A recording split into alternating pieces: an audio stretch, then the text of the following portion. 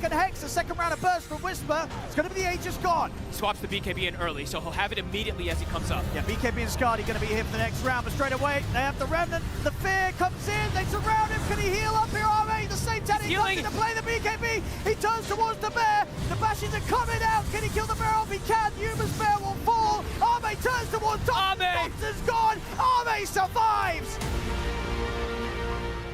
Ooh. Rainbow TP. XX is going to go for the jump on Theolicore, but the Wind Waker's there. Theolicore gets down to the low ground. The Stampede Bomb is going to make the jump back in there on top of Arme. The Shackle Shot hits onto Arme and FY. RP comes out though. Arme will fall the once in with the Aegis. Nothing to say, gets the skewer back. He is going to get turned upon and burst down low here by Thompson. Thompson turns his attention over to Arme. Arme's gone. Nothing to say to fall.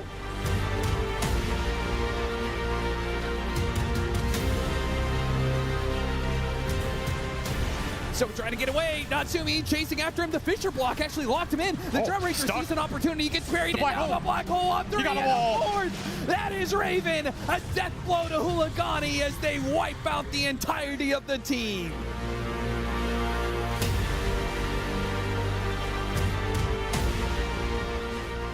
Without Stampede. On cooldown for 6 seconds. Smoke's gonna break. Blinking comes in from Amar. He's hit with a Bloodthorn, but the Doom is used. It ends up getting reflected. Magnetized geomagnetic grip. It's not gonna matter. Reflected or not, it's still on him. Ghost ends up dead.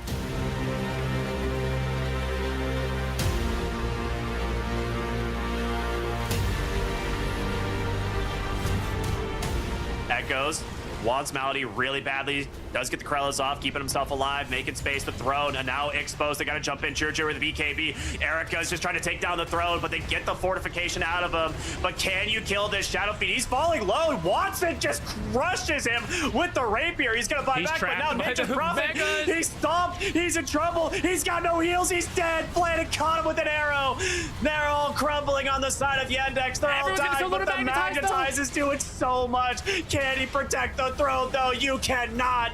Resilience will take game number 1.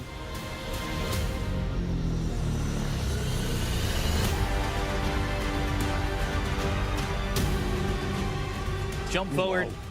WS wanted to be in his face, but they'll go to the Prime Aurora. Now Overgrowth coming in from Kaori. It's on everybody. It's the instant Overgrowth that comes through from the Tree Protector. They get the counter carriage to look over the Beastmaster, taking out Miero. GPK's got nowhere to go. They are magnetized. GG is called.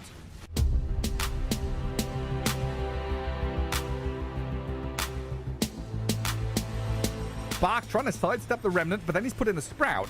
Arrow's going to come in while XM gets into the back. They've got a Snowball save to dodge this Meteor Hammer and get onto GH, but the damage from the Void Spirit is too much to handle. Ravage into Shadow Fiend Requiem. Shiro BKB'd up and trying what he can, but Loronoff's too strong. The Void Spirit just stands there.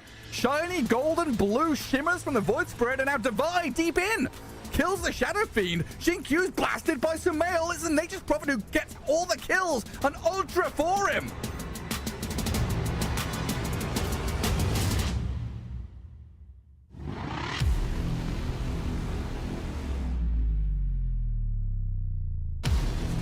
Ace hits now onto Makoto. The stun. Avatos. No! He's going to fall as well.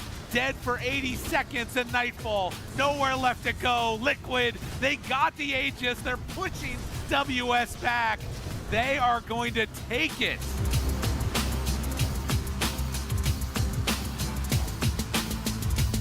The rest of the team getting onto Topston in this Ancients area. Shinkyu has fallen. Topston BKB's up. And Shiro with Y trying to slip back as Bark goes for the black hole straight onto Yuma. And Lifestealer being focused. Whisper came in. They're about to die, but they're not dead yet. Still alive. Lifestealing up. Oh my god, how they survived! Through the black hole. Snowball forward, chasing onto Shiro. Back dead. Buyback from Shinkyu. And a relocate out somehow saves the Frog and the IO. The BKB, he popped BKB early in the fight, and it ran out before the black hole ran out. Coming back not in. Even over the guy going. Snowball dodges the sharpshooter. XM, he thought he had another angle, but no, he doesn't. Shiro can't escape from this either. Yuma gets in there.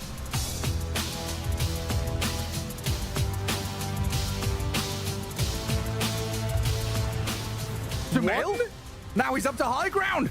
Iron Law's gonna turn around and dish out damage onto Lorinov here. The Dooms came out, Ember at half HP. Winter's Curse onto Collapse, bringing him low. He's gonna fall. The Doom has died, and the dive in. Lorinov, he's onto Yatoro, dealing with the Nature's Prophet with a good pushback pullback. They're gonna catch him. Can he Satanic and lifesteal? Yatoro staying alive. Somehow survives. Stacks to Satanic. Devi wanting something out of this. They need blood. They need sacrifice. Rue might be the one to do it. Yatoro, he's so low. Finally killed, dead for 2 minutes. And Laura will buy back, snapping into action, knowing that they're so close to victory now. They want to contest this. They're trying to approach. Collapse, find a jump. Look at Lorinov. Look, dancing around in front of them. He's got like all of them rooted up. Burning them. The Nature's Prophet and Ember him. Spirit.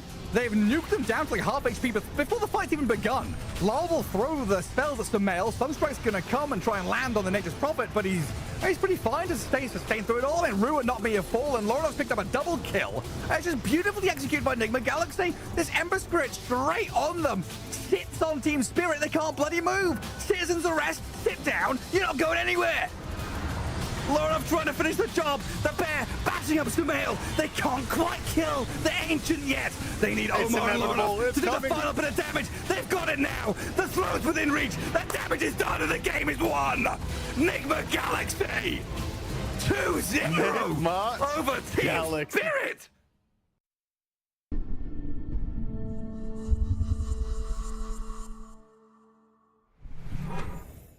A very exciting day of Dota yesterday, and we hope for even more today. Welcome to the B stream of the International here. We are going to be covering 2 different series. We are going to start with a rematch, Avery.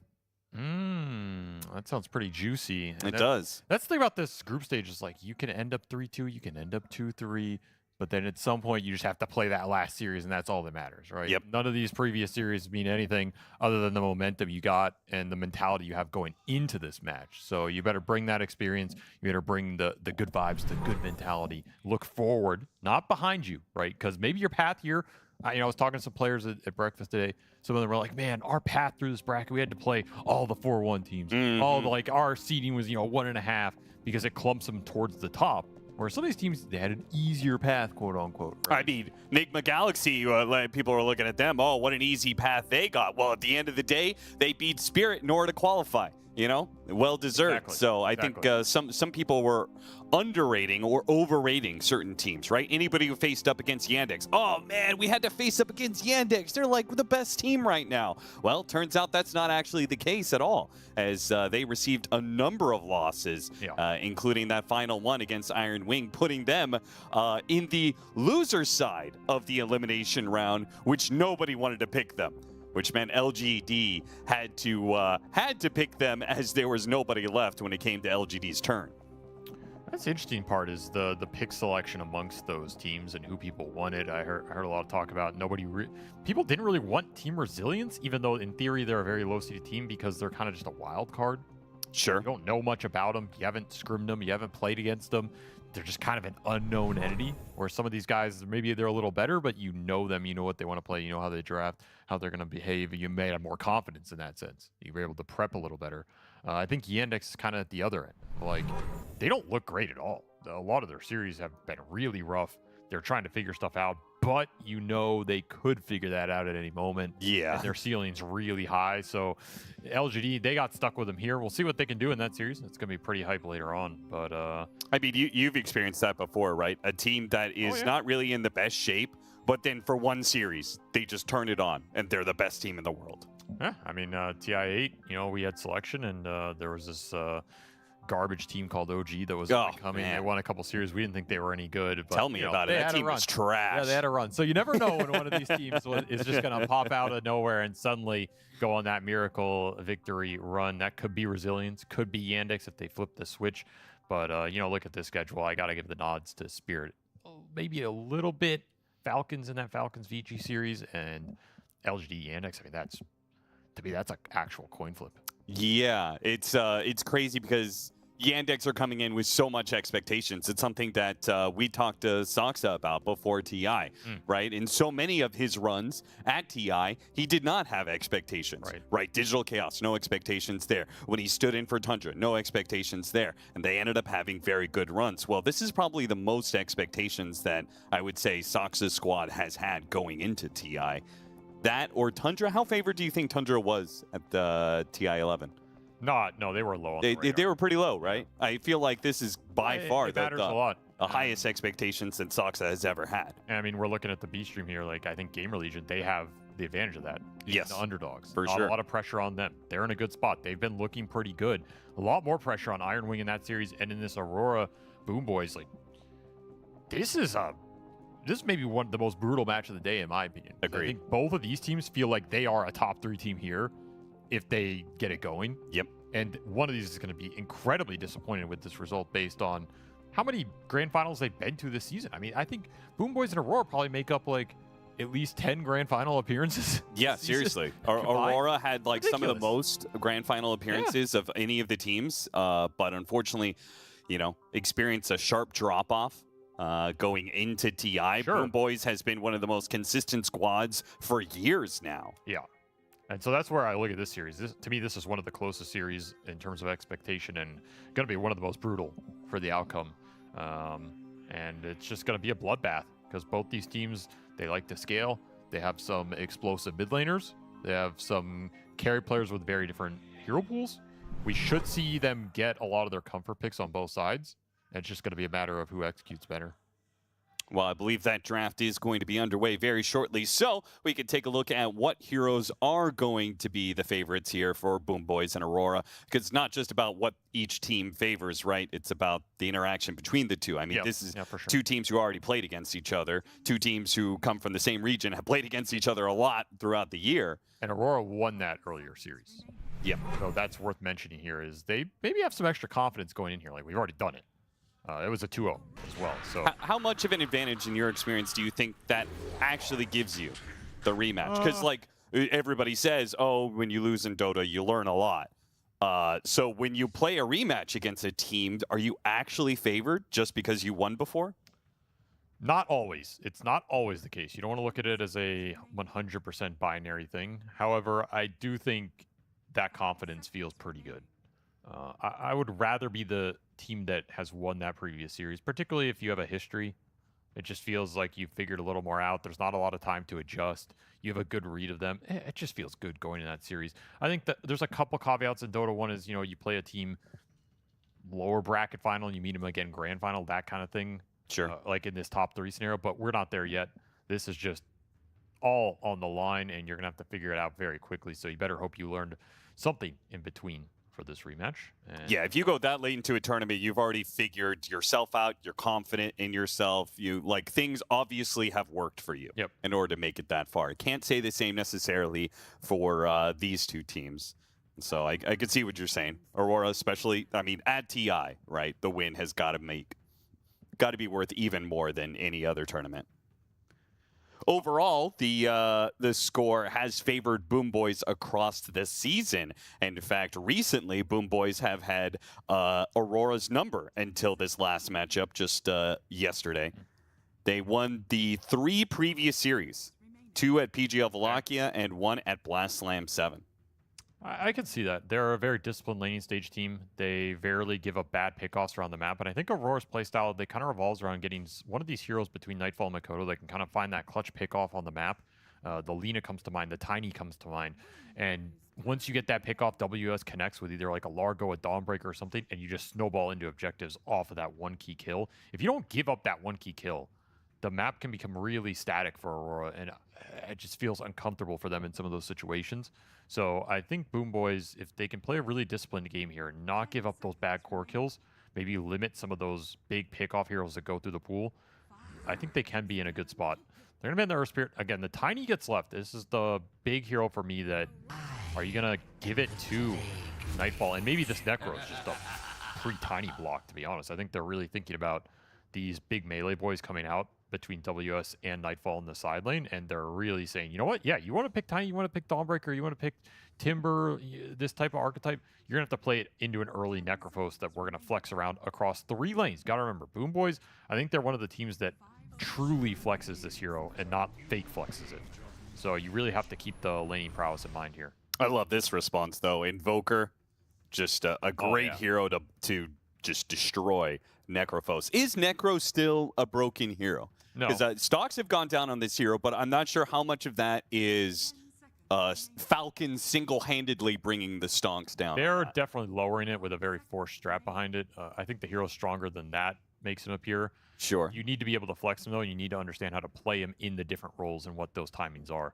Like here, this Invoker, you're not running this Necrophos mid. You just do not want to end up in that situation. You're going to need an Invoker counter. You're going to need some gap close. And they're just going to instantly jam Marana Dragon Knight. Okay, they were very ready for this Invoker answer. It's going to be a DK for GPK out of that mid lane. A matchup he's very comfortable playing in, something that can exert pressure onto the Invoker if you're able to rotate in. Marana gives you that power. So you're putting a lot of emphasis on ganking this mid lane. You baited out the counter pick to this Necrophos, and you're just going to throw him in one of the side lanes here. Likely the off lane. I think the Invoker is still very good against the carry Necrophos, so I'd be surprised if they run it there. And you're going to look for probably a last pick here to Chiro. Tiny is still in the pool for Nightfall if he wants to threaten the map, but it's, again, counter pick here, so he's going to have to go for something a little slicker in the Wind Ranger. Why Wind Ranger? It doesn't seem super obvious to me. It is a curious pick here. It is good for the lane against the off-lane Necro, if that's what he's worried about. Okay. Otherwise, it's not doing a lot against Necrophos Dragon Knight in the game. Kind of hard targets to go on Focus Fire and feel good about. You do have some Alacrity backup, but you have a break in the Hoodwink. The extra stun here is nice, I will say. More stuns with Hoodwink, Jakiro, Invoker feels great, because these 3 are giving you a lot of damage. So if you can land some Shackles, I think the value of this pick goes up considerably. But I would have opted just... I mean, I would have liked the Tiny Sven archetype, but again, if you're really worried about playing that into Necrophos, which is very reasonable, then you got to get creative here. You know, what is a range stun or carry? Not a lot of those. I mean, you also don't love playing those heroes against the other pool on Boom Boys too, right? Like Dragon Knight, you can't just burst down. It can be a little difficult, yeah. Marana is hard to catch. Undying is kind of annoying because of Tombstone. For sure. Don't want to use your very powerful hits to be hitting a tomb. And I think that's why he ended up with Wind Ranger. It's just like, well, a lot of my carry pool looks real bad here in the mid game, so I just got to get something that can do well in the lane and maybe pick up some of those matchups through the offlaner here, which could be juicy for WS. They're going to ban the Doom. I was just about to mention it. You know, you have two targets that can reduce the healing of and give you some extra scale from that offlane. Wouldn't mind another stunner, though, as well. Like, I do think you have a lot of damage if you're Aurora right now, and Boom Boys are kind of just sitting there. They're playing DK, Undying, Necrophos. They're going to group up. They're going to smack a tower or Roshan, and they're going to be very clunky and static when they do that. So if you just have a hero that can go in and lock these heroes in place, you have plenty of damage to pour into them. There's a WS Brewmaster that comes to mind. Yeah, I was thinking the same. One of the better counters against Necro. Yeah, looks pretty juicy here. He does play a lot of Dawnbreaker, but this does not strike me as the Dawnbreaker game. There's an Underlord in the pool, which I think it's a double-edged sword here for sure. Some really bad matchups, also some good matchups. You could just play for the pits. What do you think about is Batrider insane? Because that hero is good versus Dragon Knight and Necro. It's an option here. Option for sure. The Naga ban's really interesting. Not a lot of teams are going to last pick this carry Naga, but Kiritich does play these micro heroes. They're just going to opt for the Underlord. I think it makes sense. Like, it's the AoE control you want with all this damage. He's going to suffer against the dying Necrophos. However, no pick here in the off lane was going to feel amazing. Does this change anything for you about where Boom Boys are placing these heroes? Like, it does make the carry Necro a little more enticing. I think you should throw it in the off lane here. I don't think you want to get chewed jebaited. Unless they're going to play like Arc Warden on Kiritich or something. I I mean, that would be a real wild card. It's not the worst Arc Warden game, to be honest. Right, yeah. I feel like to round out Boom Boy's lineup, I just want a team fight initiator. I feel like I want damage. I think they need more damage more than anything. I'd say Spectre's really nice. However, Into the Underlord is asking for trouble. It would be cool if they did Ember and ran offlane DK. I think there's a lot of stuns for the Ember to play into. Yeah, that's fair. Actually, you got Underlord to deal with. Yeah. I think you need some real damage threat. Something that's going to really shake this Aurora lineup up, because I think they're pretty happy scaling here. They have Underlord Invoker with a bunch of stuns, a bunch of AoE burn damage. It's kind of miserable for this DK to just walk in the fight right now. So if he's not doing a lot, then who is actually winning you the team fight? This is what I want to know from Boom Boys. That's what I'm thinking of, some Arc Warden type hero, something that just flips the game on its head. I think the Naga Man was quite smart. That is a hero that would have done it even into the Underlord counterpick.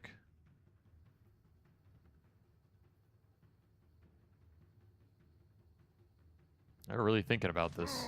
Not much time left. They go for the axe. Huh.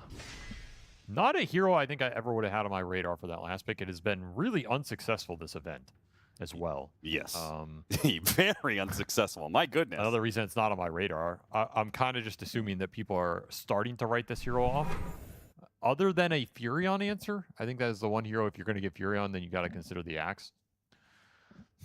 But an answer to Wind Ranger, not really, right? It's a mixed bag. Also, I just don't think Wind Ranger is the thing you have to deal with in this game. To me, this game is a lot more about the late game pits, creating space for Invoker, and 2 really high damage artillery supports. What is your answer to that? Because you have a DK and a Necro that are just kind of walking in, and just walking into the meat grinder, you know? Yeah. And so what changes that? Either an assassin who kills the backline, and so frees up some space, or something that takes advantage of these 2 bruisers walking in with BKB, not doing a lot of damage, but not dying super fast. I don't think Axe does either of those. He needs other people to go in, which they do have. But then what is he looking for? A Blade Mail Call in the Wind Ranger? Okay. And then you're still stuck in Pit, Firestorm, Jakiro spells, Invoker spells. Like, yeah, I feel like his only winning initiation is he catches Invoker. Well, and that's impossible. There's no way that's going to happen. As just like him being the first initiator and getting the should be the hardest hero to catch in the backline. There's no way I'll say this. Maybe Miro just pops off and he has like a sick axe. Yeah, maybe he's just feeling it. But there's no way as a drafter I'm picking axe to deal with Invoker. Yeah. That is just not a thing in pro games. You cannot expect that. Yep. So yeah, I feel like Aurora got away with one here. I think agreed. I think Boom Boys were trying to propose these flex cores. They were gonna I'm gonna throw them anywhere, and we're gonna get some nice laning matchups and limit your options. And Aurora navigated it pretty well, and they ended up last picking an axe, which is not the gotcha pick. Yeah. That needed to use the value of these. Just kind of muddied the waters. Didn't make their draft particularly strong. I think they got too lost in the sauce. I've been there. Sometimes you're flexing these heroes, but then you just flex into nothing. You're like, oh, we got ourselves. We flexed ourselves into the corner. That's what it feels like to me. I'm not saying it's a crazy margin game, but I give like 7-8% draft to win to Aurora here, which, you know.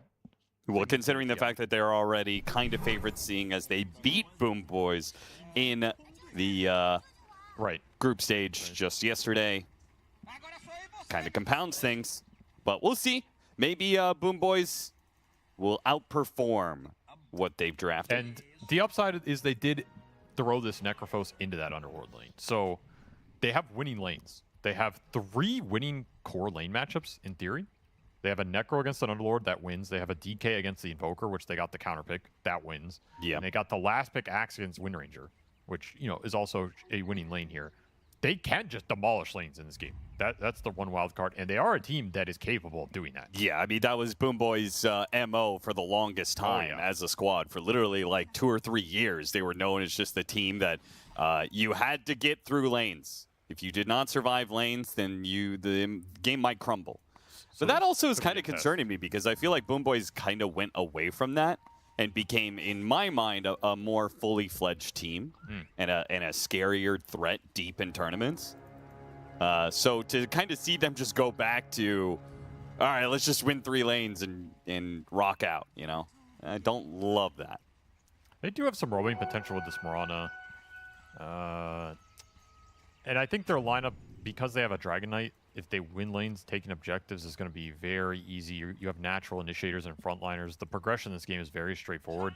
I have some faith that this lineup can make that style work, but I want to see them execute it. And if they do, they could put Aurora in the hole. And this late game presence, the Invoker scaling, all this damage behind the Underlord doesn't mean anything if you can't sit anyone on the front line because the early game was just so miserable you don't exist. It's definitely a possibility here. You are playing offlane into Undying Necrophos. Like, that is some GG, get me out of this pub right now territory for WS. Yeah. He's not going to be happy. Hopefully he can get some stacks or something. This is one of those lanes where he could have 0 CS for, you know, 2 or 3 minutes until you get equilibrium. You just got to spam aggro pull and pray that you don't get your region abused too much. Well, he got one. He got one creep. Maybe he even gets a second here, so. Oh, okay, he's thriving. Yep, there he goes. Kataomi's fighting Mira a little bit. I would just be zoning this Underlord a little more. I'm surprised he's trying to take the fight on the side. I think Mira's very happy with that outcome. They get the lane back very quickly.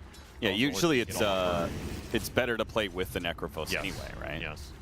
If the Squirrel's going to pull the wave, I think that's acceptable. Again, you're just going to annoy WS a lot more, so not sure I liked how Kataomi played this first wave. They're still going to win this lane no matter what. It's just eking out minor victories. We'll see how much GBK can perform in mid too. He is very used to this DK Invoker matchup. He really likes it. And you can out-CS Invoker pretty hard early and just translate that into faster 6. I kill you with any rotation off the Elder Dragon form into taking your tower. And if the Invoker ever loses the tower early in this matchup, his map state can become really sad. Oh, nice Sunstrike tank. He's pulled that off twice now. 2 different range creep denies off of tanking the Sunstrike. Makoto just not getting the timing correct. Yeah, GBK is such a good laner. It's ridiculous. And his offlane? Miro? He's chilling. Probably just goes fast, phase boots, blade mail, blink. I don't see any reason to do anything else. Maybe you get some extra ancient stacks up, but I can also see those going to the Dragon Knight. So I don't think he's going to need a lot of extra help this game on the Axe. You just want him to have a stable lane here. Get ahead. Tombstone. Nice deny. Underlord's doing better early than I thought. Mira, given this Undying, the runaround, is definitely done some work here. And Nightfall, CSC super well, 17 and 4. Overperforming in this top lane. Good sign for Aurora. They're CSing very well. Even the Invoker caught up mid with the extra Force Spirit summon, so it's looking pretty solid. Oh my god, he's gonna die. The Sunstrike's gonna come through. Okay, the heal came out. Heritage keeps him alive. Kataomi not dead yet. Blood Grenade to slow him down. Kataomi's trying to juke out Mira. Goes back through the trees. He's good for now. Receives another heal. Mira now low on resources. He should have died there. Sunstrike was a little late off of the Pinion and the Disable. That would have been a nice first blood for Makoto to snag, as we still have it available on the field. Costs him a lot of his mana too, which is no fun.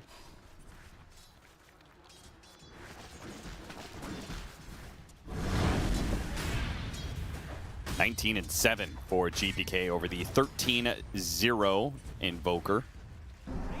Makoto is not having fun in this matchup, but kind of expected. He's doing all right. He's not getting slapped. That says something here. Just got to look for that Mirana rotation. Save is the wild card of the map in this first 10 minutes. He doesn't have to sit with this Axe. He can kind of play in the dire jungle. He can threaten the arrow on the mid off the Dragon Tail. He can threaten an arrow off of the early Axe called top if you find a support. Him just being off map is really scary. And you see this early dire ward. This is just for the Mirana in this upper jungle to scout the rotations to mid. So Aurora, they're on point today. Like, they're thinking about where the threats are going to come from on this map. Already planning out for it. Nice idea. That's a classic anti-Mirana ward.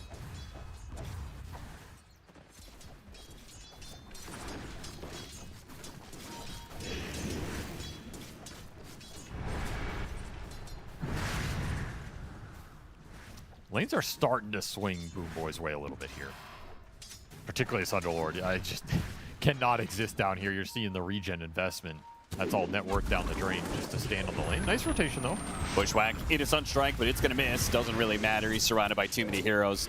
So good rotation. I mean, if you're not going to win that lane, I think Mira did about as much as he can do. For sure. With given, as you said, the runaround to Undying.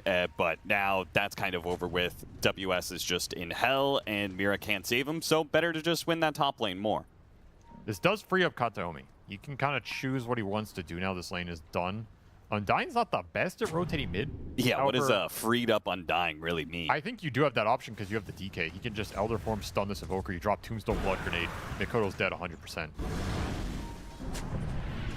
Drop the Sentry to catch that deep laning mid ward. Got to keep the Catapult alive here. They're just bringing everybody mid, even Miro tagging along. Miro with the Battle Hunger is going to chase after Kaori. Save, gets himself out of danger, and on top of this Dragon Knight, the Sunstrike's going to come through, bringing him low, but Kaori can't really stop this. Tries to go for the Roshan deny, but the aggro drawn by Miro. Very nicely done. They take that mid ward, but ultimately, they did not get as much pressure on this mid tower as I think they were hoping for. Oh, there's a haste rune for GPK. Well, that's going to help out a lot. He's still got Dragon Form for a few more seconds. Dragon Tail into the arrow. The TPs are coming in, but the damage, it's going to overwhelm Mikoto. They turn back around and kill save, but it's at the cost of the Invoker's life. Maybe they get the Undying as well. GPK picks up the extra support with the TP in from Nightfall. He collects the Undying kill. Getting another ward? Ooh. Wait, nobody got that? What? Interesting. That was an ops, right? I'm not blind? I don't know what you're talking about. Okay, never mind. Anyway, that was a really nice haste rune. Okay. That really bailed out that entire skirmish. I'm surprised that Kataomi just chose never to drop Tombstone at any point in that. Kind of interesting. Yeah, that was weird. Does have it now, though, with the contested Wisdom Shrine. Ooh, arrow slips right on by. Could have been the kill. Still will be the kill on WS with the Reaper Scythe complete. And that is double Wisdom Shrines for Boom Boys. So now you're seeing the effect of that laning phase win. Oh, yeah. They set themselves up to win all 3 lanes, and they are compounding that with some objective taken. A really nice level advantage starting to grow. You got some extra net worth on that Reaper kill right on the line, but you get the stack. A little extra value. I'm very happy with that sequence in the end. And now you're going to get another Elder Form straight into the mid tower. There's another Glyph forced. TP coming in, but they spot it. Still the pressure mounting on GPK. Already got him down to half. The Tombstone's helping out, but Jakiro easily deals with that, and GPK slowed down underneath this tower. Another successful defense for Aurora around this tower, and even better than last time. Last time they had to make some rough trades in order to keep this mid tower healthy. This one was clean. That is a rough go of it for Boom Boys. When you play as DK Invoker, you need to always have the numbers every time this DK hits the tower. You cannot let him just get fried by the Invoker spells. You know, it's effectively Brown Boots Invoker just killed your mid hero. That's a big swing for Aurora. They're even going to get the axe at top. Yeah, all of a sudden, good job on your laning phase win, boys. Yeah, what happened? Aurora just ripped that away from you with a couple of fast kills. And all you're left to do is just go back mid again with the next form. There really isn't another point of pressure here. This is the issue with trying to snowball lanes at this level. It's just so hard to pull it off. We aren't really seeing anybody achieve this other than maybe Vision at the top of the chart right now.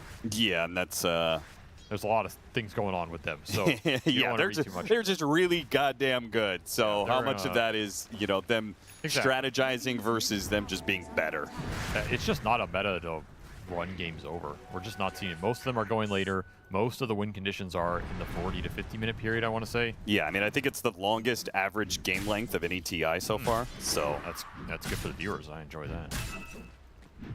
There's been a lot of comebacks too, so you also have to kind of anticipate that even if you build a lead, nothing is secure here.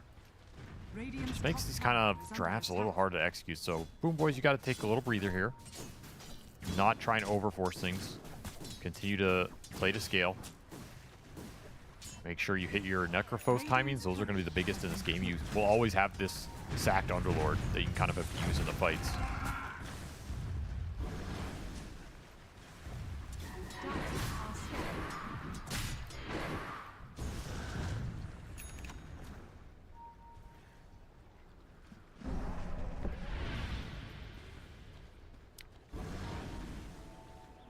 10-minute power rune is top lane, a regen there, which will be denied by the Invoker. But totally free farming Necro is still going to be a threat, even if Boom Boys lost some of their advantage. This is going to be a very fast Radiance. He's going to have to make something happen with it, though. He's going to have to bring the other two cores back into this game a little bit. And we see Aurora targeting Heritage down here, looking for the smoke wrap around. Cheeky little kill he's not going to necessarily expect. This is quite the move. They hit him with the shackle, got him. Follow-up bushwhack, Sunstrike, goodbye. Easy burst damage right there. Nice rotation. Nice call. A little extra, you know, attention given to this Underlord who is otherwise sacked in the lane phase. Even going to maybe get the tower off the catapult timing, everything lining up. Your only concern is what's happening top and mid with the other Radiant catapults, right? You have this DK mid pushing in, and you left top lane, so that tower's also taking a lot of damage. You're going to have to gate back top, try and defend this, and send the Invoker back mid. But also, they did it pretty quickly. They're going to save their tier 1s here. Yeah, and mid didn't really take any damage. No. So, this mid tower being full is insanely good for Makoto. Like, he's at spa day right now. He's just chilling on the beach. Like, of the mid heroes, Invoker's got to be like top 3 when it comes to keeping your mid tower alive, right? Tinker is probably number 1, right? Is Tinker, Invoker, Arc Warden? I don't know if you count Arc Warden as... yeah, I guess so. I don't know if you count that hero, but whatever. I mean, they're all the same kind of archetype. Yes, exactly. It's these slow to build up but super powerful late game engines that they just need more time to operate around the tower. They need support to be able to come in quickly if they get ganked. And it also defends some of these early neutral camps they need to accelerate off of.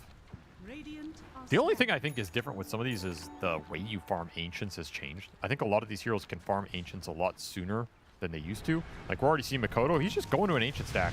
Ice Wall, Hammer, Meteor, and you're going to clear this. This is a lot faster than it used to be. And the same is true for Tinker as well, right? Tinker can do this with March. So I think you have a bit more reason to defend this mid tower, and you also have a bit more recovery options if it does fall. Like, it goes both ways. Depends how much the enemy can occupy this area. But he's getting a lot right now to this jungle.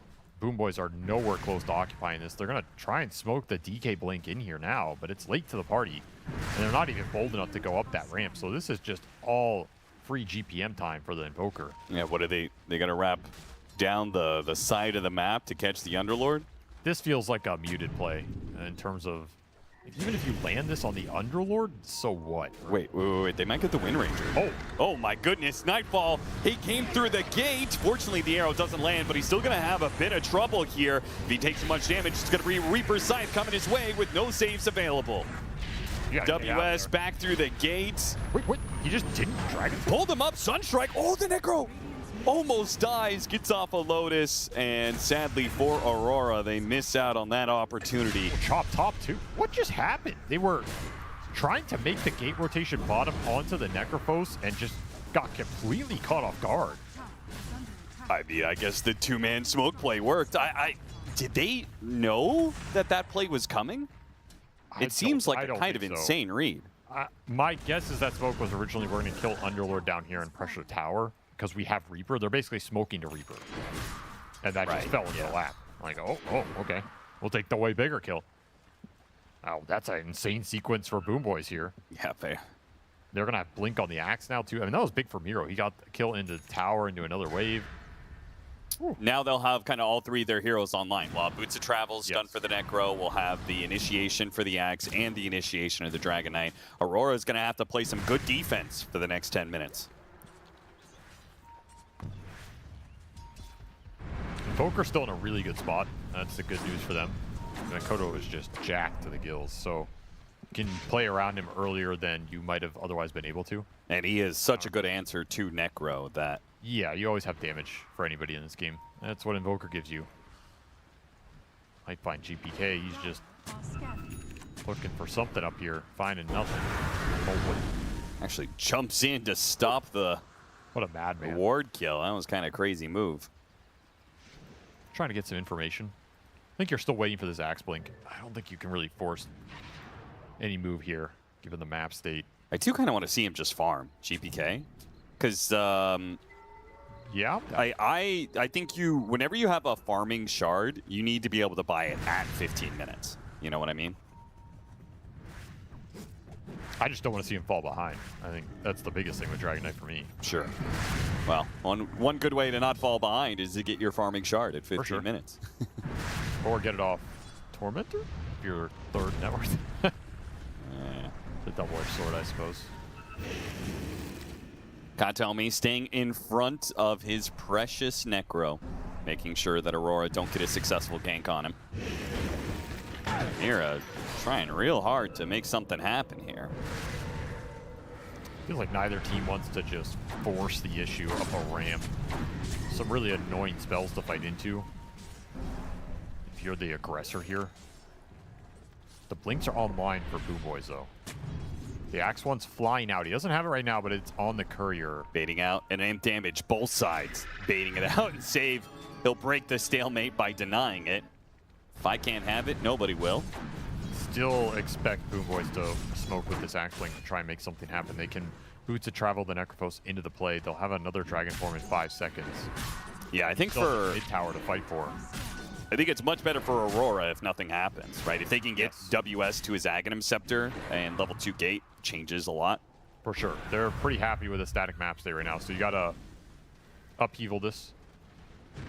And you gotta get this mid tower down. I think it's just causing you too many problems in terms of where the Axe and the Dragon Knight are playing. They're smoking the Axe top, looking for Nightfall. It's the biggest prize on the map.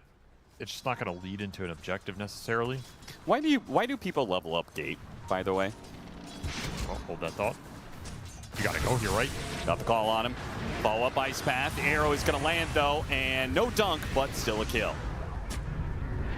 Nice TP away. Was a good idea. Unfortunately, just a half a second too late. Still gets caught.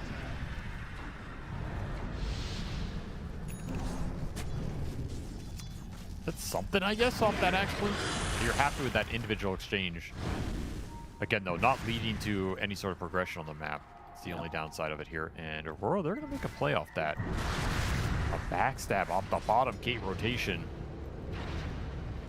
Do Boo Boys have the read? If they see him catch Heritage first, it would be really good for them. Instead, it's Katomi. And Boom Boys head for the hills. Play to the high ground. Actually drop a ward even for the potential turnaround. Moonlight Shadow, they're going to chase after these heroes with the Invoker. He's out. They'll catch Kaori. And a little Reaper Scythe kill for Heritage. All right. Not the worst outcome for them off of that big smoke play. Still trying to fight for this bottom area. Tormentor in 2 minutes. Gonna find another stun. Another Dragon Tail set up, but unfortunately saves arrow, doesn't land. Okay. A little mercy shown there. Wasn't able to get the Starstorm connection.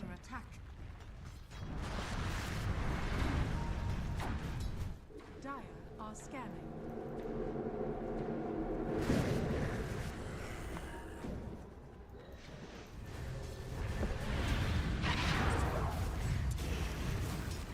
I can't believe this mid tower is full HP at almost 20 minutes.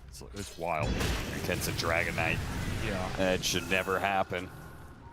And in fact, it's going to be the Dragon Knight's tower that goes down first as the Forge Spirits pushing in over and over again, and even got the last hit. Katomi was unable to secure a deny. Kodo doing work in this game right now. Controlling a lot of space, negating a lot of tempo at the same time. Invaluable for this Underlord to farm back up, for Nightfall to hit his KB timing.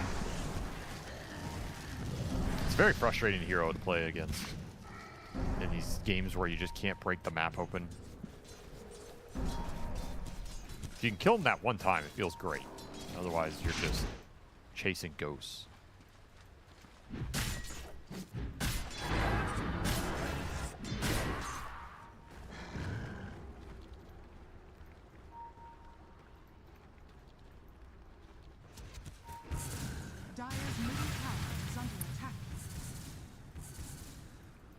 Hope you have the better scale here. That's all I'm thinking if I'm Boom Boys right now, because you did not run this game over. And it's going to be really hard to force the issue until you have, I want to say, triple BKB, or at least double BKB Manta. Because you're going to be going into that Ags Underlord pit. You're going to be going into Invoker spells, Ice Path, Bushwhacks. Like, there's no way you can take an aggressive fight until you have some debuff immunity here. Try and find Nightfall again. Would have been a big pickup. May still close that gap. Do manage to hit the call. Arrow coming in, does manage to land. And GPK will follow it through with the culling. They don't get the extra movement speed, but they do get the kill, but they can't get out very quickly. Now Makoto here for the punish. Tornado into the Meteor, right on top of the Dragon Knight's head. Yeah, you got the carry, but that's not the real carry. That's Makoto.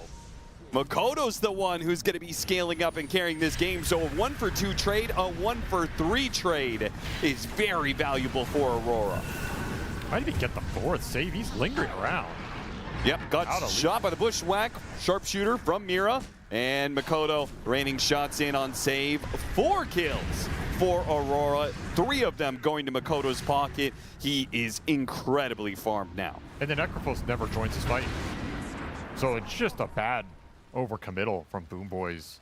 You get that kill, you bail. Okay, I can understand it. Nice kill from Kiritich, very sneaky. Secures his Wisdom Shrine and gets yet another Reaper's Scythe. Gonna be level 18 after that. Pretty ridiculous. Oh, you're just giving so much to this Invoker in the game.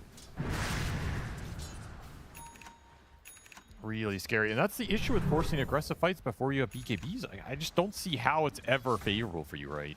Even if you instant kill Nightfall here, you're gonna have to fight into the pits, the Macro Pyre, the Ice Path, a second pit, the Firestorm. Where are you supposed to go? There's no way to take the long engagement. If Necrophos is in the middle of this existing with you, like maybe you win that long fight. Even then, I don't know. I think he just gets caught in all the gunk too. Really tough to make aggressive plays. I think you're just gonna have to play for your timings here. And I mean, Aurora, they love that because their lineup thrives in this type of situation. BKB is already done for Invoker, by the way. That is fairly terrifying. What is that? The problem is Necro, as farmed as he is not a hero that can kind of like 1v5. As seen from how easily they dispatch with him. And a very nice smoke gank into triangle. That is a picture-perfect kill right outside the Roche pit. Yeah, straight to the Roshan with Focus Fire. That's pretty easy. Alacrity Focus Fire, too. Oh, yeah. It gets stronger and stronger as the game goes on, and that is a very quick Roshan. What do you get for it if you're Boom Boys? You get some map pressure bottom with that tier 1 falling. No exchange on the map. Free progression here for Aurora. And there's your Dragon Knight BKB. Oh, Makoto. This could be massive. Hits him with the Dragon Tail. They've got the call. They've got the arrow. All of it coming through. Very nice, beautiful Bushwhack setup. They got to finish off this Invoker, and they will. It still costs them dearly. 2 for 1 to get the Invoker. Almost lost a third, but saved successfully. TPs out. That was worth it. Yes, it was a monster kill streak. A lot of gold for that kill. I just ran up a ramp into some vision. Didn't get the BKB off in time. Ideal scenario for Boom Boys. They do capitalize on it. There was a big streak. All went to GPK as well. As you know, he dropped his fireball. I was like, I'm out. Peace. I hope it's enough.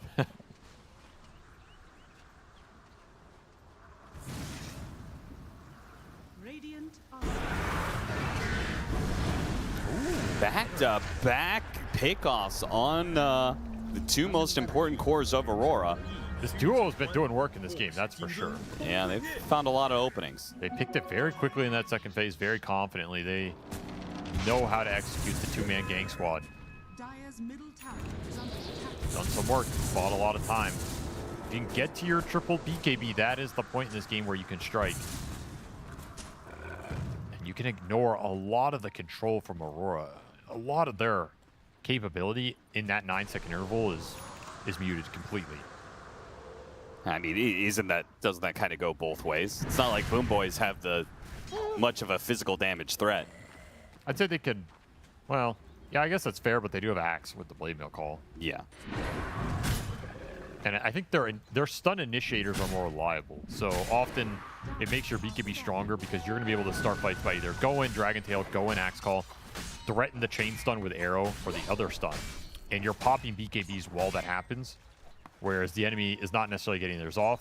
And even if they BKB at that point, you're still killing that first target. Right. So I think it does give a slight advantage to Boom Boys here if they can find the jumps. Moonlight Shadow helps you do that a little bit. Oh, save, you're flirting with danger down here.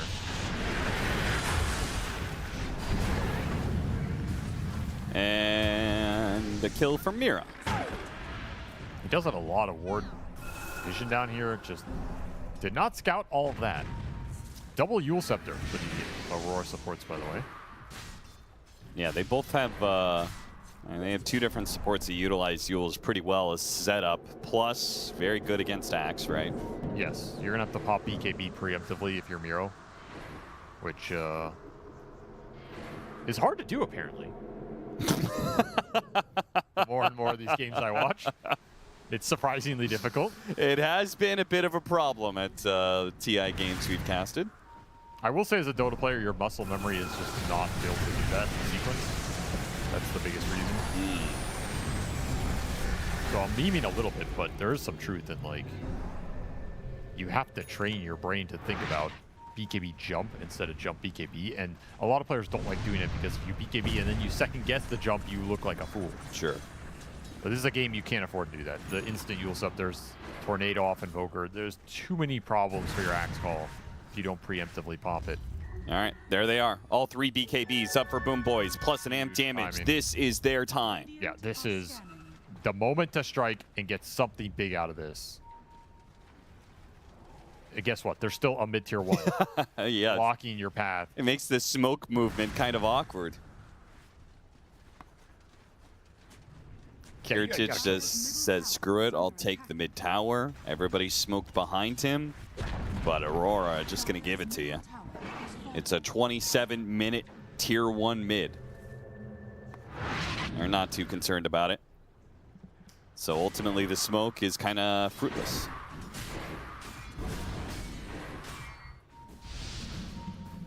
Makoto is going to get a Linkens to deal with this initiation from the Dragonite.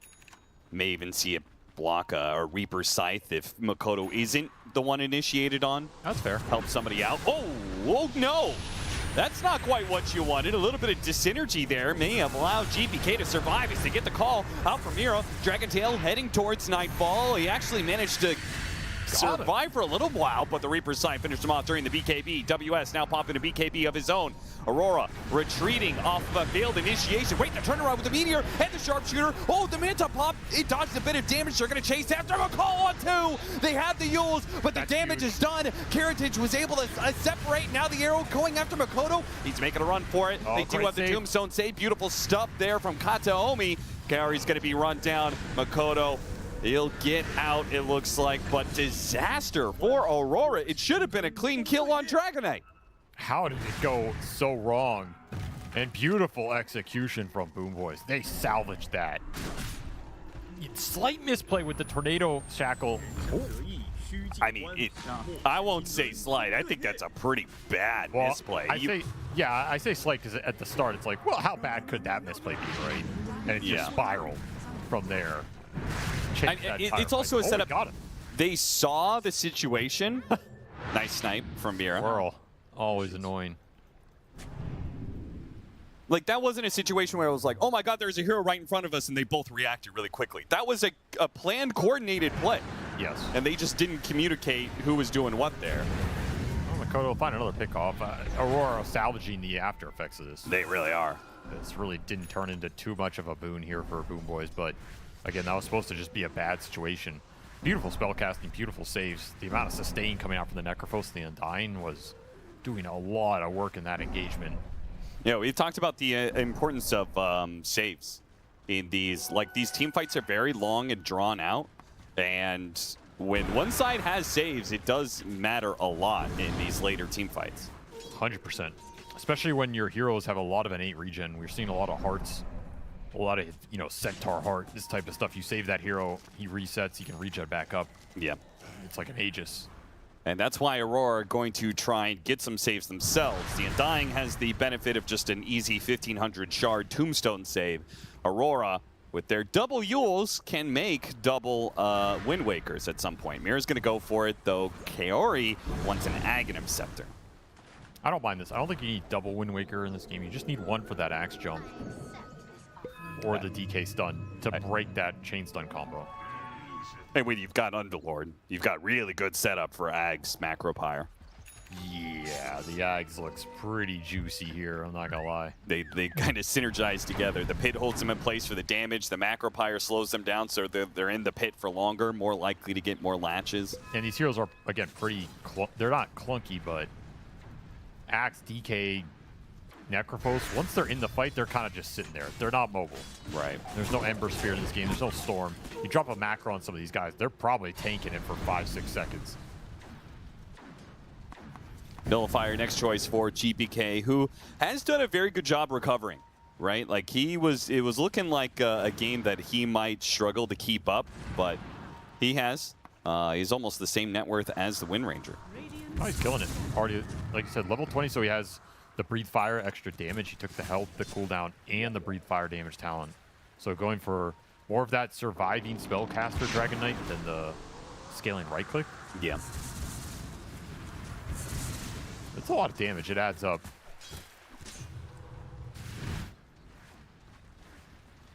Another very important smoke to land here as you're trying to get something into the Roche spawn. Looks like they're going to find Jakiro. They're not going to him. They'll look for the bigger prize. Kodo broke through the Lincolns. Oh, they managed to get a beautiful gate there to stop the follow-up initiation of the Axe. That surely would have been Makoto dead, but WS bails out his brother. That was a beautiful timing. It was so perfect. It was right as Miro was about to blink. They were keeping their distance specifically to chain the stuns. You landed a full duration arrow on Invoker, and you couldn't even do anything about it because the disjoint's just so good. That's a very frustrating moment there for Boom Boys. You land the smoke on the exact area you want, you get through the Lincolns, you land your chain stun, and you still can't capitalize on it.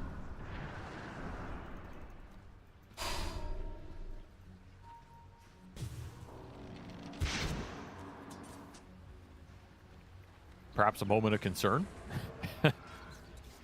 Yeah. Like, well, what does that situation look like other than that? That's better. Everybody just instantly blinking on top of the Invoker so you can't get gate disjointed? Yeah, that's kind of awkward. You don't want to stack too much. No. If they get a Wind Waker save, then Makoto is able to maybe punish you real badly for stacking on top of him. He has the extra Chaos Meteors. He just got the Shivas, so the AoE and the damage has ramped up considerably for this Invoker. You do clump into anybody else other than him. The clump does also work to Boom Boy's benefits, particularly if they can get level 25 on Kiritich. And he is not that far away from it. Level 23.5 right now. Death Pulse is nice. Death Pulse is not saving you against this amount of damage, though. Sure, sure. You're going to get absolutely eviscerated if you end up 3 or 4 heroes on top of each other in this game. Aggressive play from Aurora. Just going to send it up the hill. Very bold. Gonna run into GPK, spots him with a ward, lead off Tornado. It does give an opportunity for GPK to pop BKB. Didn't cost too much. I guess you use your gate. That's the biggest spell down right now. They're gonna try and hold the area, but they're on the low ground. Instant smoke isn't gonna work. Got the Shackle initiation. Follow up though. Call Miro. He stops Nightfall where he can. Arrow's gonna land on Nightfall and they instantly Reaper Scythe him. No save there from Aurora. Miro with a sharpshooter will bring down save. WS with his BKB will teleport out. Does not have a gate to return to this fight. So they're gonna be missing him. Aurora left with 3 more teleports. It's almost got the Jakiro there out the call. Instead it is Mira. Makoto got out, WS got out, 2 of the cores get away. Another win for Boom Boys. Nightfall never got his BKB off. Don't really know what happened to him. He just got instantly axe called after initiating the fight with Shackle. The Wind Waker did come through on the axe call, but the second he dropped down, he dropped into arrow and just got scythed on top of it. I thought that was going to go worse for Boom Boys considering they were on the low ground there. It looked really awkward. But once again, the mechanical gameplay in these team fights has been on point. And GPK is kind of a menace. These Dragon Knights doing a lot more work than I would have expected. These 3 fires, they hit for 540, 9-second cooldown, plus a fireball on top. It's chunking some of these heroes. You look at the damage numbers going into these cores. You just get hit by 1 spell. It's like a 4th year HP. You just, oh, I gotta get the hell out of here. It's such a big AoE. It can hit so many heroes. He's also just not the guy you really want to have to go on in this game. So if he can become a bigger damage threat, it's really annoying for Aurora. It's the extra scale in the tank here for Boom Boys. They do win the fight. They get the Roshan. They get the Aegis. This should be level 25 for Kiritich as well. So they're in a nice spot right now. Kind of hitting a peak.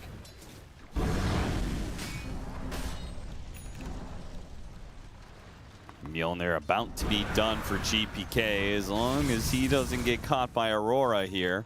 Really putting himself out there. Blinks back, picks it up. The Moonlight, extra smoke, trying to find a little pick off. Aurora, they're gonna skedaddle out of there.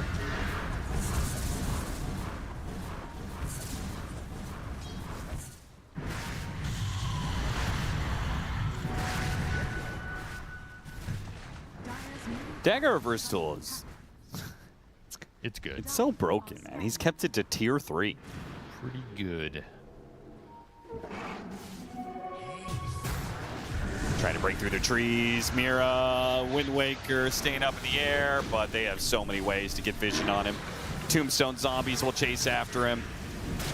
Mow him down, right next to the Tormentor too, so Boom Boys can make this ultra efficient. Nice little 2-for-1.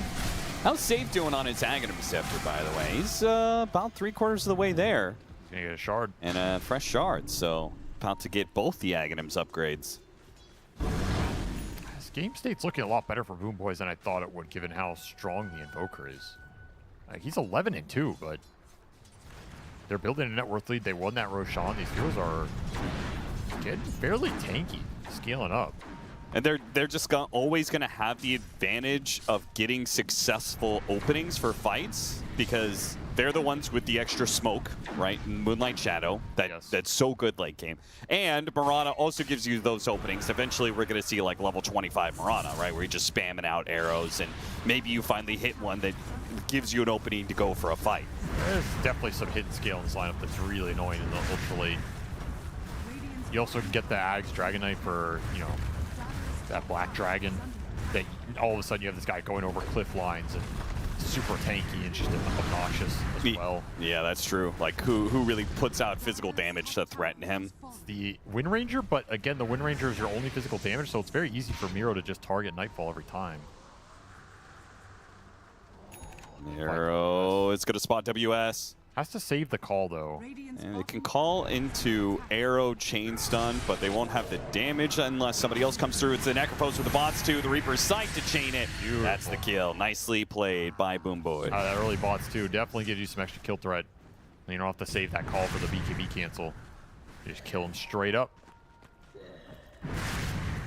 With level 25 and Aghanim Scepter soon on Kiritich, we are really going to test the limits of what a late game Necrophos can do. He's so jacked, though, after that kill. 34,000 net worth. He's 10K ahead of over. Yeah, it is ridiculous how Kiritich has stayed so much more farmed than anybody else in this game. Yeah, even when Boom Boys was losing fights, man was farming him up a mountain. He has looked amazingly good on this hero right now. Honestly, like Kiritich, of all the like carry players that have been on these Boom Boys rosters over the years, I think they've looked best with Kiritich, even though, even though the individual rankings of carries, nobody would put Kiritich above some of the others that they've had, right? Put some respect on his name. I think absolutely. There's the Black Dragon for him. Going to help with this siege. Yeah, it is going to be rough for Aurora to deal with. Kiritich just diving forward with his Shivas.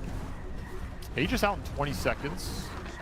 You're going to try and stall that, but he's going to be able to slot in an Ags that's arriving for him too, so that just upped his damage considerably.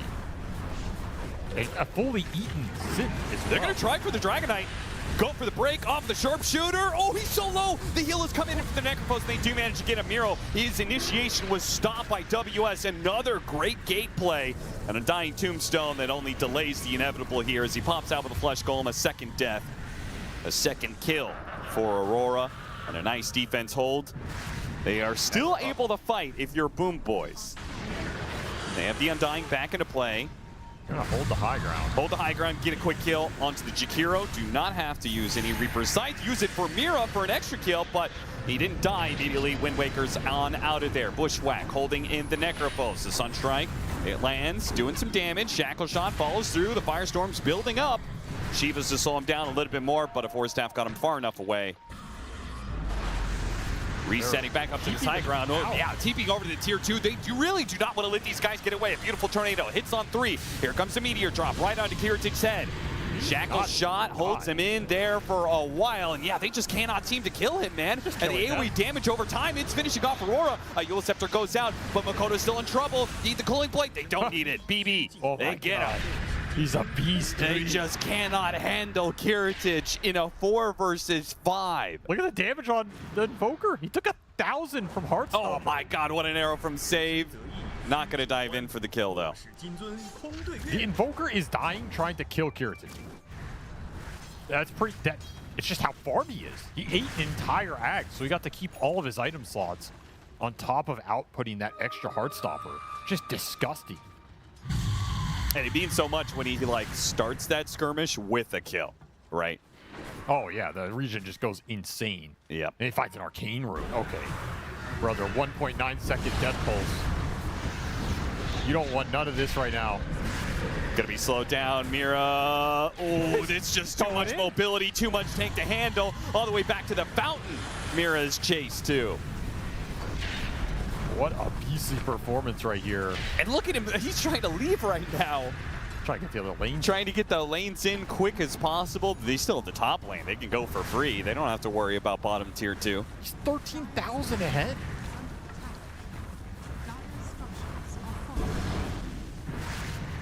He's an entire save ahead. Yeah. Aurora, what are you going to do about this? He is the net worth difference. That's wild. It seems like Nightfall, I mean, you got to get a Nullifier, I think, or something for the Necros and focus fire him down alongside the Invoker. You need anti-healing. You need a Crochet or some Vessel hit or something, right? You have 0 anti-healing in the lineup right now. No Crochet, no Vessel, Wait, no how is Scotty. that possible?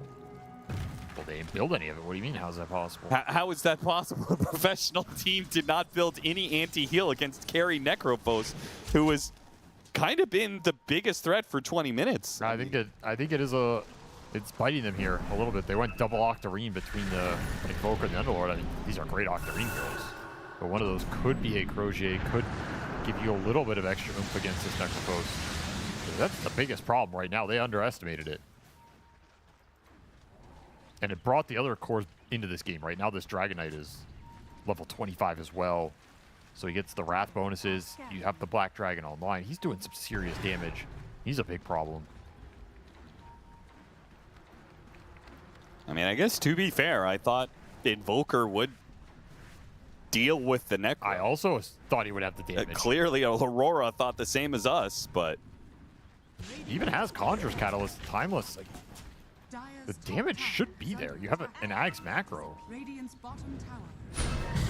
Broke through the Lincoln's Tornado goes out. PKB activated from Makoto. Stops the initiation. He's going to get a really good meteor on some of these heroes. Spaled out by the Tombstone, so not that much damage. Bots 2 back over to the other side. Kaori in some trouble. Reaper's Scythe. All the Kiritic wants is to get that regen flowing, and that Aghanim Scepter. It's so much AoE damage. Aurora cannot fight into it. So this type of engagement is why I felt they needed a initiator that was reliable for Nightfall, because the way we're watching these fights go down, you're basically just running into Boom Boys, and what is happening to progress your team fight? Like, there's just nothing setting up all the damage. You either have to aggressively Fiend's Gate on somebody or land a Shackle. And we're just not seeing those land. There's a Tombstone save for one of them if it does land. And then you're just kind of desperately throwing out damage and trying to retreat. So the initiation has to be more decisive here from Aurora, and they have to just kind of full send and commit it and find a way to land these stuns, check the Undying with somebody else, and go from there. Level 25 for GPK. Went for the 50% Worm's Wrath bonuses. If you haven't played Dragon Knight in a while, that's no longer the armor and stuff. His passive is now the AoE, so he's got huge fireball. I wonder if there's any item you can build to... I guess it doesn't matter. Nothing really changes it, but it's going to be doing a lot of damage in the late game, that's for sure. Another about the Nullifier. Another level 25 will be the Axe very soon. We have level 20 on both the Mirana and the Undying. So they got some very nice talents for both of them. Starstorm off the Aghanim Scepter arrows. Only gets better from there. Going to be doing more damage, and the Tombstone is harder to deal with. Meanwhile, Aurora, only level 25 they have is WS's Underlord, who did go for the Pit of Malice route. But it feels like they have a damage problem. They have to get BKBs out of Boom Boys early, reset, and then win after they're expired. I think that's kind of the only way Aurora wins a fight, because their initiation is just too unreliable. Yeah. And there's a Tombstone save. So you're going to have to go in, bait some spells, and win on the second salvo. That's going to be really difficult without somebody getting caught. And it's hard to get them to use their BKBs because, one, they're very tanky, and two, they have the save of the Undying. Yes. So you can't just drop a meteor on them and be like, haha, you have to BKB now. Like, these heroes can't tank that, and there's a save, and there's heals. So it takes, like, a really hefty commitment from Aurora to get that BKB to be used in the first place. Could fight the Roche. That's another way to kind of bypass it, because then they have to commit to the team fight. Sure.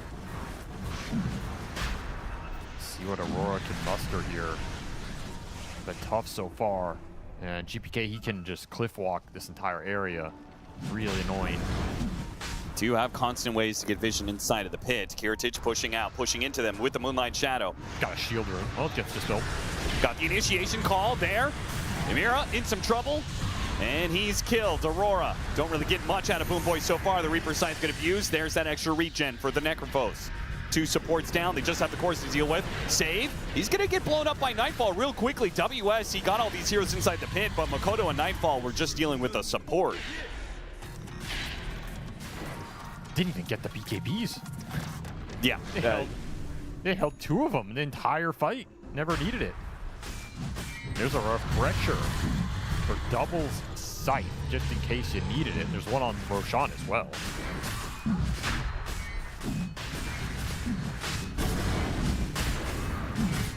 $45,000 net worth on Kiritich. Wild.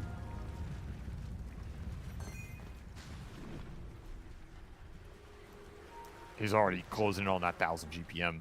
This game's not even over. It's yeah, what a performance here in game 1. I mean, Makoto is going to get 25 soon. I don't think that changes anything. No, not too much. Nightfall's level 25 can change things. If they can go and, like, you know, kill one of those supports like they did, and he could still have another focus fire for the fight. But none of this I'm seeing address Necro. I don't see even an item being queued up that I feel like handles the hero in any way. They gave up trying to address him. I think so too. That would kill anything else in the fight. Well, Kiritich. Pick your poison here. Got the call into Makoto. The arrow to follow it up. They do have the Wind Waker save. Makoto. No. Yeah, he's still Reaper's side. The arrow stun just lasts so long. Yeah, Wind Waker doesn't actually get you out of that stun. You come back down, you're still stunned. Focus fire being attempted, Pit holding him into place. There's the Undying Tomb save. By the Evoker there. More Pit obnoxiousness. The Ice Path is going to be laid out, so when he comes out of the Tombstone, he's still going to be stunned. They have the Meteor on him, down to about half health. Back into the Tombstone he goes, back out he goes. Bushwhack, got the 2 of them, the Sunstrike, and they got both of them. Got to be careful the buybacks, though. They got to retreat away from GPK. WS is getting low. Aurora blew a lot for this. They cannot afford to lose any of these heroes while they're trying to clean up the rest of this fight. Post is back. Kiritich back into place just to make sure these heroes stay alive. Nobody else will die on Aurora. They retreat successfully. That's a win. It gives them an opportunity here. If they can do that again. It's kind of a late buyback by Kiritich. I think if you're going to buy there, you instant buy, you send it, and you try and win the fight off that. Instead, you kind of bought while the disengage was already there. Now it's just wasted. 7 minutes on the clock. That's a very nice outcome for Aurora. They finally got the type of fight they're looking for in a high ground defense. It's a lot easier where you just get these heroes stuck under all the pits, all of the Jakiro spells. You can't move. Thank God. Nightfall's going to get a nullifier. If he wins Swift Link, I was going to lose my mind. We'll have it here. There's good target prioritization. That is the type of fight you want to go on the Necros because there was the Aegis on the Dragon Knight. Never even got popped.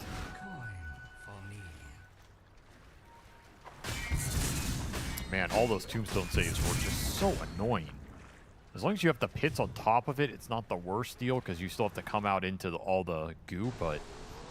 What happens if he refreshers? You get dying? Yeah, he just drops double tomb and like the same area. Do you just pop in and out of tombstones over and over again? That's what happened. You had a refresher shard. Oh, I actually didn't see the second tomb. That's fine. I think he dropped it off to the side. Okay. So, yeah, you do just get to drop multiple ones. But yeah, that single tombstone that they were playing in and out of, it lasts so long. Aurora do not have heroes to hit it very easily. They were still dying while they're going in and out, though. They were. It was not bailing you out of that situation. All right. Find a Jakiro. Up to 11 stacks. Got ruptured. Just kidding, that's Flair's Voda. Call in this mid lane. Dodge the nice arrow. Wind Waker timing there from Mira. Beautiful stuff. Got a pit onto 3 of them.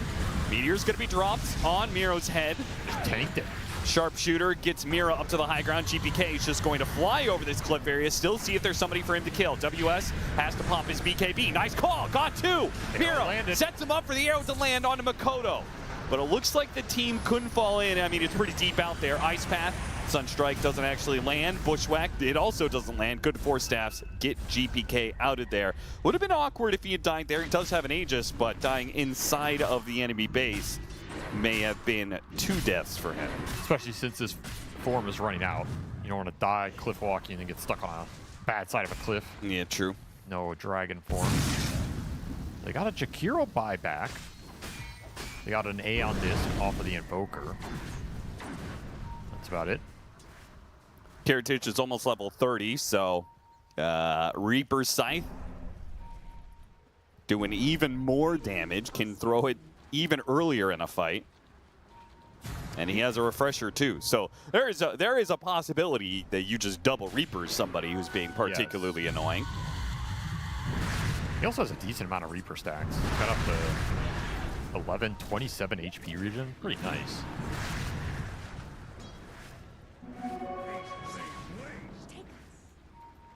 Smoke from Aurora and the Moonlight Shadow from Boom Boys. Both entering the same area. The triangle. GPK is already here. He blinks backwards. Gets away with the cold snap. They're going to try and catch him with the gate. A sharpshooter. Focus fire. There's the tombstone save. Very nicely played. Katomi is going to be the one in trouble instead. Focus fire still in the Dragon Knight, but GPK backs away. Miro tried to make his initiation. Only really getting the Jakiro for now. Might still be able to kill him. There's the BKB. Shackle shot does ignored. They do have the Reaper's Sight to finish off WS as well. So Aurora dropping 2 here. And look how slow Nightfall is. Goodness. And might just be able to catch him here with the arrow. Oh, he had to BKB because it was on point there. Aurora are going to have to use buybacks, and they're going to be low on BKBs. Beautiful fight there. The pits were doing a lot of work, but ultimately a tombstone save bails out the Dragon Knight. You're able to reset. Nightfall doesn't want to commit in on that tanky target. I also think inherently, I'm not sure if they can really go Dragon Knight. Especially since he has buyback. I think the one hero you can go for is Kiritich. 4 staff timing gets him out of the sharpshooter. Pressure continues, trying to get the buyback to be used. Triple arrow online now too. Yep, and it's fishing for kills. GPK is going to join this, wants to speed this up a bit. Wants to threaten 2 lanes, maybe even Megas. before the 2 dead of Aurora are back up. If you threaten, they're going to have to buy Underlord and take that fight. Hero's trying to find an opening before they got a 2-man call.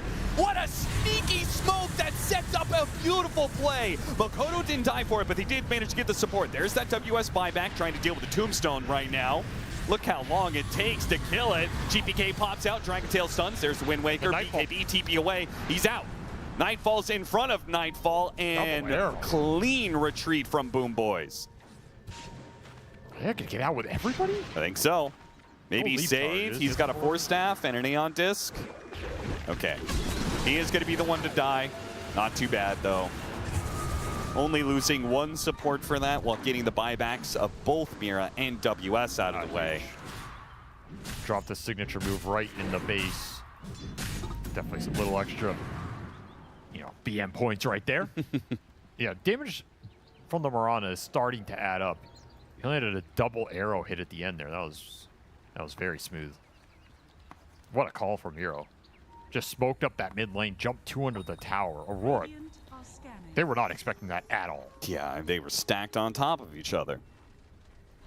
That should not happen.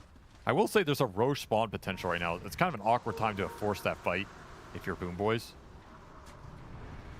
They got lucky with a late spawn, so they're not going to have to buy Mirana, but they might lose more on the map right now. Would be a nice kill if they can get it for free here. Katomi has been super annoying with the Tombstone saves. They'll get the Ceaseless Dirge on cooldown and deal with the high ground ward. Really unlucky Roche spawn for Aurora. Might have been able to force something with this. Yeah. Bloodthorn for GPK. His damage is mounting up. Meanwhile, WS has picked up a Scythe of Vice. For some extra control. Yeah, that's a really big item for this lineup because, again, their reliable initiation and control is what was lacking a little bit in this game. That helps considerably. Kiritich getting his own Wind Waker, which will help get out of the pits. Help him get away from these Makoto combos. Makoto's being hunted down right now. He's a dangerous man, though. An amp damage. They're trying to wait for the Mirana to get back here. So you look for that jump. Mira's going to find that initiation. No, he missed it.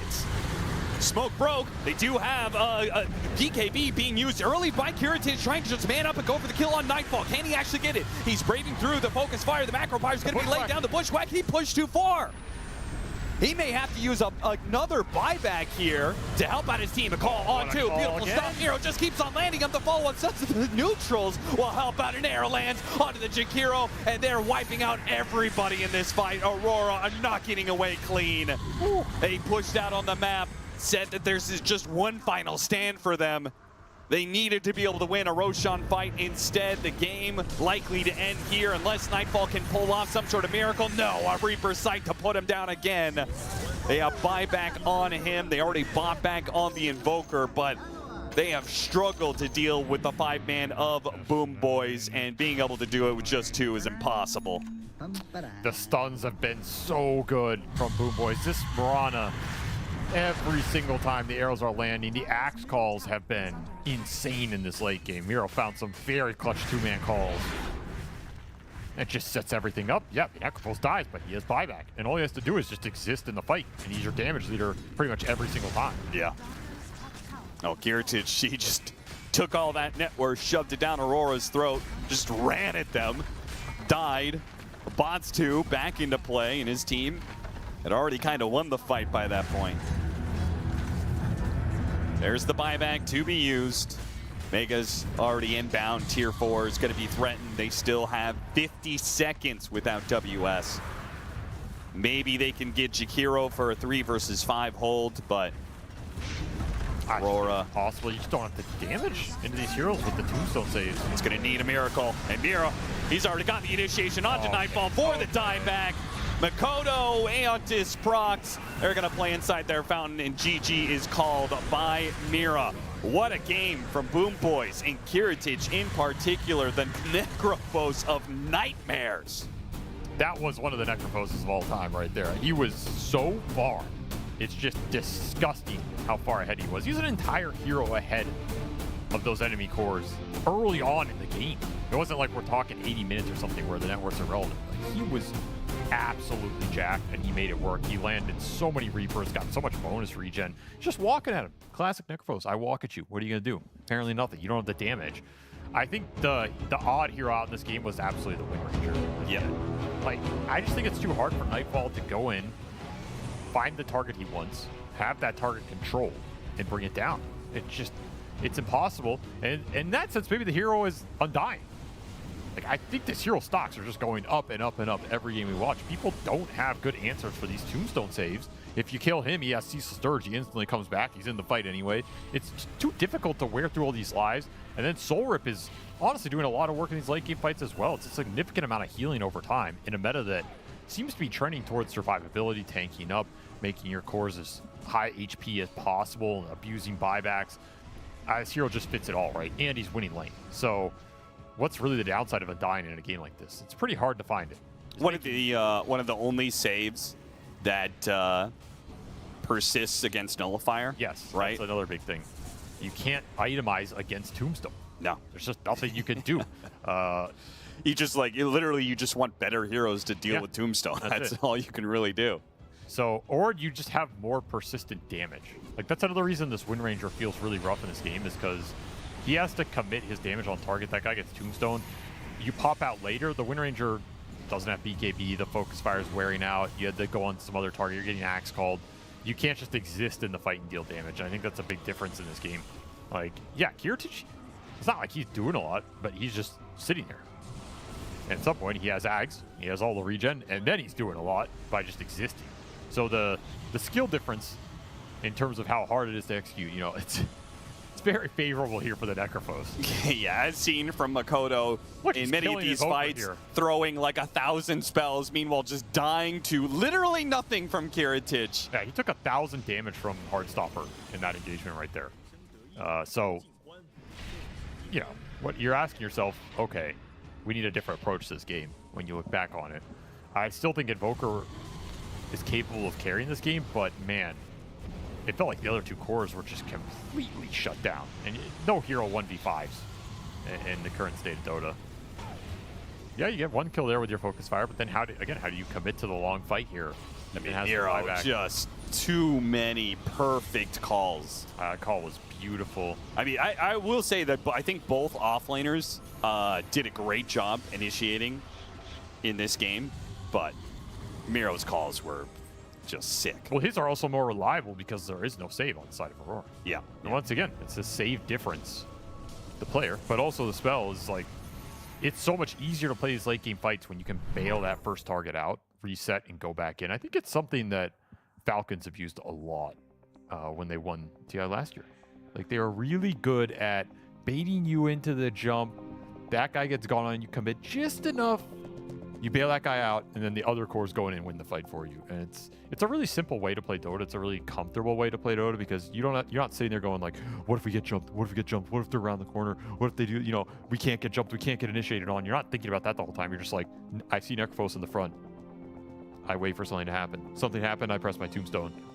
Oh, this fight looks pretty nice. So I think there's a lot of comfortability there. It gives you more breathing room, and they executed it really well. Some of those fights in the early portion of that mid game were very close. You know, that bottom fight where the Shackle Tornado stacked. It's one of those moments in that game, like, how different does this game look if they snowball that fight in their favor as Aurora? They get a Roshan. We'll never know, but... if you had Kiritich in your fantasy, congratulations. Yeah, 1,100 GPM. He had a KDA of 17, 4, and 11. He had over 1,000 CS. 69,000 hero damage. 69,000 hero damage. A nice game for Kiritich. Yeah, very nice game here. And I feel like even his deaths, like he has 4 deaths, but honestly, I think 2 or 3 of those were him just, I'm purposely going to sack my life. That last one to buy sure, back. Right? Yeah, to guarantee that the fight is easy as possible for everybody. So, like, I don't even count those as real deaths because at that point, you're just, I have all this gold. I have to use it. I may as well use it in a buyback. Yep. All right. Well, that was game 1. Very interesting one between Boom Boys and Aurora. A lot of things to take away. We're going to think about that as we go to a break.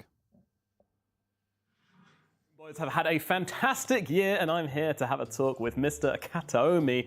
I mean, as I mentioned, a really good year for you guys so far. How has that affected your confidence coming into this international? It's mostly affected us at Riyadh. We got second place, so we're pretty confident in ourselves. Yeah, we're ready. You're ready. All right. Well, what do you feel like you learned from that grand finals, and what do you feel like happened there? I think mostly drafts. Like we messed up some draft in second, third, and fourth game, so we got something from it.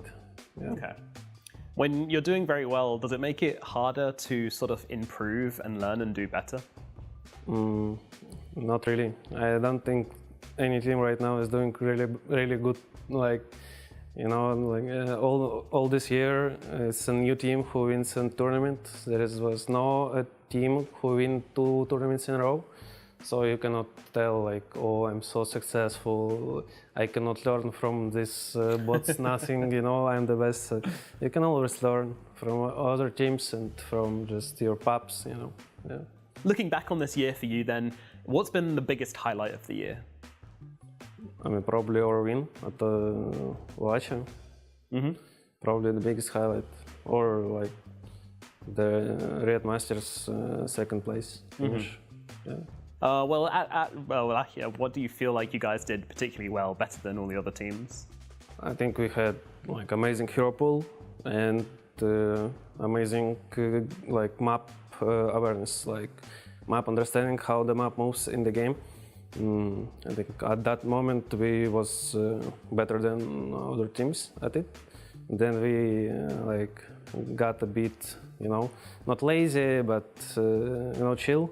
So other teams like picked up from watching our replays, and we got a bit you know, down and chill. So we was again watching replays of on other teams. Like I said, you know, you cannot this season be fully consistent winning all tournaments because it's really long season with a lot of tournaments.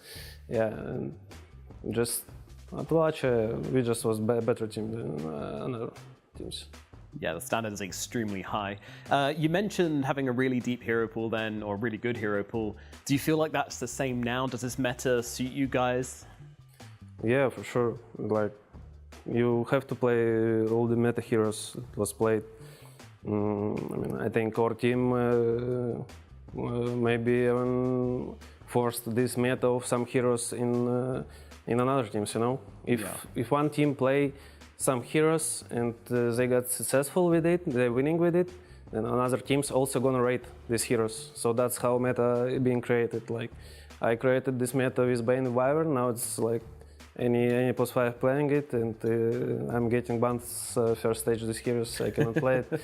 So when your hero's getting banned, you're just trying to look for something more to play and create a new meta.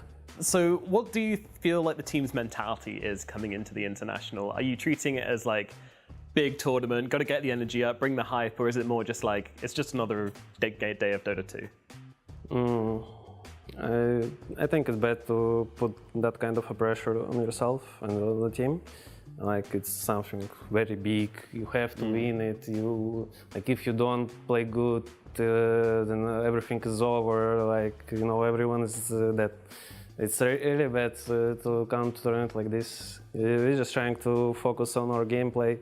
We're just trying to focus on communication and supporting each other, and you know, not caring about like our mistakes. You know, because if you do mistake, you can always recover. You can always learn from it. It's not over. It's just a group stage, and yeah, we're gonna get our temp on group stage. Yeah. For sure, for sure. And Katomi, thank you very much for coming to talk to me, and good luck at the International.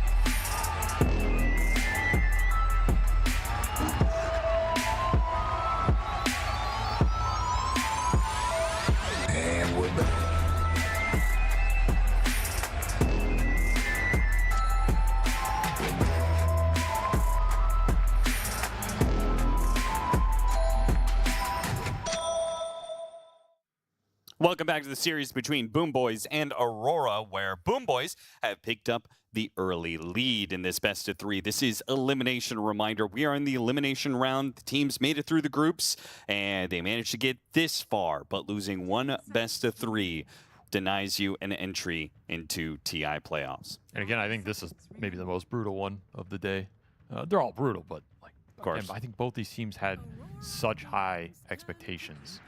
Yes. For this event, like the disappointment's going to be insane. So both of them were clearly, I think there were 6 teams throughout the year that were like very clearly strong teams going into TI, all kind of contenders for the Aegis, and these were 2 of them.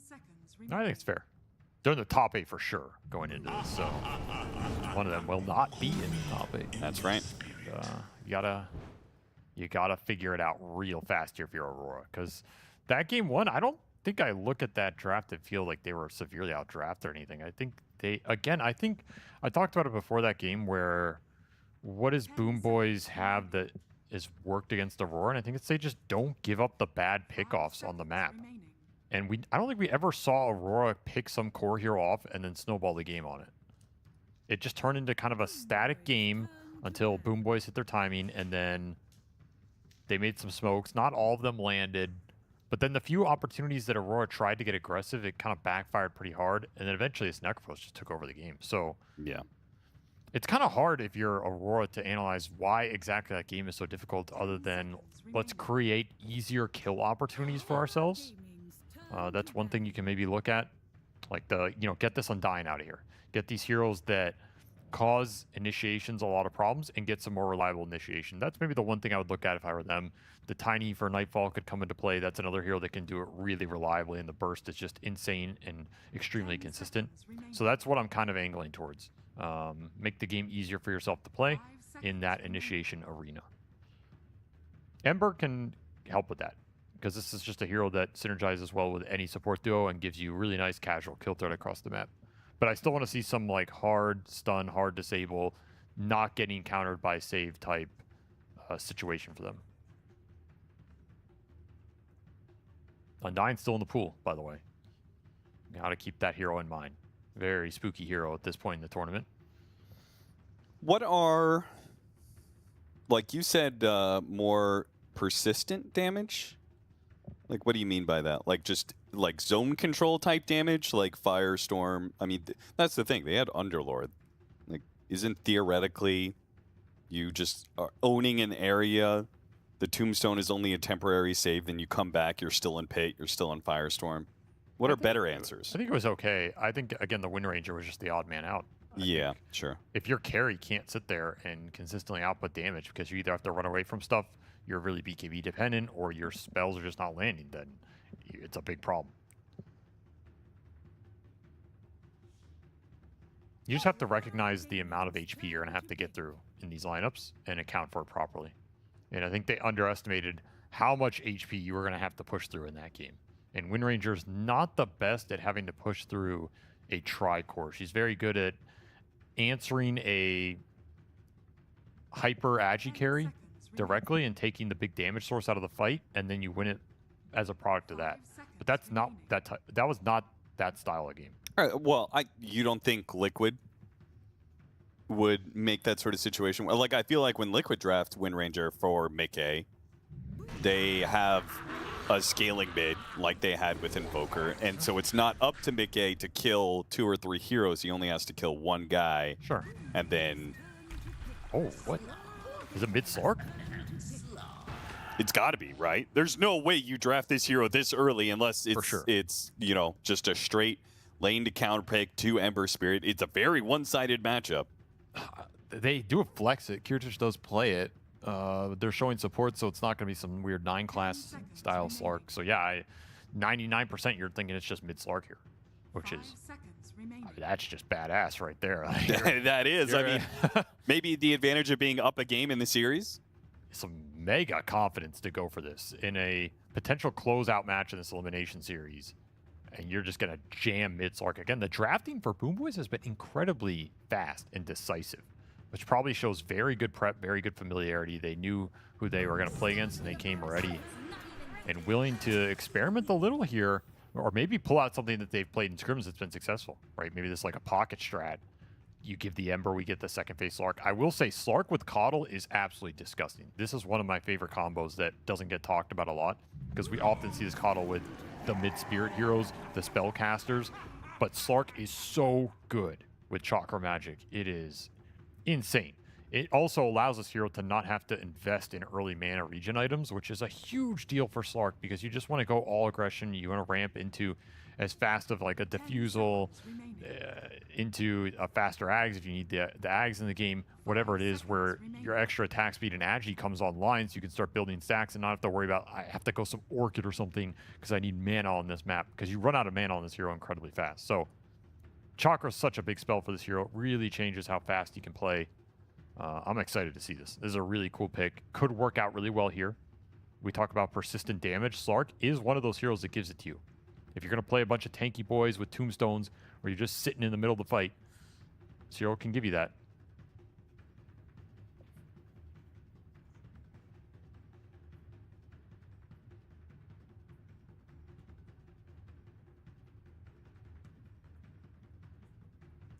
Very rat-oriented lineup in a way from Aurora with Ember and Lone Druid.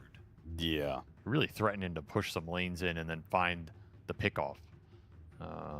Simultaneously also a lineup that I think is going to be able to operate pretty well 4 versus 5. No matter what their last pick is, right?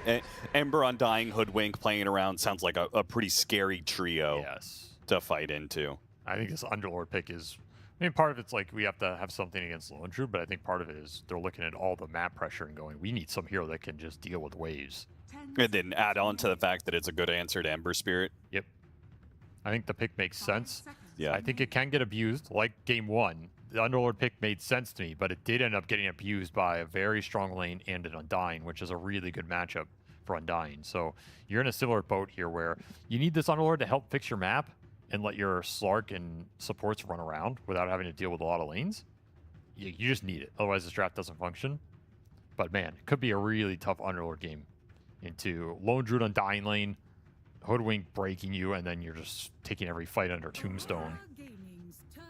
Toxic, man. There's a lot of toxic heroes in this meta right now, I will say. These games look kind of miserable to play for a lot of people. Yeah. I will say, like, the Slark is really cool and all, but once we get outside the laning phase, their lineup does look just really clunky. Oh, yeah. Bane, Coddle, Slark, there's no, like, clear way to kill heroes in my head. You know? It's awkward. It's very snowball dependent. You're just like, we're going to win mid lane with this Slark and run the game over completely. Unless this is just carry Slark and they pick another mid, which would make the lineup more well-rounded. But do I believe in carry Slark? I don't think I do. I almost feel like the way to round this out is you need like a pure style like Dawnbreaker carry type deal. You know, like a very active playmaking type carry. I'm not saying Dawnbreaker is the answer. I'm just saying like a hero that can actually go in and play with supports and be active and get kills.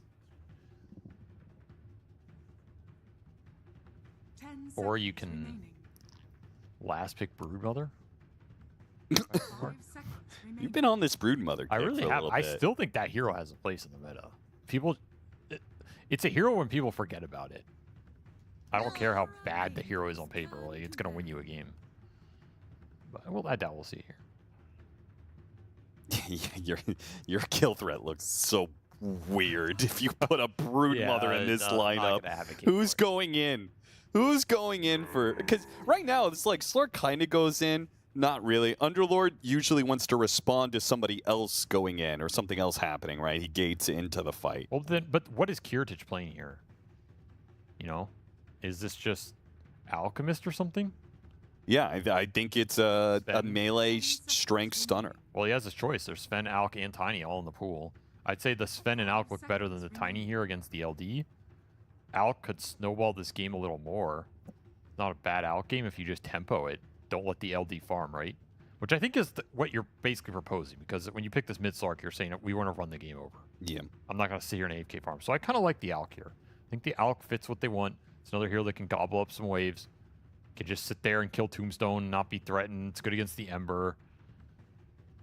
I'd be pretty. I imagine the passive is pretty good against Lone Druid, like ratting, right? Like you hit the bear, you're able to go, oh, it's an IO. It's Siggy. This is the team that was really developing this. That's very interesting. Is Core IO actually good without Largo, though? Yes. Okay. If you're really comfortable playing it, and it is good with Slark. It has to be good with Slark. These two running in with all the attack speed, the heals, the buffs, the amps, it looks terrifying. Ooh, that's a nice Night Stalker pick. That's a really nice pick. Wait, why do you like it so much? What do you mean? It's good against, like, all of their heroes except for Underlord. It hunts down backline supports. It's pretty easy. AoE silence is debilitating for Slark, combined with the his movement. Like, he can stay on top of Slark, keeping him silenced, while also staying in front of him, not letting him get a pounce away. So I think I'm a bit more mixed on it, because I agree the matchups for the Night Stalker look really good here, and it's hard for me to say this pick is not going to find some value. But I also think there's a chance Boom Boys just kind of power through it. Like, you have nighttime vision on two heroes in the Bane and the Slark, which kind of helps maneuver this hero and not just get jumped and completely debilitated. And then because you have this IO and Chakra magic behind the Slark, I see a world where he kind of just sits there, he's tethered, he's getting overcharged. You run him with Night Stalker and, like, he just sits there and hits you, and you silence Yeah, but him, it's not just there and hits you, and it's like you've got a really four-man squad that's running around together, right? Ember, Night Stalker, Hoodwink. He's not trying to solo kill heroes. He's going in, for sure. and he's got a sharpshooter that's coming in to burst down whatever hero he's going on, right? He's got Makoto jumping in with him to make sure he's not isolated and being solo fiend script. You needed something else to go in with the Ember Spirit, I think. This does give you your reliable initiation source, I guess. You're going to see something no matter what. For sure. I don't know. I kind of like this Boom Boys draft. I think it could also fail spectacular. I mean, 100% this lineup has the capacity to fail bigly. It's an incredibly volatile lineup. It's either we're gonna be out of here in 10 minutes. Either way, you know, like it's just one of the smartest drafts of all time at DI, or one of the ones that's just gonna look the most dog. Yeah. Like it's one of those games where it ends at 40 minutes, and there's going to be some players on this Boom Boys lineup that have like 1,000 hero damage. You know, what are we doing here? You know, you write that one off. I think it's way more likely that happens. I think so many pieces need to come together for Boom Boys. It's very high level execution. I just don't think that IO has the partner to make this reliable. I'm gonna believe. I believe in the mid Slark. I think they have the tools. I think the way why they pick these heroes makes sense to me, which gives me some confidence. They know what they're doing. Kiritich is super experienced on this IO. I think I believe here. I believe, but I'm happy. I'm also happy to believe and see this fail spectacularly, because I think that is a real possibility. It would be really funny. We get a game 3. Okay, like a 4-man decay or something. What is going on? You're not winning this level 1 fight. All right. 1 pounce level 1 in this matchup? All the nighttime heroes smash into each other in the mid lane. I guess pounce level 1's fine. Yeah, that's a tough fight into Undying level 1. Normally low is not that strong, but I don't. That positioning on smoke is kind of questionable against Night Stalker, right? Well, they have night vision, right? Yeah, I'm saying Night Stalker saw them smoke. Oh, you're saying this? Yeah, is a little questionable. You really have to be aware of the night vision in this game if you're both teams, and not just take it for granted. Cutting some trees for easier pulls with the spirits for double camp farm. See, this is all the small things you need to understand with IO to be really efficient with the hero and make it look good. And then it's kind of a broken hero. Man, the execution in this Boom Boys lineup is gonna have to be insane. This might be one of the like highest skill ceiling lineups I've seen in a long time. Yeah, for sure. But man, if it's gonna take some work to make it work. I'm just watching mid, dude. I just want to see what GBK does here. What can he make happen in this lane? What does it look like over the first 5 minutes? Oh, he got the 9. It's looking grim. Another situation where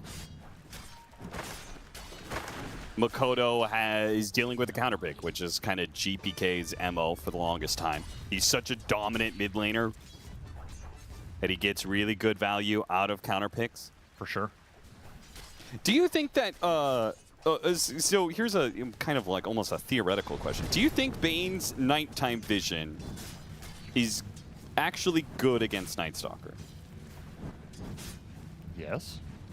How's it bad? Because Night Stalker's nighttime vision is greater than Bane's. Oh, you're saying, I just like the old argument of people used to debate Furion against Naga, and it's like, who's dealing with whose map pressure, you know? Yeah. It's the same argument. It's like, is Night Stalker ruining Bane's advantage at night, or is Bane negating Night Stalker's advantage at night? And the answer is it's always a little bit of both. It depends who's trying to pull ahead and be the aggressor, and who can kind of shut that down or get the slightly better positioning. Okay. I agree with you. Night Stalkers can play around Bane, right? But I think having the extra nighttime vision against Night Stalker is always nice because it's rare that you have it. WS wakes up Mira and will tank the spirits for him. Ooh, that damage. Being a little worse for wear. This is a strong lane, Bane IO. Yes. Play it well. It's a lot of sustain over the long run. And it's just hard to win the trades, hard to win the region battle. So I fully expect Boom Boys to win that. I mean, there's no reason, you don't even try, right? If you're Aurora, No, there's no reason to even try and play to go for any harassment, probably not even a kill until like level 5 in nighttime. I think both these safe lanes are going to win as they usually do. I mean, they're just too broken, and mid is going to come down to some skill off of GPK. He can build up some stacks. GPK is getting the better of the CS for sure. Makoto has getting low though. Worn GPK down a little bit. Certainly would be a massive play if he could somehow get a kill on him. Just got to keep spamming that saltwater shiv. Get a little extra HP going. Yeah, super annoying. Level 2 Shiv is like, in a way, so broken. 8 regen steal. It's pretty value. Like, straight up, you have to utilize your tangos at, like, very strategic times against Slark. Because otherwise, he just kills all the regen you get from it. You can't go negative, though. So, okay. Yeah. Kind of play around it. He always gets the full amount. So he's just going to spam it. But tangos are definitely a little worse in this matchup. Bear's free farming down here. Quite happy. Nightfall once again in his element. No surprise. But as long as Miro is doing okay, it's still acceptable, right? Because it's Underlord versus Undying. Yeah, you're quite happy with the start that the Underlords had early boots. Might even try to kill the bear? Trying to get beat up. Chakra Magic's also going to do some work on this. They blood grenaded it. They really want this kill. They're going to get it. And they will have it. Nice. 195 gold and a resummon. That's huge. Again, this Underlord has mana, so he doesn't have to invest as much in early regen. He can just get to faster boots, faster phase boots. He's really happy down here now. Yeah, he can spam out Firestorm more than you usually can in this Lone Druid matchup, because he's not just getting the mana from the Coddle, but also it's an Undying who's spamming out spells, so his stick is giving him so much mana on top of that. Boom Boys playing the side lanes really well, except they died off. Get the kill. That is not what we expected whatsoever. A lot of regen investment up here. That's multiple salves for Mir. It does pay off because it's the first blood. Being able to get a kill with the Night Stalker lane before nighttime. Pretty wild. Into the aisle, too. Probably not a kill that should have happened, but they will gladly collect on it. WS also went for a level 2 Void, which is part of the reason they got that kill. Most of the Night Stalkers nowadays have been going 1-3-1, where they max out the silence and use it to like farm up stacks, which is what I expected considering this is such a tough lane. Kind of expected Mira just stack up for WS. WS would go and clear some hard stack with Crippling Fear. I think you can also put 2 points in the Void and then still max it. Sure. And you're kind of okay because the damage ramp just doubles. So. Kiritich being dove underneath tower. Don't have the mana for the Void, otherwise he would be dead. He dies anyway. Save TP. WS can get the heal off of Midnight Feast, so he's not really in danger here. They're looking at Makoto mid. Don't know if you really have kill threat here, though, with the Bane. Almost level 6 on GPK. Could try and just all in him with the ult. You kind of need to at this point to offset what happened in that top lane. You gotta find something here, right? I guess this Underworld lane is overperforming with the Chakra Mat. I guess that's just Coddle, right? Coddle always overperforms his lane. So you have a little bit to fall back on there as Boom Boys. But right now, you're gonna have to start playing through this Slark. Makoto begging for the power rune to be bottom lane, and it will. He's rewarded with a rather weak rune, but it's a rune all the same. Refills his bottle, gives him some resources to get this kill on save. Nice push there from save. That was pretty nifty. Waste some time here.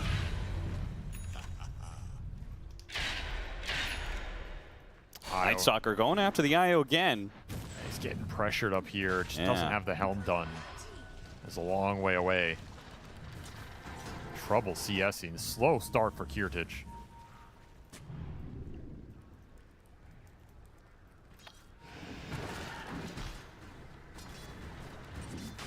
We're a little concerned about this Isles position right now. No one's going to be able to help bail him out. It has to go through the Slark this game, so there's a lot of weight on GPK's shoulders right now. Boom Boys maybe starting to sweat a little bit with this lineup. Like, did we overcook it here? Yeah, they got to bring GPK over here.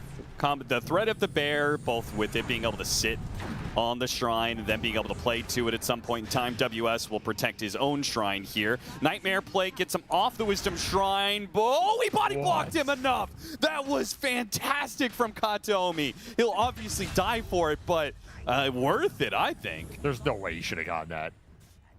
How did he not get in the circle? That's ridiculous. Sick body blocking. Yeah, it really was. Big plays. That's absolutely worth it. Pick up the Hoodwink on the other side as well, so it's an even trade anyway. One permanent Agi for GPK. Very happy with that. Gets some mana and he's going to start hunting. Kirtich trying to slip past Makoto. Makoto now knows where he is off the spirits, is making the call. Night Stalker, get your ass over here. We got a carry to kill. Got him on the slight chain, stopping him from tethering too far away here. GPK, though, got the lockdown on the Ember Spirit. Makoto's in some trouble, and he's locked down by the gate. They all in commit to kill the IO. WS is still going to be able to get out. They have an Undying Tombstone on the high ground. Boom Boys are still able to fight through it, though. Just having superior numbers. Kiari going to be run down. Decay is helping, but it will eventually fall. WS is looking for his third kill out of this fight. They killed the Coddle and the IO, but his nighttime, or his flight, is running out soon. Can't really fight into the Slark. He backs out. See if GP can get the D-Ward too. He does. So that's the other benefit of this Slark. You're going to be able to kill some vision in this game. Not the worst fight for Boom Boys considering how much the Night Stalker dominated it, because your Slark got a lot out of that. And that's always the main game plan. It's going to be a battle between this Slark and Night Stalker in terms of who can ramp up faster here and just kind of take the game over. That's what it feels like. Faster GBK can get a Diffuser Blade, the more he can snowball this game. Nightmare back into the pounce in the mid lane. Oh, missed the pounce there, GPK. Whoopsies. I mean, it's hard to hit pounce on a slept target. I guess so. Lone Druid comes through the gate and will take the safe lane tower away. So tower advantage will go to Aurora. Not terribly surprising, though. Pretty successful laning phase for this Night Stalker. 104, second highest net worth, got involved in a team fight, came out the better for it. Looking very solid. WS right now. And he has some good targets to hunt, like we talked about, some squishy boys on the map. Mm-hmm. GPK is hunting another OBS, but can't see it. Now he sees it. Wait, does he see it? What's going on here? Where is this vision? Found it finally. Oh, you got 2 for the price of 1 Sentry, I guess. Nice. That's a lot of golden experience. Adds up. Does mean he's not hunting any hero right now. Probably need Diffusal before that really kicks off anyway. Shielder in bottom. Gets gobbled up here. And the map becomes pretty static. This play has been so funny. How many people do this?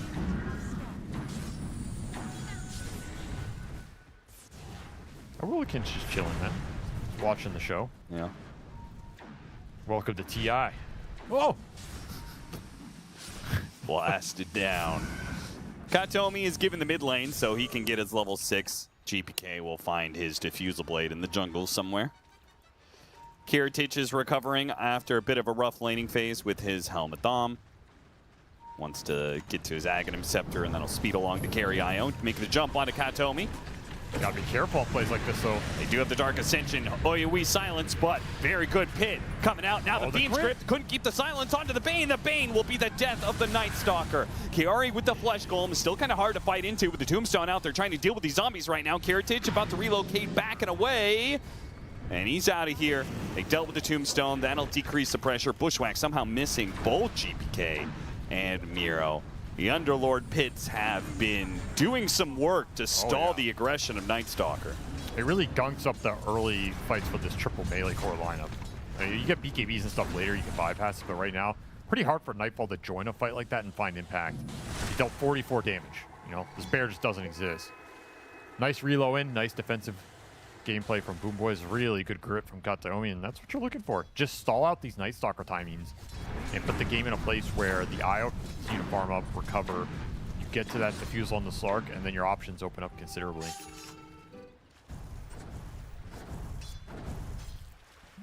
Minute power room. Arcane bottom.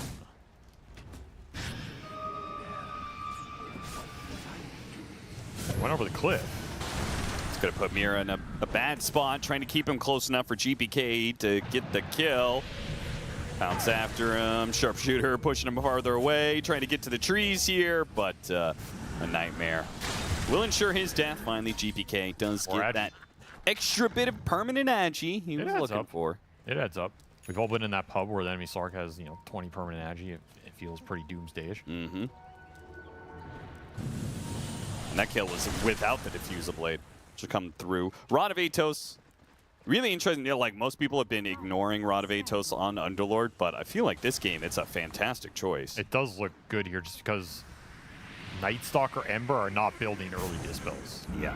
So they're just going to be stuck forever, and the control goes a long way when you have this kind of lineup that's all built around Slark just hitting people. Yeah. Any sort of disable is so nice for GPK. It just makes their lineup less clunky, I feel. Yes. You also need the extra stun and the range of stun. Bear goes to sleep, little hibernation. He's not going to like what he wakes up into. Kiari's sitting here. A lot of heroes are stacked up. Okay. Night Stalker does TP in. Dark Ascension's ready to go. Boom Boys, they're in pretty deep, and let's see if they can get some punish here. Rod of Atos trying to keep the Night Stalker at bay, while Makoto goes after safe. Beautiful Bushwhack catching two. The silence almost locking down GPK, but it gets away. Got the pounce out, popped his ultimate, goes to the TP out, but they still managed to stop it. Kill. Now it's just one after another. Aurora dismantling Boom Boys. They will get the TP away on the Underlord at least. Not respecting WS being able to come in there. Your low resources on Underlord, there's nothing really to reload in there for, and your positioning is really deep for the supports. Felt good about that bear kill, did not feel good about what it caused afterwards. Reload on the Wisdom Shrine just to defend it. I mean, look at Hero at the start of this fight. There's no chance here. Yeah, it is a dream situation for Night Stalker Ember Spirit. Great bushwhack from Mira. Set everything up. You just have to get the hell out of here. This is going to be the nature of these team fights. Either the Slark can stand his ground, or you're trying to bail. And if you're trying to bail, there's a lot of chase down in this Aurora lineup. You're probably screwed in that situation. Yeah. WS gets a Blink Dagger. And he's going to go back for Soul Ring, and he's also going to get Shard. Dig it. Dig it here. Also, one more thing. The man has the Crimson. So he's got the red version of the Crippling Fear. And what does that do exactly? Just morale boost? I guess so. Okay. It means he likes Night Stalker. I see. All right. He didn't sell it for a GateCube, so that's probably a good sign. He's feeling himself. It is a sick cosmetic. We approach the 15-minute nighttime here. Very pivotal 5 minutes here for Aurora and WS in particular. He wants to find some more brawl action. Wants to get some nice kills. That's a juicy Running fish. to the Slark, a beautiful Blink Silence to keep him in place for a while.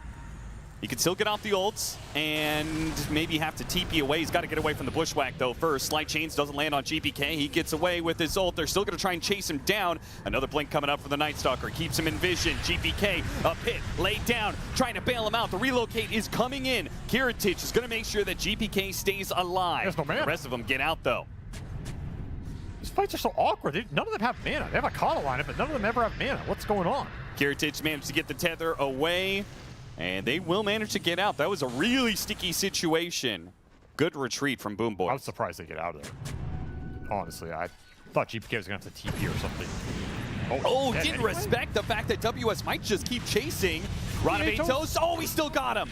Makoto with the slight, got the kill. A beautiful pit, though, laid out with a Fiend Script. No, Bushwhack stops it still. It might be enough. Makoto's still stuck inside this pit, can't get away. He's just going in, though. He accepts his death and accepts the fact that his team will win the fight for him. WS is just going to work, man. He is super aggressive with these Dark Ascensions and is paying off. 3-1 in 10. You're right. It's a great Night Stalker game. How did I ever doubt it? The second the Slark falls, it's just a feeding frenzy. Yep. Again, Slark can't really play the game he wants to. There's too much threat from Night Stalker. AoE Silence just ruins that hero. I still think Boom Boys are just operating on low resources a lot of the time, which is fine if you're just farming jungle or something, right? Isle's just trying to get to his timings, but then you can't expect to join these fights and have the backup if you're forcing them aggressively or just... Yeah, playing one of the most dangerous night times on the enemy's tier 1 tower. It's bold. It's a hard setup for a team fight already. Add on to the fact, okay, GPK gets caught deep in the enemy jungle while Aurora were rotating to that tier 1. Makes things even worse. 2.5 minutes left of this dangerous nighttime. And Makoto and WS kick on the burners, just chasing after Boom Boys. Boom Boys playing all defense now around their tier 2s. A lot of space for this Lone Druid to just vacuum up the map. I guess it's the same for the IO, who's farming quite fast here. Which one do you think is the greater threat, though? I feel like it's got to be Lone Druid. In a vacuum, Lone Druid. However, IO is a hero that creates really scary team composition situations that I think can be more terrifying. Got the silence on GPK. Once again, needs some help from an ally to get that kill, and Hoodwink just not able to get there in time. The shot lands onto a Coddle. We get the rod into pit, but that's just going to scare away WS. No real threat behind it. It'd be interesting to see when Boom Boys decide to ramp up the aggression with the IO involved, because so far that's been a big missing component. Yeah, it hasn't felt super coordinated involving Kiritich. And he has his axe, so in theory you kind of want him to fight. It's one of those item timings you want to get something out of it. Yeah, though no reason to fight into the nighttime, right? I think it is dissuading them for sure. Yeah, just wait another minute. If you can limit it to just, you know, small little support pickoffs, I think that's acceptable. Still really gunning for this kill. This is deep into the tier 2. A dangerous area for WS because he can't get away. Oh, boy. Too deep for WS. Too greedy. Too deep. 2 kills and a tombstone, and pretty efficient map play because remember, it's double global heroes and a Slark, so they can move around the map real quickly from here. This IO does a lot of damage. You have to respect the turnaround potential. That was just way too forced of a kill for a Bane of all things. That's not really changing the nature of the game. Yeah, different if when you get BKB on Aurora, you can make those kind of dives because then there's only Fiend Script. So you can all in on a Bane knowing that I can BKB fly out of anything. But without it, man, too dangerous. You also just hate dying during nighttime. Yeah. You lose so much of your impact on the map. He used Dark Ascension as well to try and get out, so this daytime, Boom Boys can kind of do whatever they want. Certainly going to set you back a little bit. You can still farm, though, with the Shard. Pretty good read there from WS. Kills the big creep wave and very frantically gets out of there, blinks back, pops his drums, everything they can. They know the threat is coming from Boom Boys. They know that Boom Boys are likely to be looking for kills and to mow down objectives. There's all the tier 1s, rather. I was going to say a lot of them. Every single tier 1 tower is still up on the side of Aurora. That's not going to last, though.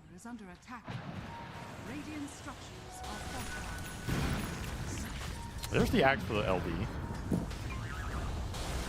Almost got him off the tumbler toy. This game feels like it should be more in favor of Aurora, given how dominant they've been in the fights. So kind of impressive how much farm the IO Underlord have been able to pick up. And they're quite strong when they group. Should not underestimate this lineup if they're together at 5 at the start of the fight, which we haven't seen. Yeah. It's all been very guerrilla, skirmish heavy. The fight's starting, someone's out of mana, somebody dies.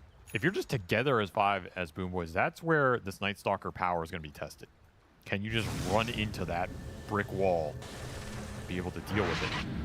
Such an early Aghanim Scepter done on this Lone Druid does mean there's going to be a lot of split push to try and stop that 5-man power of Boom Boys, but Boom Boys also have the global potential, both Underlord and Relocate, to alleviate that pressure. Jump in on Amiro. They're going to burst him down here, and the TP is canceled. Boom Boys make the read. It's not a situation we should try and play for. Nah. And that is actually going to be fast Roshan with a Flesh Golem and the Bear close by. They go straight to it. This is a huge opening for Aurora. Very nice sequence for them. All during the daytime as well. Yep. Makes it feel even juicier. This game could turn into a farm fest very quickly. If Boom Boys feel like they can't fight based on how the early game went, they need to recover this Slark, then it's really only the Night Stalker who's going to want to continue to pick up the pace and the action. A lot of heroes are going to rush BKB in this one as well. This could turn into some weird map dance, which generally is nice for a Lone Druid. Nightfall might be the real winner out of all this. He just gets to push down waves, mega farm the map without anything happening. I guess Io right up there with him. 2 Ag Scepter rat-oriented carries. Takes you back to those anti-mage days, doesn't it? Yeah, talk about a dead hero. When was the last time anti-mage was meta for more than 3 months? Bernie still played professionally. No, I feel like Valve missed an opportunity to buff AN. True. For a Chinese TI. Bear versus Ball. Bear will retreat.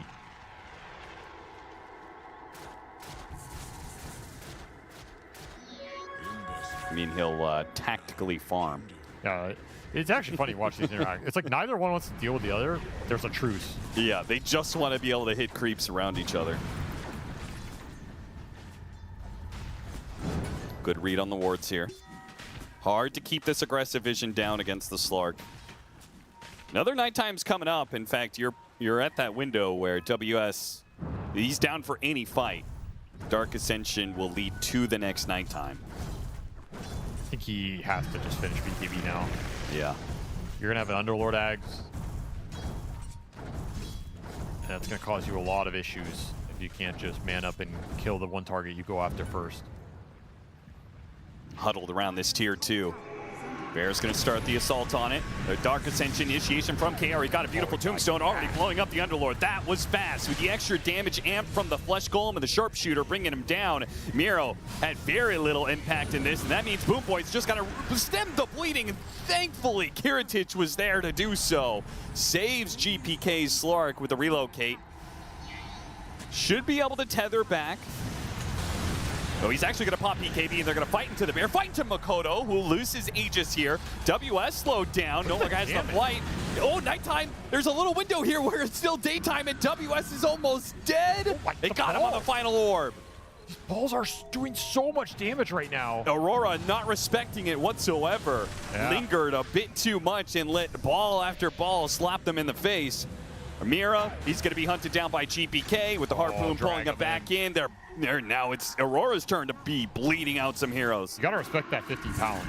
It amps these things up. You're getting some spell amp off the overcharge, and all of a sudden you just get hit 200 damage, 200 damage. It's ridiculous how fast it piles up, and it costs the IO nothing. Oh, pulled it back in. It's going to force Makoto to use his BKB. Not how he wanted to use that one. And this is where, when we were discussing this draft, how much can you actually just run into Boom Boys if the IO and Slark are tethered together and sitting there? Yeah. It's really hard to break that combo in this game. I don't think they have anyone who can sit there and man fight the Slark to get to the IO. So then you have to try and jump the IO? Kiari's doing what he can to stall the Fiend's Grip, and it might have actually been enough here as Katomi, he got lost there. Didn't even get the ward. Put the horse blinders on. He was so desperate to get this kill that he didn't realize that there was nobody of Boom Boys here yet. Aurora get there first, but now they're going to swarm in off the smoke. Here comes GPK. Fighting into the Tombstone, they know there's no BKB on the Ember Spirit. Ember Spirit in trouble, locked down by the Rod of Atos. Can't jump over to his Remnant. They got him. Beautiful stuff. The Bear is trying to go to work on the IO, but he's got plenty of heals. They just got to pick apart supports. They really cannot fight into this Slark IO duo. They're so strong right now. The Bear is going to die. Another 335 gold for that one. This is getting concerning. Relocate over to the other side, trying to catch the Lone Druid hero. They got him. What a reload. Beautiful stuff from Kiritich. What a call by him. He's level 20 already, so he has the reload cooldown. That was a low cooldown reload. Up again in 23 seconds. This is going to be the power of the global heroes against the Lone Druid. You can't really rat, and you can't fight into him. This might be one of the games where the team that's down net worth feels way stronger. Yep. It's wild how strong Boom Boys feel right now when they're grouped up and they're down gold. But the Bear, what is the Bear being able to do in these fights? You got the Coddle, and then you're starting to fight this IO, and you're just not doing that much damage. Yeah. And the second the Slark threatens you, you don't want to just start bleeding hits to this Slark, who actually handles the Bear pretty nicely. I do think Aurora are kind of misreading how, like, they just kind of got to assassinate the supports. But I feel like they're like, oh, we're so strong that they just kind of barrel into the IO. Look, I agree that their lineup's going to function a lot better if they can kill the backline early. However, that is also easier said than done if Boom Boys are set up somewhere. And that's the power of the Slark IO on the front line. They're very fast. You have a lot of move speed to work with. You have the vision to work with. You might just need more items, I guess, on Night Stalker Ember, where you can just pop off. Ags Ember, Nullifier, Night Stalker. Yeah. Then it becomes a lot more interesting and more reliable. Right now, it might just be hard to take the team fight, so you might have to stall this game out a little bit. Just go back to doing some objectives with the Bear. Not run into this IO Slark combo that is pretty nasty right now. Full Mjolnir done for Kiritich on top of the Gunpowder Gauntlet. He has a greater healing lotus. He's so strong right now. Well, that'll be some upgraded burst damage. They get the Boomerang for Mirov, the Tormentor, but here comes Boom Boys on their way to hunt down some heroes. Is WS going to get caught here, or will he see them coming and get the blink away? Got him inside the pit. Those have BKB. Got the ults on him. He's going to have to BKB, and he will eventually TP. There's nothing to stop him, right? He's just trying to get away from the Bane, make 100%. Ooh, brother. That was a close call. Almost did not make it out of there. One more hit, he's done. You have double Gunpowder Gauntlet on this IO Slark. There's a lot of right-click burst damage coming out quickly. I love this. The fact that GPK and Katomi just sweep to the other side of the map. They really do not want to let Aurora push out these lanes, rat this game too much. Let the Bear get to BKB, where that Bear is going to be a lot more annoying.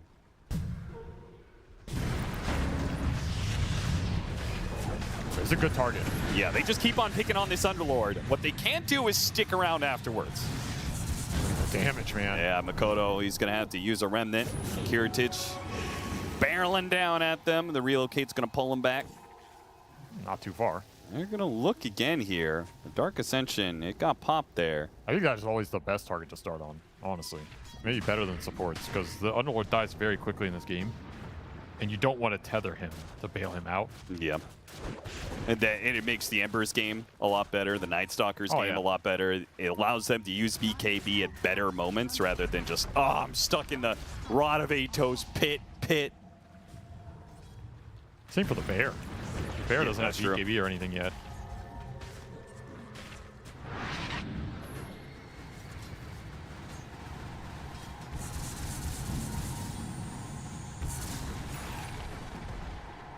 Oh, here's a real question in this game.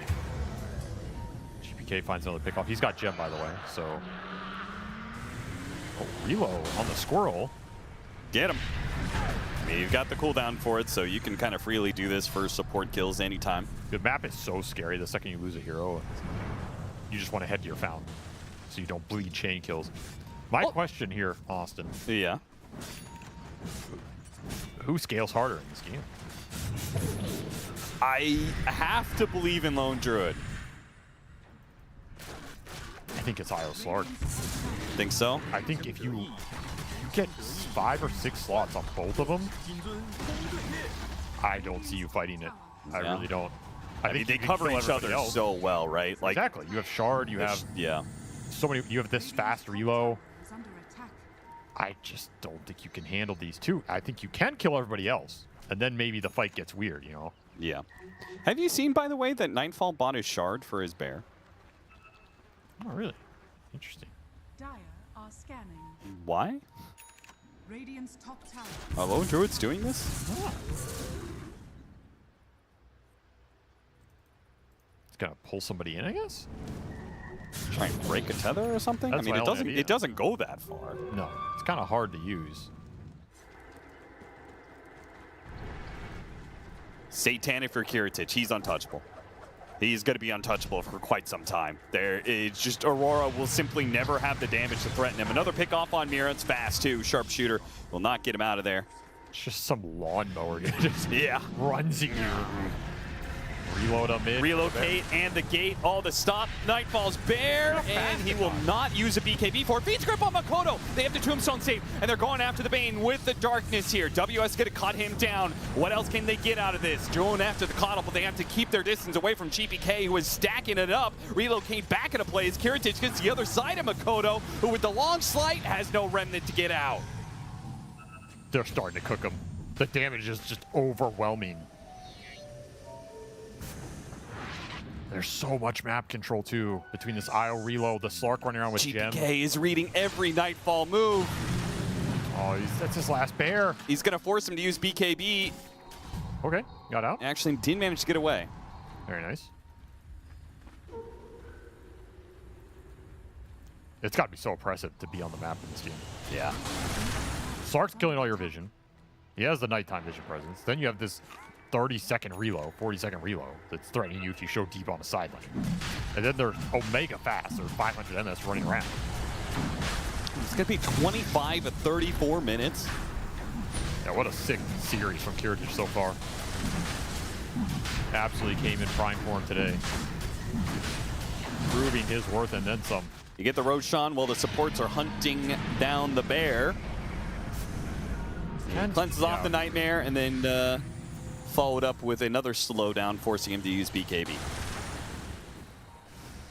Aegis on Slark, that is terrifying.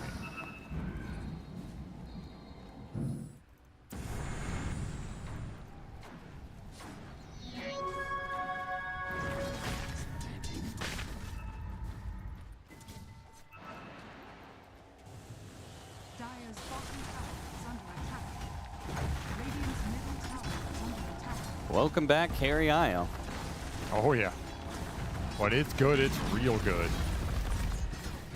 And I think people are definitely underestimating how powerful this hero is in the right hands. You need a player that can understand how to farm with it so you hit the timing at the right moment. Yeah. It feels like teams are getting more open to take, like, it felt like initially it was just like, oh, this IO Largo, it's so broken, right? Sure. 3-position Largo, carry IO. And then it was like, okay, you can also run the Largo 5-position. It still works. Now, IO without the Largo. It's looked great in this game. It has. He's going to have Daedalus. He's going to go for a Scotty. Took the attack ally target as well, which makes sense with this duo. Which means you really got to stay ahead of this Slark, which is difficult to do when he's got both Harpoon and Disperser, 2 items designed to make sure that heroes stay next to him. Makoto doesn't pop the BKB until the last second. He died with BKB being used. You just didn't see the 25 talent or what? What a disaster. This is crumbling for Aurora right now. This is an elimination game for them. Mira jumps out. Real quick kill onto save. They also get the silence on Katomi. Both supports are going to be assassinated here. But can you fight into Kiritich GPK? Nightfall's bear is being annihilated. Where'd it go? It's gone. Buybacks are going to be used. They're going to be throwing multiple lives, multiple bears, everything they have to try and stop Kiritich GPK. And they're just going to tether on out of here. WS is trying to get dieback onto Katomi. Does manage to do so. He's flying on the cliff areas, trying to stay ahead of Kiritich GPK. GPK with a harpoon back onto Mira. Mira making a run for it. Run. Has a bushwhack up in a second. Can he turn around and stop these heroes? No. Now WS is going to be killed as well. Makoto trying to jump away, but GPK got the pounce on him, locks him down. Do they have enough disable to keep Makoto from jumping away to his remnant? They do not. He gets back to the fountain, but they own this Radiant base. There's nothing Aurora can do about it. The bear is out trying to push out creeps because he can't fight the heroes. Look at the stacks, 35 temporary stacks on that Slark plus the 16. He's overcharged, he's tethered. And they are going to end the game. They're going to tier 4s. No buyback on 2 of these heroes. Nothing stopping the creep waves from pushing in. No Bear's gotta do something. Is it even coming back? There it is. You gotta full send it here. Tier 4, throw out the gate, stop these heroes. The Ancient is exposed, and boom boys, there goes the bear. It just ran in and died instantly. There's no shot. GG is called. Aurora is out. Boom boys. Get the 2-0 and get revenge. I told you I believed. I saw the vision. They saw the vision. I genuinely think that was one of the sickest drafts of the year. Like, in a game 2, you just decisively jam this Slark against an Ember. The Ember can go nowhere else in this game. It wasn't even the lane. It's just the idea behind this lineup and the timing you're going to hit with this IO is so insane, and none of your 3 cores can stand there and trade. And none of them were assassinating the backline, because what's happening? You're dropping this gate pit on your supports in the backline, and they're just sitting under it. And it takes so long to kill them that IO Slark is mopping someone up 10 times faster. Like, the damage is incredible between this duo. This is honestly a combo that you're going to have to think about almost in any game. Because if they get the right conditions with the right core matchups in a game that stalls out like this, and you're trying to play for some late game lone drew timing, they just have time to farm, you're not beating this. I think there are a couple of team fights from Boom Boys, these defensive fights that were so crucial. The fact that they can stop Aurora from snowballing too much with this Ember Night Stalker. I think they have to snowball this game to win it, and they had moments where it looked like it was going to go their direction. Right, like this one where they just clean up kill after kill after kill. I almost think that's an awkward position for Aurora to be in, because are they the team that plays like that, you know? Sure. They have been at certain points in time, but recently the meta is not favorable for that. It's hard to execute, and you stumble once and the game becomes really hard. And I think they felt that pressure. I think WS played really well. He definitely just full sent it. He knew his moments in this game. He found some crazy team fights. This was one of the best ones for them. You had a decent lead at this point, and it just never translated into anything. Maybe the LD timings don't sync with the other two too well in that aspect, right? You're trying to join Ember Night Stalker fights with a hero that is kind of just designed to AFK farm. Yeah. It works if, like, Lone Druid is the ultimate threat in the game, but clearly that was not the case. Not even close. That last fight, the bear disappeared in 1 second. It's just gone. It's insane, that level 25 IO talent. Because the Slark has so much agi and so much attack speed. Yeah. You just are diving into balls plus 2 heroes Gatling gunning you down. It's disgusting. Rough stuff for Aurora. They get 2-0 eliminated here. Yeah, after a year, there was a period of time where, you know, they were one of the top three teams in the world, right? They were getting to multiple grand finals appearances. Disappointing exit for them, and a scary series for whoever has to play Boom Boys after this, honestly. look at the series. Now you have to start thinking about some things. Yeah. Look at the bear.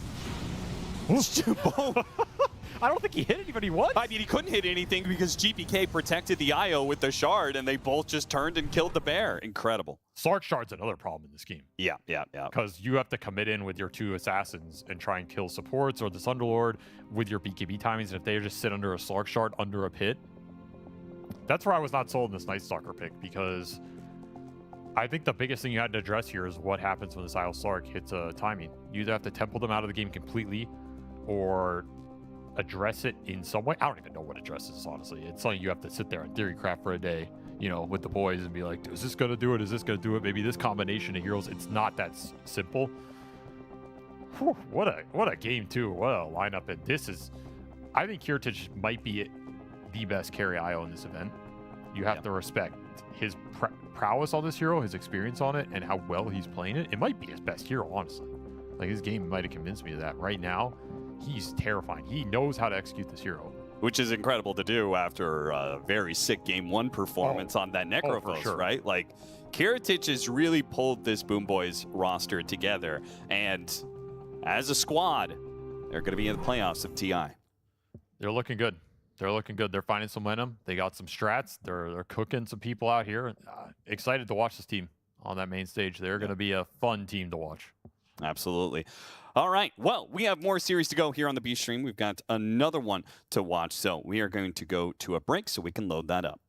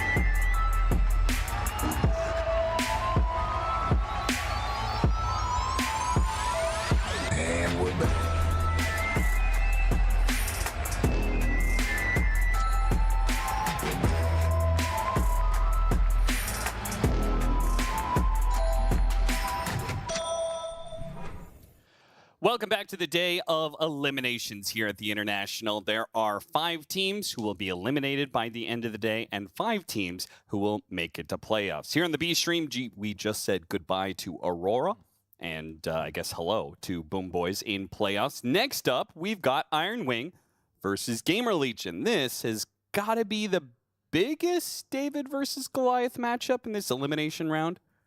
It's going to be tough for Iron Wing. They're up against the NA Giants. There is a tough hill to climb. Yeah. They have not been in the greatest form lately. You don't want to play against the NA team at TI. Let me tell you that. You really don't. Nobody ever would want to play the North American team at TI. It's just a real morale killer. You're like, how are we supposed to beat these guys? This region's unstoppable. You think I'm memeing, but in all seriousness, NA has a pretty good track record at TI. On average, those teams make top 8. And that's what we're talking about here. So you should absolutely not count GamerLegion out. And Do you remember the last time North America made top 8 at TI? 10 seconds remaining. Nouns? Yes. Do you remember how they made it? 5 seconds remaining. They beat 33's team? I'm pretty sure that it was North American teams matched up against each other in the first round of elimination and the second round of elimination to secure top 8. So it was a guaranteed NA top 8 no matter what. All jokes aside, I think GamerLegion has looked very good. They have. Agreed. If anything, they should have a better record than they have because their one weakness is closing games out. They've had a lot of games where they are in winning positions and they just can't close it out and it gets away from them. That is something they will have to address here in this series if they want to get the win because Iron Wing are probably the most difficult team to close games out against. So in that sense, this could be a really rough matchup for them if that weakness gets exploited. But the rest of their game has looked really solid. This is not that uneven of a matchup as people think, like genuinely. Iron Wing are favored, but not by any considerable margin, and they have to be on point today. They do get Earth Spirit, so that part is looking good for them because I haven't seen anybody really be able to deal with this hero. Centaur is not a solution. Outside of Kez. I think Kez has kind of handled that hero in a couple of those groups. I think I still rather have the Earth Spirit. The only thing I'd have confidence in is an IO strat. I think an IO strat can be stronger than Earth Spirit in terms of those late game timings. However, you have to have the executional ability to play that, whereas Earth Spirit's just kind of very straightforward. This hero also creates a lot of threat on the map that comes online very quickly out of nowhere that's hard to account for, and I think that's part of the issue. It catches teams off guard, he gets these pickoffs, then all of a sudden you're stuck in this game that's going later, and he has insane late game talent. So it's a very terrifying hero to give away. You need a really good game plan against it. I want to see something in this second phase, 1-2 punch from GamerLegion that addresses that issue. I don't want to see them just draft some generic lineup, and they also gave away Earth Spirit. That game plan is just, it's too bold. To highlight what Avery was speaking of, the group stage, GamerLegion played up against Vici Gaming, lost that 2-1, and lost a 63-minute game. And then they also lost to Falcons 2-1 and lost a 63-minute game. So GamerLegion absolutely had some series that they could have won if they just changed some very small things, some very minor stuff. But ultimately, they did get to where they're supposed to get, right? I doubt GamerLegion was going to be one of the teams going straight to playoffs, even if they do change the outcome of 1 or 2 of those series. And you end up in the elimination round all the same. Doesn't matter if you're 3-2 or 2-3. That's true. It's just 2 wins to get to playoffs. Thing about TI, though, is winning games doesn't do shit for you. You got to win the series. True. And that's where GamerLegion have struggled. They can win games. They can look really good in games. Can you win the series? That's what this one is going to come down to. And this is the most important series of the year, especially for them. So, time to show up or go home. I wouldn't mind seeing the Ghost Alchemist make an appearance in the series. I think I really like him on that hero. That is a hero I have some faith in this meta in terms of what he can do and bringing Tricores online in the Ultra Late if it ends up going there. That hero's on my radar. Potentially is an answer in this game. Could be interesting down the stretch. You're probably going to have to show the RCY hero here. No, they get the Kez. So there's your answer to the Earth Spirit. At least this is a hero of considerable strength. It's just winning games right now. and it will dice anything up. You always have damage. That is something Kez gives you. So as long as you can control the Earth Spirit, Kez can give you the damage. I like that aspect of it. Kez is the third best matchup against Earth Spirit from pub data. I can't believe that. He's got 70% win rate over 20 picks. That's ridiculous. Yeah, this hero is just... He's owning. Yeah. He's destroying. It's a good matchup against Earth Spirit. Feels good all around. They're going to get the Mirana, which has also been... It feels like a hero that's done well. I don't know if the win rate is actually going to back that up, but... No, his win rate's basically around 50, a little lower. Okay. Depends which side you're playing him on. It's not overperforming. It's not underperforming. It's just there. It's a solid hero. It looks fine in this game. The Moonlight Shadow is going to do some work. You have some stun setups. I'm kind of surprised that Iron Wing left this Kez and they banned Wyvern. Like, why do you need to ban Wyvern in this game? You have Earth Spirit and 2 teamfight heavy magic damage supports. Why do you care about the Wyvern, right? That's a good question. That's very curious to me, because then you just gave him a premier carry with an insane win rate right now for almost nothing. So that ban's a little off to me, unless there's some carry like Faceless Void or something they really want. Now it's even less logical. Whatever, this Wyvern ban is just... it's maybe they meant to ban Wind Ranger. They put the W key down. No. It is a hero that Speed plays, and plays well. And GamerLegion played really well around the Wyvern. This, to me, is almost a research ban of, like, we're looking at your games, we're looking at what's working for you, and you kind of need this hero to do particular things. However, I think in this situation, the ban's not offering you a lot, and you gave him a premier carry. So, see if it comes back to bite you. They're going to ban heroes for this Necrophos. There goes the Morta. I guess you could play Kez mid. RCY does play it, though I doubt they want to do that. I'd be really surprised. I think it'd just make their lineup clunky. 10 seconds remaining. 5 seconds remaining. See if they ban like the Agi carries, the Terrorblade Morphlings of the world for this Kez, or if they want to respect 33's hero pool more. This Necro can play the one position here against Centaur, very comfortable, and you can last pick a 33 hero, which could be a lot of things here. That's the thing. Very few offlaners are banned in this draft, so he kind of has his pick.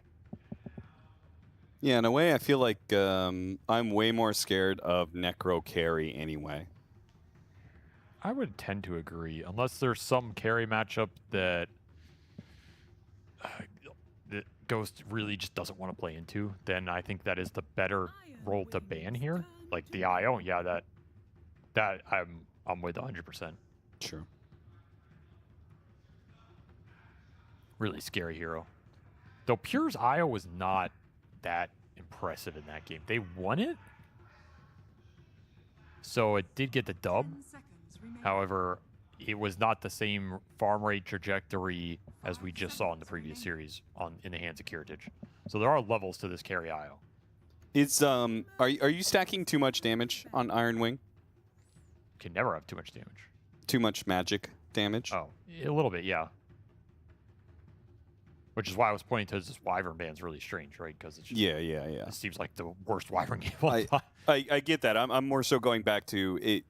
Carry Necrophos, like how do you get physical damage out of the offlane? It has to be some Lycan type hero or a hero that can just extend the fight, and so you get to play around your multiple rounds of spells and just existing.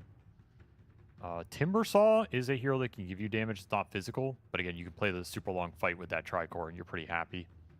There are some offlane options. They're not great, though. I look at this as an offlane Necrophos, and you want a physical carry here. Yeah. And I'm thinking one of those Agi carries for Pure that he likes. Sven is also an option. We've seen the Sven-Kez matchup a lot. It kind of goes both ways. It is Kez favored.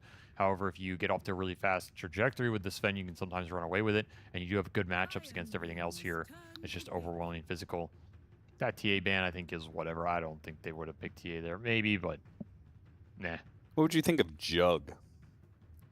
Well, Pure played it once and he lost, so I don't think he's going to play it again. I think that's what happens with that hero. If you lose with it, you're never busting it out. that hero's just really hard to make work. You have to really be firing on all cylinders. I feel like theoretically it's good matchup against Kez. And then Healing Word is obviously pretty sick with this lineup. There's a Naga too, though I don't think a lot of these teams have been picking Naga blind. The Wind Ranger into the Centaur.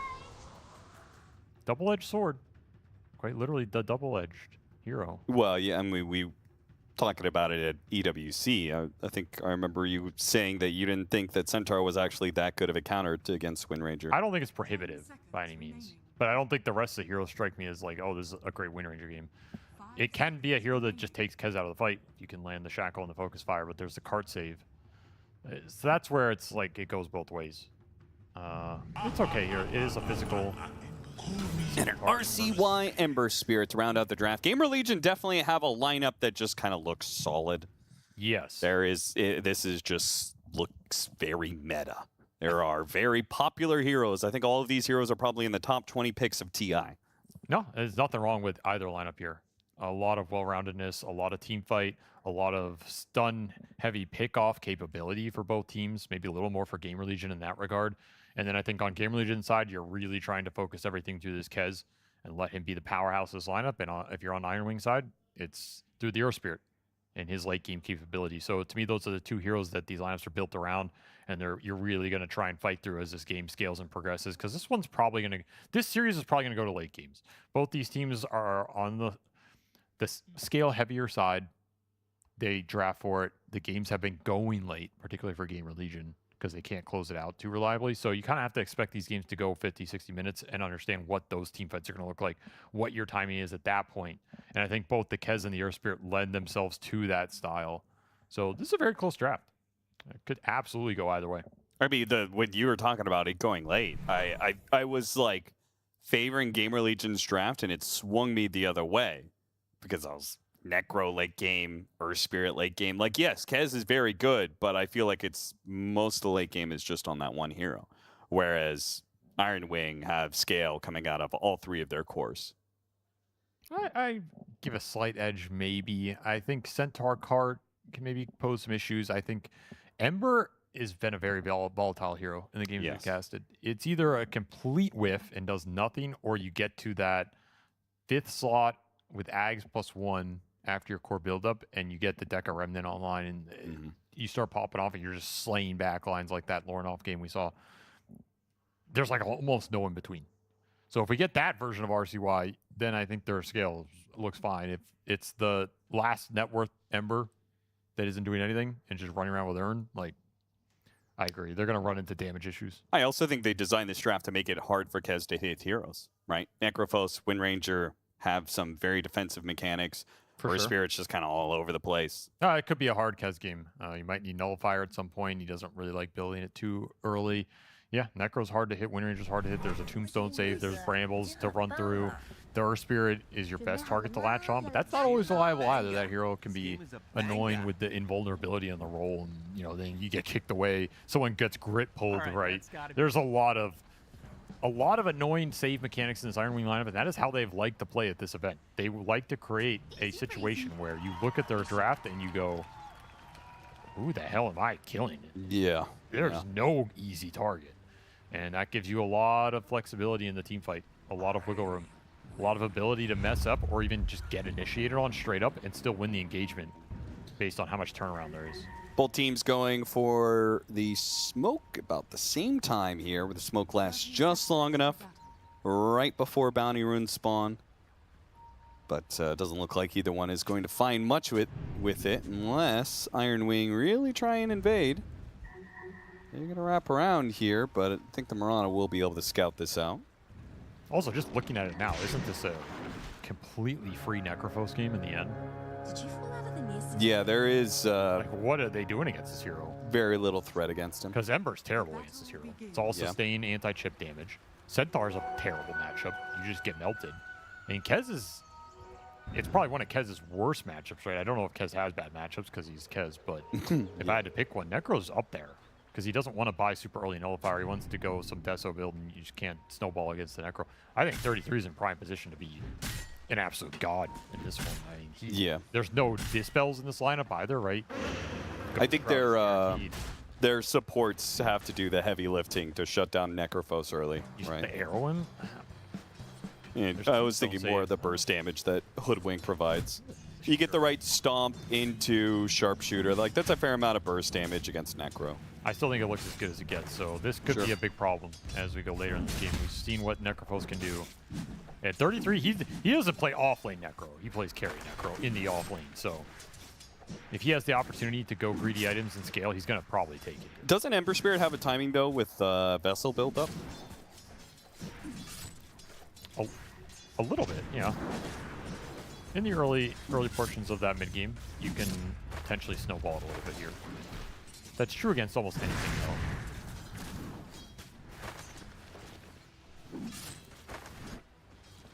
though. Fade is going to be your first blood. Whitemon and Pure find the opening as we had lane pulling shenanigans into creeps and backlane stuff, but left Fade a little bit exposed. Fade has had, I would say, a pretty good tournament. I feel like he's been very solid for GamerLegion the past 2 years. He's been on this roster for 2 years. He's improved a lot, too. Yeah. He's stepped up. He's going to get Tombstone top, though. No TP out of this one, so you just have to run off the damage as the wave got pulled behind the tower. Actually got him on the shackle. Fade kind of runs into that one. They're just trying to They would love to kill him twice and make him do the walk of shame. Not going to happen, though. I will say this Ironwing safe lane has been overperforming so far. They've been playing really aggressive with the duos they've had. Whitemon is a fantastic laner, and they've been extracting a lot of extra net worth in this laning phase compared to other teams. So continues to overperform here with an early kill. Looking good for Pure with that gold injection.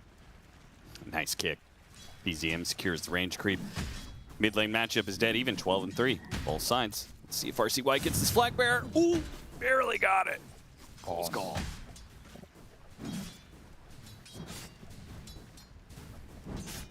Potentially get some rotations going into mid.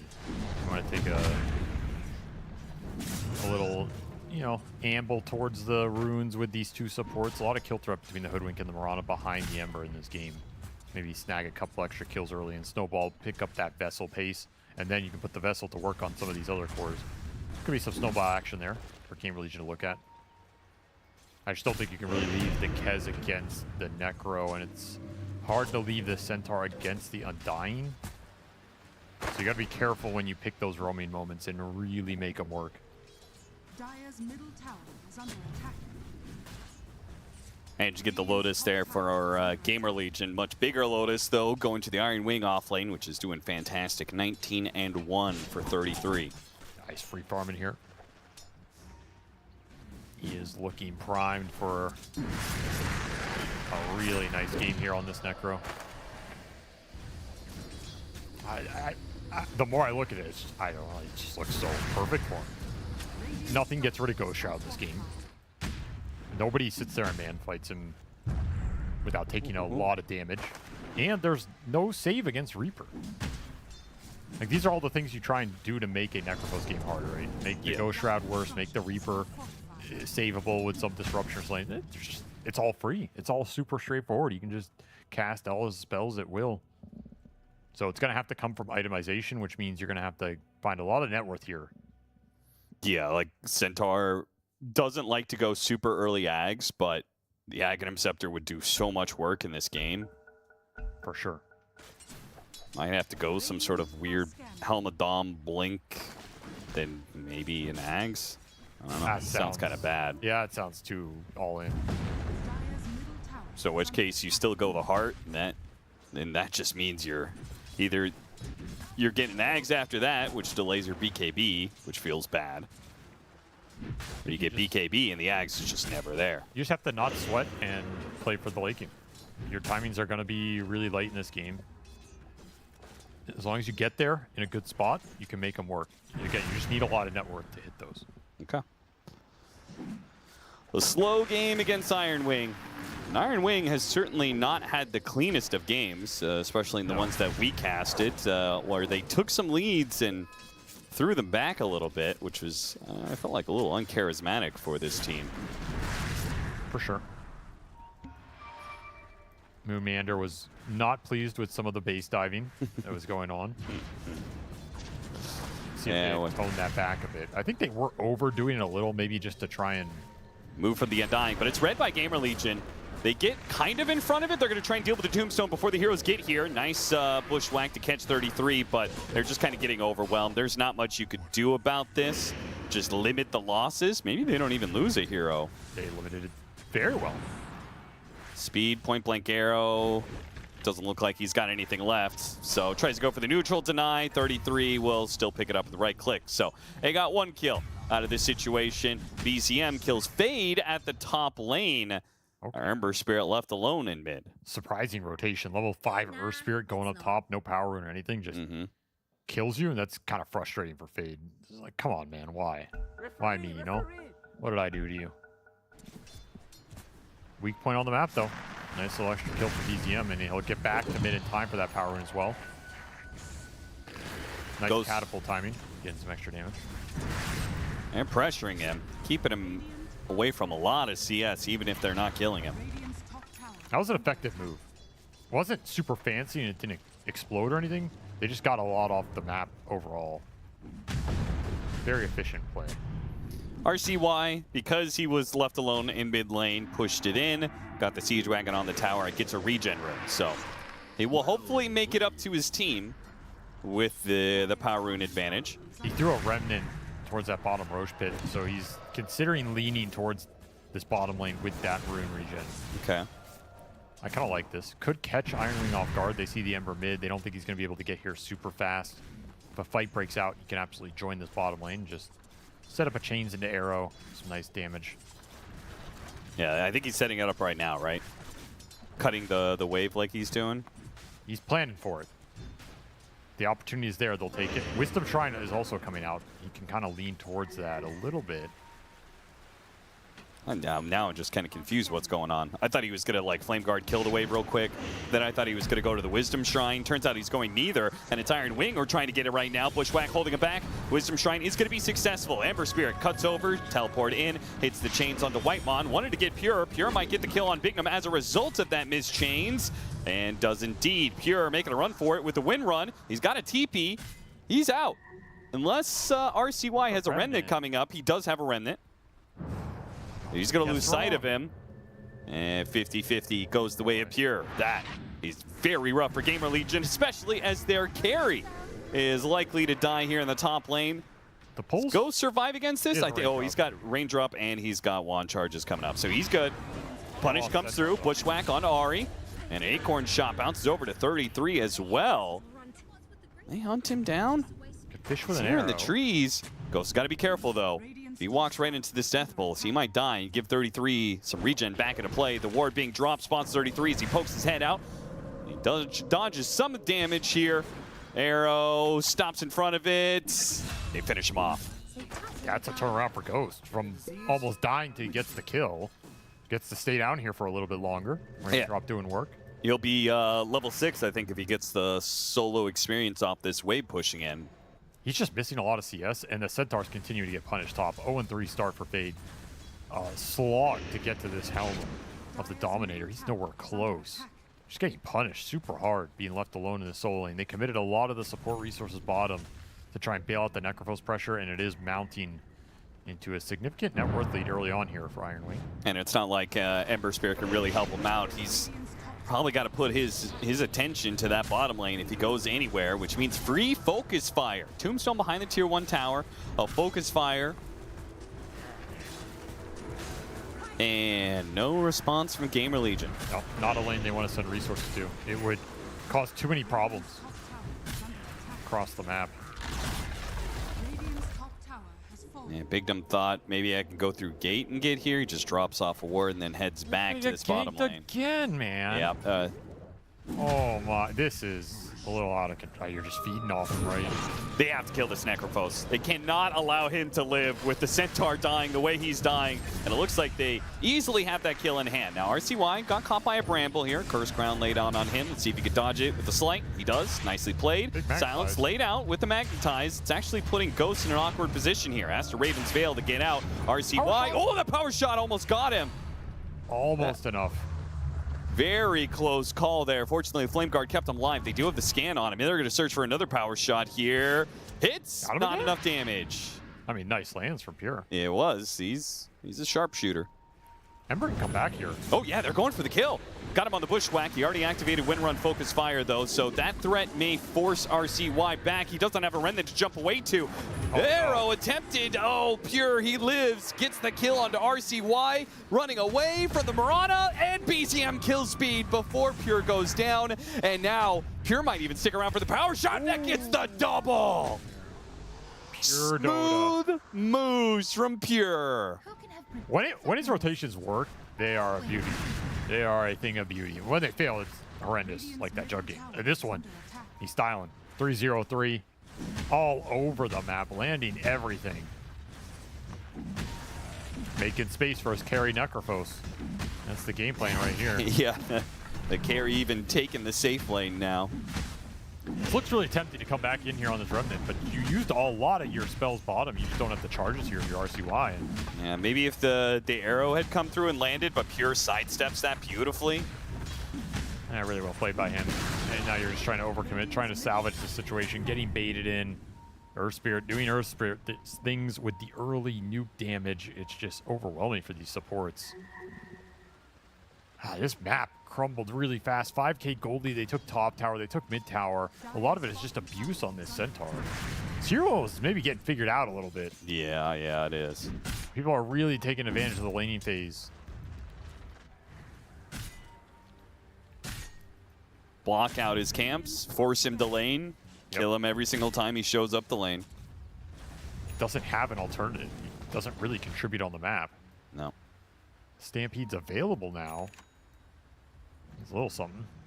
Need the Vessel and the Ember really quickly here. Mage Slayer on the Kez and try and make something happen with those. Vessel already done for PZM. He's going to look towards 12-minute power rune, pretty much guaranteed for him here. And then you're just looking towards that bottom tier 1. You can jam this Earth Spirit into that bottom lane. Take the aggressive fight there. Especially with a haste rune. That is a great, instantly smoke him. This attack is going to be devastating if GamerLegion do not either dodge it or prepare for it very well. And I bank on just dodging it here. I don't think you want to fight this mid-Earth Spirit almost level 10 with haste rune right now. Speed doing a good job playing where he's playing. Designed to break smokes, but the Earth Spirit may still find Ghost. GamerLegion are going to go for a smoke of their own, knowing they need to dodge Iron Wing where they can. There goes that activated haste rune. And maybe speed, and he leaps down. Okay, kind of a wasted haste rune, at least for now. We'll see what happens when this smoke gank hits. Because this is not an easy hero to kill, and it's on top of a tower.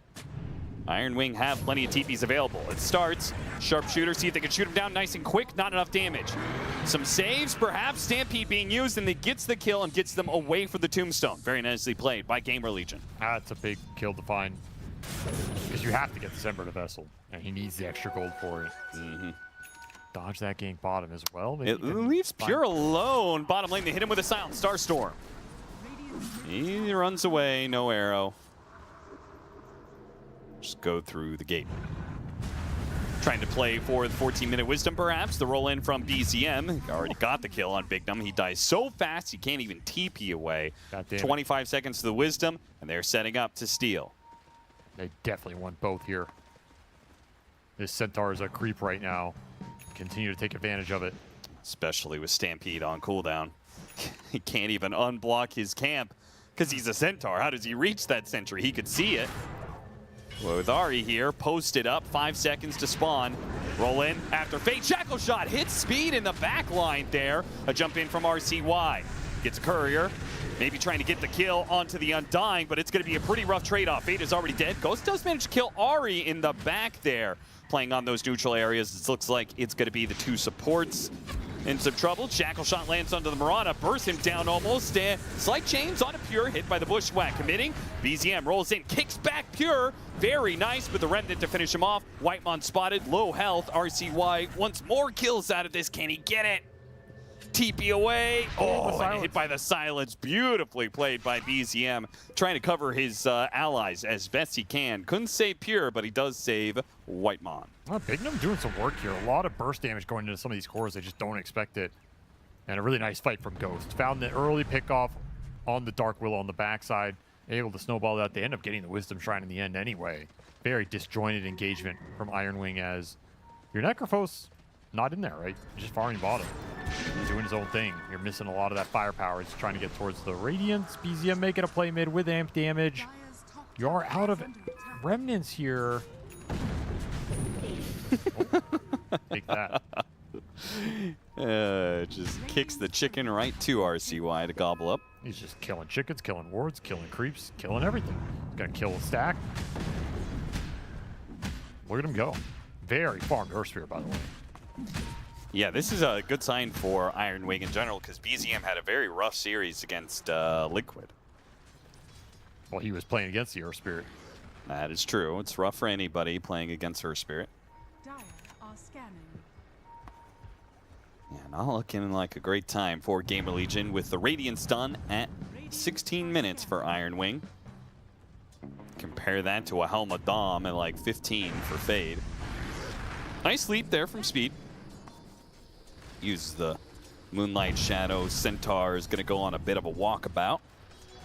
See if he can find some farm somewhere else, perhaps. It's just so hard to show on lanes with the Centaur. It's just food for these heroes.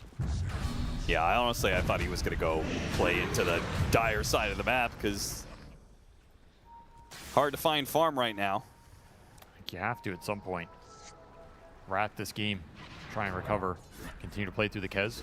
Go still very farmed. Closing in on that Deso will be a really big timing. Slight chains on 2. Not too shabby. Big Num Bushwhack only hits the Dark Willow. Now trying to hit the Sharpshooter. Got the silence onto him, and the Sharpshooter does land. RCY pops to the Illusion Rune and jumps away. So BZM, with his response, kind of muted there because of an Illusion Rune. Nice space. This is space for Centaur to farm out all bottom. Brought a lot of heroes top. Gotta remember this Necrophos is also a Treads Necrophos, not a Boots of Travel one. I wonder how much 33 will regret that over the course of this game. Especially with so much of the action happening away from him. Yeah, I think he should have gone bots here. He kind of died early on anyway, even with the extra strength treads. And I think you view this Necro as a carry Necro. He might go a hybrid build, then it makes more sense. See what he ends up in terms of that full slot usage. And we're close to the Deso for Ghost, 50 gold. Radiant's middle tower is under attack. I think GamerLegion found some nice openings from a tough position. They dodged some of this Earth Spirit strength. They found a couple kills for the Ember, got RCY back in the game. Yeah, your Centaur's still really far behind. That's just inevitable. You can find another little pickoff. Pickoffs like this. They're getting some stuff on the map. Gets experience. RCY's level 12. And speeding on to BKB. And again, these early BKBs oftentimes mean you're untouchable in these lineups. A lot of magic damage being thrown around, not a ton of BKB Pierce. Very true. Gonna be a lot of early BKBs in this game, is my feeling.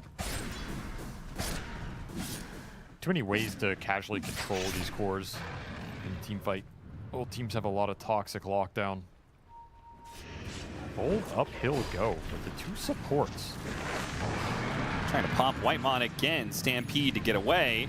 RCY seeing if he can finally get that kill. Dodges the Curse Crown with the Slight.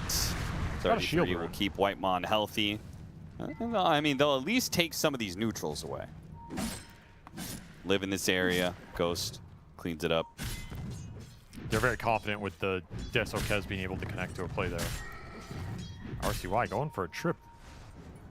He's all over the place. I thought for a second there he was going to cut the mid wave.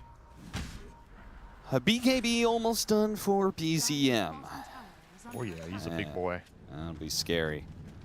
Not sure what you do about that, to be honest. Well, you stampede and run, and That hope you're is not fair. too far out on the map that BZM can chase you. Iron Wing can force a Roche. they feel strong enough to do so with the Wind Ranger Focus Fire, Tombstone Drop, Flesh Golem, dare GamerLegion to come fight this insane Earth Spirit timing. One possibility to use it. The other is Tormentor spawning in 10 seconds here. You could go force that objective, and of course you can always just smoke, try and get a pick off. I think it might be a little difficult to find. If I'm GamerLegion, I think my discussion is, can we trade? Whatever they go for, can we take the opposite? The shield rune? Is that going to be enough? The Bushwhack grabbing 2, and those 2 will allow RCY to survive. He jumped away to the Remnant, trying to dodge the ticks, and does stay up. Consuming the bottle charges, gets back to healthy. BZM chasing after Fade now. Very close call, very clutch Bushwhack there from Big Num. Speed's already setting up on the Tormentor. Not that I think they're going to contest it, but maybe snipe somebody with an arrow while they're doing it. Never know what can happen. You might get the steal here in the right place at the right time. I cannot believe RCY got out of there. That is absurd. Good attempt there, trying to hit him with the silence and Raven's Veil. Catch Ari. If you could clear him out, then they could take this tower in exchange for the Tormentor. They are maybe going to go for the contest and smoke up. Trying to get there. It's so fast, though. Let's see what Speed can hit here. It's only a level 2 arrow. But these heroes are going to be low. And yeah, he's going to pounce immediately. Kills Whitemon. Now tries to leap away. Stampede activated. Heroes chasing after them, but they're so far away. Arrow lands onto the Wind Ranger, but sadly his team just can't get here fast enough. That's too far away. Man, if you could have been there. It would have been such a cool play. A golden opportunity. They almost maneuvered that well. Yeah. Instead, you're going to miss that. The other lanes are going to get shoved. Iron Wing did not commit everybody down there onto that objective, so they get to maintain map control. Dire's structures are fortified. Don't get to use that Kez strength. Ghost is super strong right now. And the fact they got the shard for Whitemon off of that Tormentor is so value. Lead's not growing, though. It's been a pretty static game overall. That's true. The Centaur is technically recovering. Mystical Pipe. You see 33. He's got Boots of Travels actually queued up, so I think you're right about kind of wishing he had gone Boots in the first place. I'm really surprised he ended up doing this, because my read of the draft is that you kind of just want this Necro to play the carry style. Sure. The other 4 are running around, hunting, kills. Yeah, it's one thing that he's cleaning up waves. It's also just, I don't think you need a lot of utility here from him. You have tanky boys, you have a dying to pick it up. If he buys both, then that'll be very interesting. Quick little Roshan while the Earth Spirit's going in. Got the grab onto Speed, kicks him through the brambles. Triple bramble hit. Nicely played. Very efficient objective taking from Iron Wing. They're committing just the right amount of heroes. Getting some bonuses on top, and that is a nice Aegis for Pure to be able to play aggressive into the Kez with. Time for GamerLegion to sink into some rat mode stuff. Perhaps. Because this is beginning to be that kind of lead. With a net worth lead and an Aegis, though, if they pick off Pure here and just take away that Aegis, maybe they could take team fights, but sadly didn't have the damage. And Iron Wing immediately smoke up, and look at this play. They're moving straight to the Kez. Goes just back down from that easy camp, but he's still caught. Shackle shot's gonna land, and they overwhelm him. TPs will be canceled, knowing that they are completely out of sorts. Iron Wing brought all 5 heroes to that very fast play. Kind of a wild smoke. Just from outpost to that area. Really worried about some... I guess you get spotted no matter what going for that, but it's such a bold move to just jam it in there and be like, you know what, we're going to kill your Kez, there's nothing you can do about it. They just giving you a lot of confidence right now. Lands into the bramble, and that's going to mean the Curse Crown lands. He has to BKB. That does not feel great. No, not at all. They're going to pop Stampede, see if he can actually kill the Dark Willow and get out. Reaper Scythe on Big Num. I was about to say, where? Thought for a second I was panicking. Thought the Ember had jumped right into Necro, but that was a different kill. RCY doing work in this game, trying to stabilize the map, finding a couple pickoffs, enabling the supports just while this Fade Centaur does anything he can to recover the rough laning phase. Will it be enough in the end? It's hard to tell right now. Helmadam, Pipe, Blink. Not going to scale too well here. No. Can help his Kez a lot, though. And that is what the lineup's about. Yeah, we just kind of go back to, is it possible for Kez to carry these fights? Good attempt with the shackle shot. Doesn't land, but it does force the Ember Spirit off that top wave, and they immediately roll to mid. I think it is possible right now. It's not going to be true forever. You finish up this Ags on Ghost, he can absolutely carry a fight. Pure just plays so decisive. You don't mess around. I love watching it. Just goes, I'm going to focus fire mid tower. I've got an Aegis. Nothing they can do to stop me. Waste no time to do so.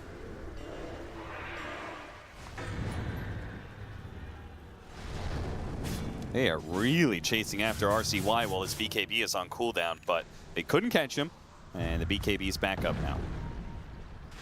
Again, he's creating a lot of space here. Doing what he can.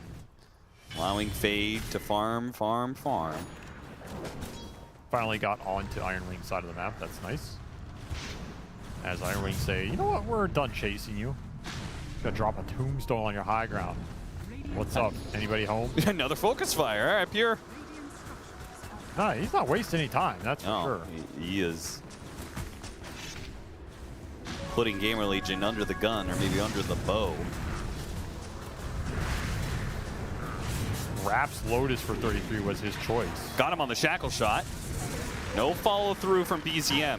He doesn't chase in. They give up their Aegis here. Slight chains on 33. Lotus removes that one. Gets out of the tower range. Pure should be fine on his second life. He's got a Manta just in case.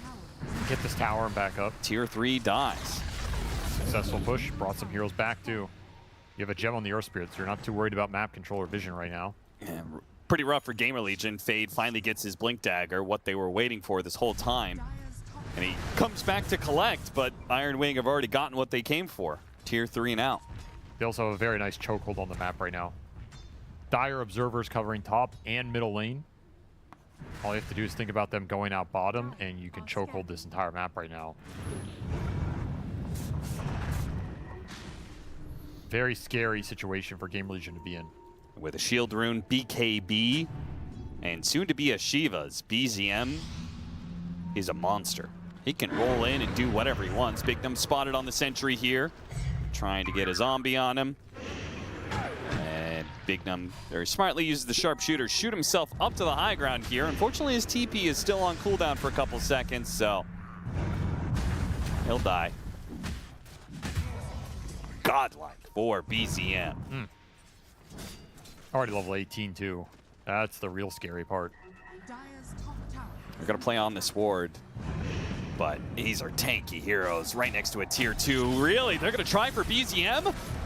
It's gonna be a rough one with that shield rune. He's just so tanky. They used the Stampede to try and get out, get away from this Magnetize alongside the Moonlight Shadow, but thanks to the gem on BZM, he spotted some of these heroes. Well, looks like they maybe lost track of Fade for a second. They catch up to him. With the roll being used, they don't have a stun. No, that Reaper Scythe couldn't get thrown out by 33. Well, that's a clean disengage. And RCY killed Ari in the meanwhile. Almost took that mid tower too. A successful move for GamerLegion? Kind of, yeah. In a weird way. The damage wasn't that bad. He didn't have shield in there. Yeah, 100%. It's just unfortunate that they were dealing with the shield rune. Iron Wing moving fast, moving decisive, making a play to left-hand side. TP in, go after Fade. Bignum missed on the bushwhack. Fade is a goner. Back to the old ways, huh? Dying in this top lane. That very deep lane ward paying dividends. Bignum does get spotted. Gem paying out some dividends for BZM. That's 2 different kills they've gotten with this, and I don't know if they've found any wards or not, but... There's none on the map, really, so absolutely he's done his job. Feels like only RCY is really getting any sort of little momentum going. The Kez is still farming. So the 1 and 2 for GamerLegion are still fighting a lot, and that's giving you some hope to eventually win some clutch fight in this game. Pure's trying to make sure that they do not get into a situation where they go super late against a Kez. Even if they have heroes that I think they're still favored against that Kez, why take the risk when you're so strong here and now? The Necropos is really tanky with Raps Lotus. He needs to go back for the double boots, by the way. Manta dodge. Nicely played. Shackle shot doesn't land. Oh, thought about the Reaper's Scythe. Pipe gets activated by Fade.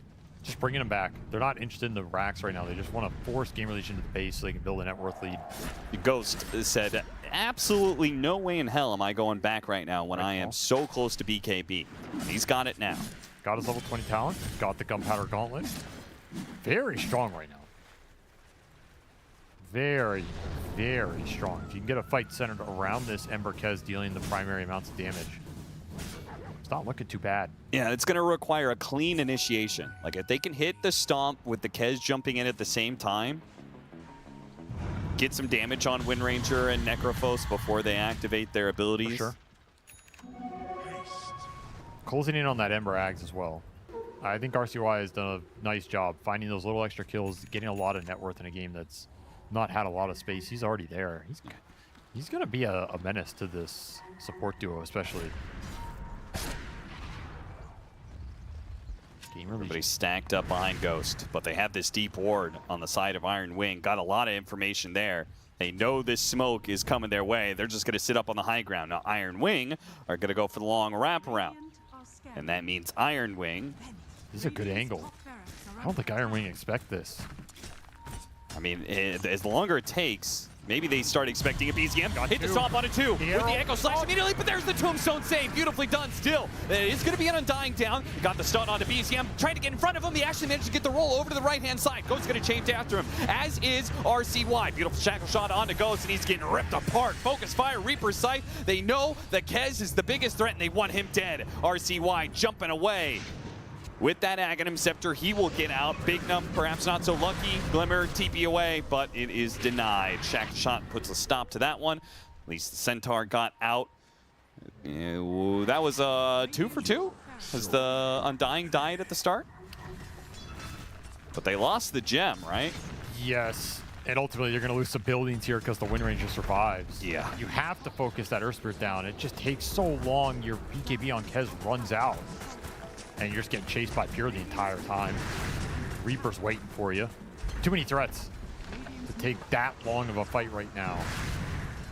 There's a lot of buildings here. Those early focus fires on the tier 3s paying off. They did. 2 lanes of barracks go down almost immediately because there was no tier 3s to hold them. That did not feel like a fight you're supposed to lose 2 lanes off of. Yeah, 2-2 split. And, well, Roshan's about to spawn. So this is about as clean as you can get for Iron Wing. Take 2 lanes, secure Roshan, go for the 3rd. I don't know what you're supposed to do there if you're Ghost. He sticks on the Earth Spirit. You kind of have to. The roll away kind of killed some of it. It did. You had to get in front of him or something. That might have changed the fight. That Tombstone save is just brutal. Yeah. And there's pretty much nothing you could do about it. You hit a 2-man stomp. Well, you can try and go in and silence the Undying with the Kez. Well, damage is going out on the stun targets. I think you have to think about stuff like this with this Undying, because otherwise he just turns the fight by such a large margin. You can't allow that kind of thing to happen. They're going to scramble trying to get to the pit. This feels a little late. If they go for the longer wraparound, they're going to be too late. If they go straight there, Whitemon's going to break the smoke. Arrow going out, trying to get information inside the pit where Roshan's dead. RCY too late with the Remnants. Has to use 2 just to jump away, and a 3rd probably going to be required here. Pierre's going to stick on to him, threatening the Reaper's Scythe. RCY finally jumps over. Completely out of Remnants, though. Yeah, he's going to... If he gets caught again, he'll have to BKB TP out. Fortunately, he does not. But Iron Wing have everything they need to close out the game now. Immediately smoke up. I've got a very tanky, hard-to-kill Earth Spirit. They've got 2 lanes of barracks, maybe even a pickoff. 33 attempting it on Speed, who is out of leap charges. They want to end this game very quickly. Heart on Necro, Satanic on a Wind Ranger with an Aegis. I mean, these heroes are too much. It's too much of a blob to get through. Kez, as high of a damage dealer as he is, can't threaten these heroes fast enough, and they got the BKB out of him. If this push comes here and now, there's not going to be a BKB up for the Kez. That's 90 seconds on cooldown. Long time. Try and get this bottom lane in. Finish up the heart. Yeah, you're going to send it here. No reason not to. You just hit some nice item timings, nice talent timings. No BKB on Kez. What are you afraid of right here? You always have that tombstone save to bail out some stun chain initiation. Radiant's bottom tower is under attack. Can GamerLegion weather the storm? That's the question here. It's going to be real tough. Any buybacks to play with? They do have a lot of buybacks, actually. Could just jam lives into this high ground defense. Yeah, Whitemont just goes straight to the high ground, drops a tombstone. What are you going to do about it? Nobody can hit it. Nobody can get close. Try and find the back line if you can. Take an angle around. They're eyeing it up. Run down the side, drop the ward, got a stun. See both supports. They're going to kill Ari almost immediately. But we got off the Yules. They have to stick around a little bit longer, try and kill him with a Stampede, and they got the 2. Now they have to reset, though. RCY with his BKB, a remnant jump out. Kez in some trouble. Grappling paw, but no, the Reaper sight puts him down. He does have a buyback here. A buyback used by Ari. Age is still intact for Pure. Healthy cores with the Necrophos constantly healing them up. Have to commit buybacks here. He saved the BKB. So you're playing for it. Try and all in this Necrophos. Got the Bushwhack initiation. Yule Scepter on the Emperor. In some trouble. Silenced up. Oh, he's in trouble. Slight goes out. Remnant jumps to the back line. Rolling after him, though. Bezium hunts him down. Another buyback going to have to be used. That's 2 for GamerLegion. Ghost running around with a BKB, but unable to hit anything against Necrophos and Windranger. Now starts manning up against 33. Shackle shot attempted. Oh, in for the silence. Whoa, the silence stops the stomp. Beautifully stuffed. Ghost in some trouble, and 33's just blocking him out. You're not getting back to the fountain. Not with him. Body blocking you all the way. Fade going to be run down underneath the tier 4s once again, trying to hit a stomp, but these heroes are just too damn tanky. They're too mobile. GamerLegion do not have the power to stop this. Too much HP in this lineup. It's so much to get through for what is mainly a 4 protect 1 line, with this Kez being the primary damage dealer. The Ember eventually can do a little bit, and I think RCY played pretty well in that game. It's just this timing they hit very early, earlier than I think GamerLegion expected. And a lot of that, honestly, was what happened in that Iron Wing safe lane. They debilitated the Fate Centaur by such a large degree that you're just playing this game 4v5. Yep. And that's a tough situation to be in these elimination games where it's very stressful. He's your stun. He has to go in. He had the worst game. It's just too much all on him to make something happen in these fights. There's too much on the Kez as your primary damage dealer, and these things are very obvious to Iron Wing, so they just get to kite it out. They can play the fights very casually, very comfortably, just play around the Earth Spirit, play around the Aegises on the Windranger. She's not an easy target. The Necrophos has a really good game. He's not an easy target. Tombstone save is there for anybody who gets arrowed. What are the threats can you come up with in this game? It's just too many things to address here. I really like how they played that top lane, and they abused the hell out of this Centaur, man. I'm starting to see this hero get exposed a little bit. You can't just first pick him, throw him to the Wolves, and say he's going to catch up with Helmet Dom and still have impact, especially if the game ends before 40 minutes. Then you're in big trouble. So, a sick game from Pure. Oh, yeah. Watching through these highlight plays reminded me, I was like, oh, man, all right. He just played so aggressively and decisively, and it worked out beautifully. He's probably been the most aggressive carry at this event, and again, in some of these early games, it's beautiful, and it brings everybody together into the game, and you're just like, man, why don't other people try and do this? And then you have those games, and you go, oh, yeah, that's why other people don't try and do this, because you join the fight, you die once or twice, and it sets you back, and the whole game just feels off. So this game, it worked out really well. It's a nice hero to join these early fights because he has some survivability and some sustain behind him. I mean, it's the exact kind of carry you want when you're playing with 33, right? Exactly. The Duraccio style of I'm going to run in, kill a bunch of people, team fight early, and 33 just gets the farm. Which, again, why do you go Treads? You should know. He's like, I'm going to carry Necrophos this game, Well, I feel like no matter what kind of boots 33 picked up in this game, I think Iron Wing was going to win it no matter what. Such a decisive lead so early on, and they didn't really ever let up. 10, 1, and 11 for Pure, 11, 1, and 13 for BZM. Fantastic games from them. Yeah, you got to keep questioning why give this Earth Spirit away, too. I've yet to see teams have a coherent game plan that's going to stop this hero on all the levels that he's proposing. It's not just that scale. It's how much work did BZM do in this early mid game with power runes, killing supports. He just rolls on you, silence, kick, 2 right clicks, you're dead on any support. It's really hard to get lanes out. It's really hard to make moves. That's another prohibitive thing this hero provides.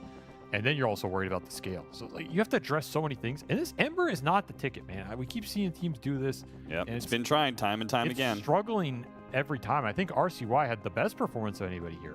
Dealt a lot of damage. He found some pickoffs. He got lanes out. He got farmed. I'm not saying this game was on him by any means. He probably played the best. No, I think he played really well. Yeah, it's just this hero's an inevitability, right? Like he just gets tankier. He does more damage. He scales harder. So you have to make up for it elsewhere. I think it's just kind of disappointing for GamerLegion from a draft perspective because I feel like you should have learned these lessons by watching Iron Wing against Liquid. Oh, they definitely learned it, yeah. Yeah, like Iron Wing learned from that series, and if you were an observer, if you went back through those, I feel like you learned it too. 100%. But GamerLegion, not so much. They give up the Earth Spirit. They pick up a Centaur that doesn't work for them. Some lane execution issues too, though. Like we could talk about draft, but honestly, Iron Wing just outplayed him in that laning phase. And it's a scary thing because they have White Monari, and these guys are killers in the laning phase. Pure is going to rotate and do some chaotic moves. 33 is always going to get his. It can be tough. So they have to address that in game 2. Otherwise, you're out of here. Well, we are going to that game 2 after a break. We'll be back. With Ari from Iron Wing. Ari, always a pleasure to see you. How are you doing? Yeah, I'm feeling really good. We as a team are feeling really good. We had a really good boot camp, and we're feeling good, yeah. Let's talk about your season overall. You guys have been the winningest team, really, I'd say. You've won like 4 tournaments, I think. But there have been some finishes as well that perhaps below what you might have expected. Where has that sort of inconsistency come from? Were you great at the start and maybe you've wobbled lately, or has it just been throughout the season? How has it felt for you as a player? So from my side, it's all kind of new because it's my first year of actually winning things. And I would say the tournaments that we won, it came without too much effort, I would say. So then when we start losing, it feels like a bit of a shock and we're like, why are things not working anymore? Why is it so hard now? But I'm not really the type to make excuses, and I would say that it was really down to us, and I think maybe we got a bit complacent after winning too much or something like this, and at that point other teams overtook us. But I do think in the last few months we've really worked to fix that and turned it around. So we still feel really confident going into TI, and we feel like the work we've put in is giving like signs of the work, you know, like we're feeling really strong. Do you go back and watch the games and like, what the hell went wrong? Or do you just write it off and say, all right, move on? Like, what's the approach there as a team?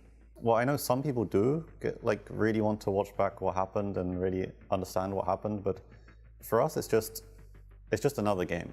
There's no more value from watching this game than any scrim that we lost. It's just another game, and it doesn't matter that much what happened in that one particular game compared to any other scrim. What matters really is just becoming better and improve more generally rather than just fixate on this one specific loss that we had, because the next loss will be for a different reason. Right.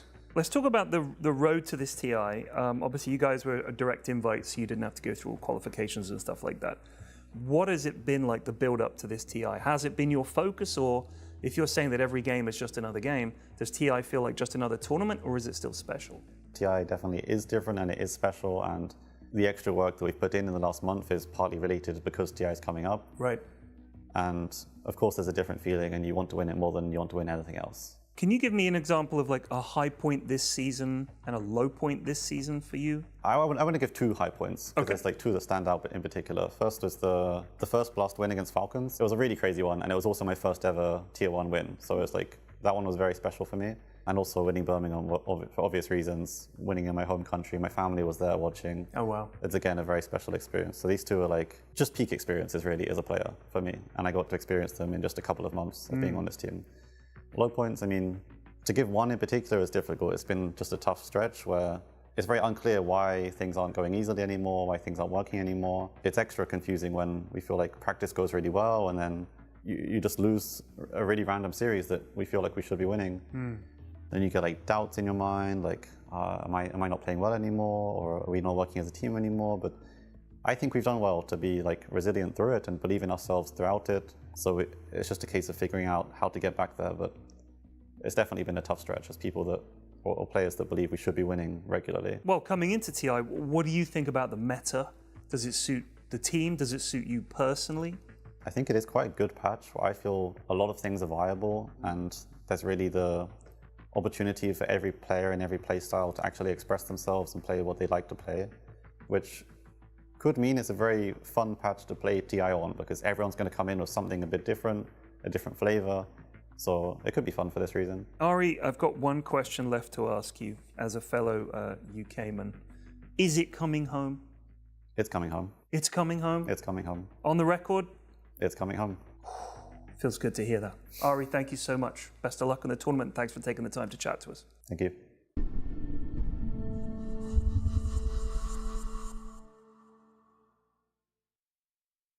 I'm here with Fade from GamerLegion, and we're going to have a little conversation about the International. So, Fade, welcome. How would you describe yourself as a Dota player?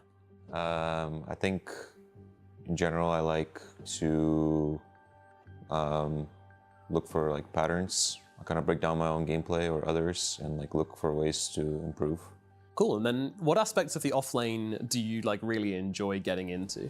I think it's a pretty complicated role because there's a lot of different things you have to do depending on the hero you play.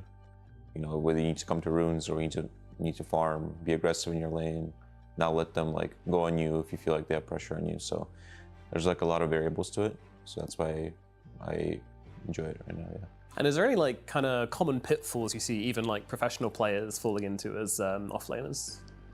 Yeah, for sure. I mean, I think you know, you see sometimes people like get caught a lot or die a lot. It's not usually just because they're like, you know, going too aggressive or playing too passive. It's just they're not in that mind state to where they're like understanding how the game is like progressing. The game is going too fast for them, I would say. Right.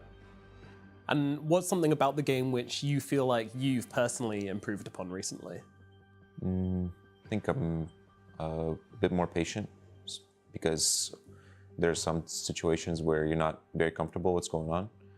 And in those moments, you kind of need to be a little bit more patient and, you know, play off your teammates, because, you know, one person can have a very good game and they can understand like how they want to play, because you can have some good impact in the game even if you don't have like, if it's not going the way you planned it out to be. So last TI you were Heroes wildcard. So what's different between approaching this TI and approaching last TI? I think we've generally improved as a team.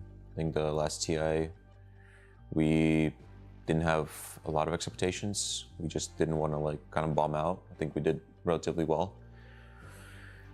This TI, I think we've had better results throughout the year. So I think we're hoping to do, you know, to do better and have a better result. We're kind of hoping to make the playoffs. That's the ultimate goal for us, for sure. Is there any team in particular which you feel like you've had a bit of a rivalry with throughout the season, which are now looking to play at TI? I think it's a little hard for us to have a rivalry because some of the tier 2 teams, they kind of go in and out of tournaments, especially the tier 1 tournaments. And the tier 1 teams that we play, we generally don't have like some great record against.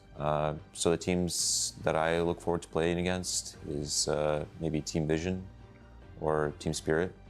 Do you feel like there's any big offlaners which people are going to be pulling out, which we haven't seen so much of this year, but you think they'll be popular at TI? I think we'll see some Timbersaw. When games get kind of dragged out, people tend to play a little greedier. Other than that, will be pretty basic. It'll be some zoo heroes like Largo, Centaur is going to be very popular, in my opinion. So, for you, Fade, what would you consider a success? What's your goals at this international? Personally, I want to just play well, so I look forward to seeing how I perform. And as a team, I think we would be very excited if we can make the playoff round and play in front of the crown. I think that would be really awesome. Brilliant. Fade, thank you so much for coming to talk to me, and good luck at the international. Thanks so much.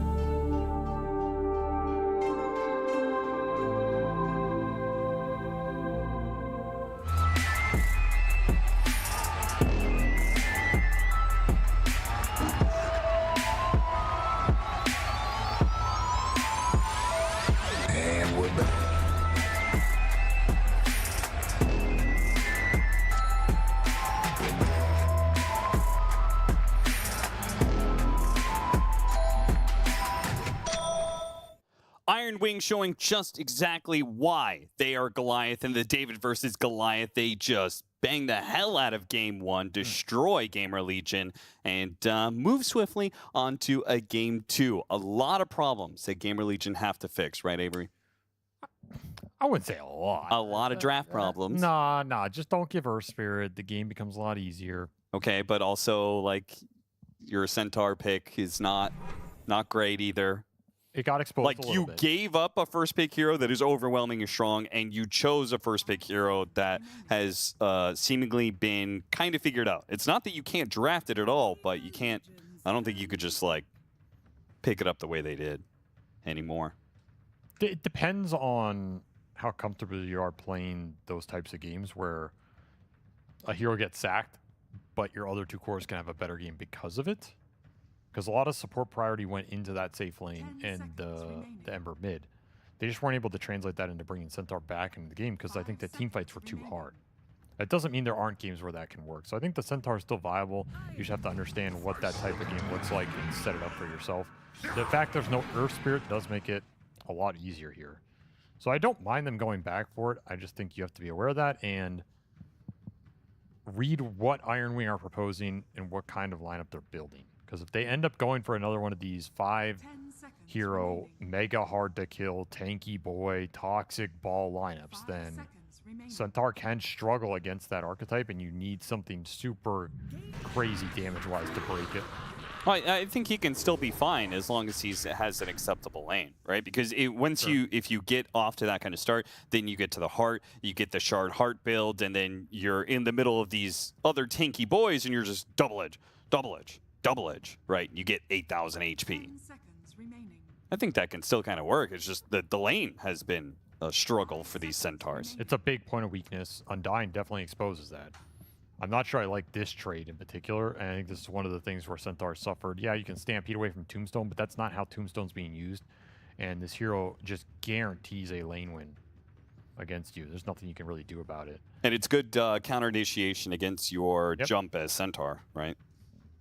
So I think GamerLegion will have to address this Undying more than Iron Wing have to address the Centaur already.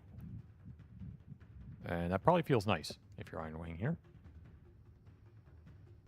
You have two bans. You can ban Necrophos +1 if you felt like that was another issue for the Centaur. I wouldn't mind that.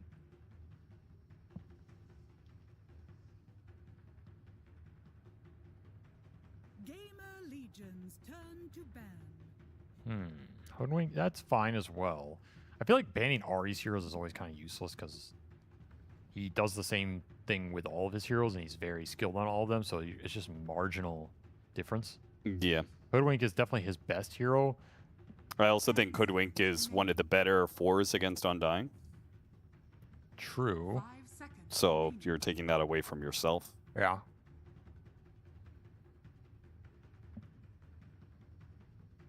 I think the Shaman Dark Willow are definitely going to be either banned or contested here.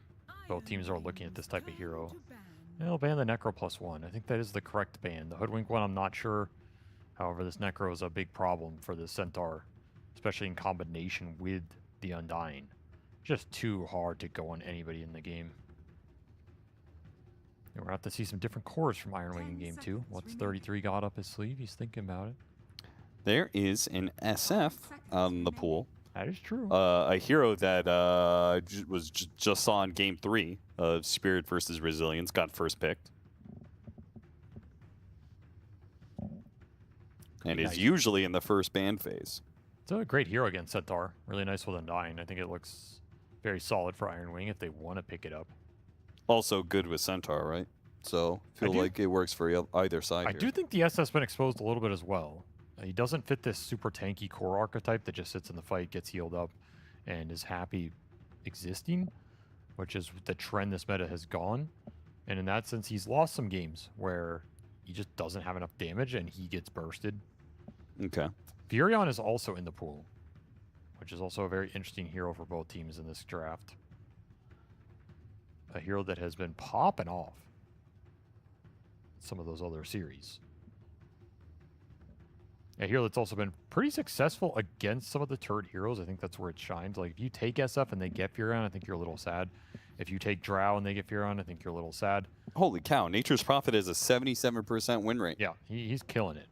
So I think some of these drafts, it gets ignored, but it definitely should not be ignored. And this is one of those games where you can absolutely play it here. That hero can also go mid. You get some nice flexibility in terms of the style, the role, the scale, all of it in one. Yeah, him and Lone Druid, same number of picks, exact opposite win rates, really. 30% for Lone Druid. Does this ban SF take Dark Willow, I guess? Two supports like that feels a little bad. 10 seconds remaining. There's Lina in the pool as well. 5 seconds remaining. Lina seems fine to take here. You just want a flex core that's going to pair well.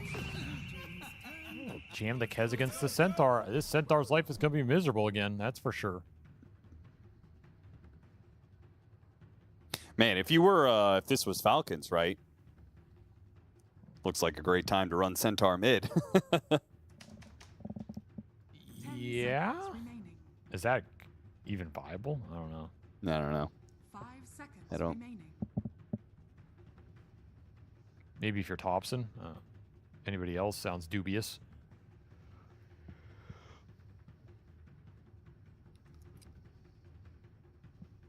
I think Iron Wing are just winning all these draft trades by a little bit.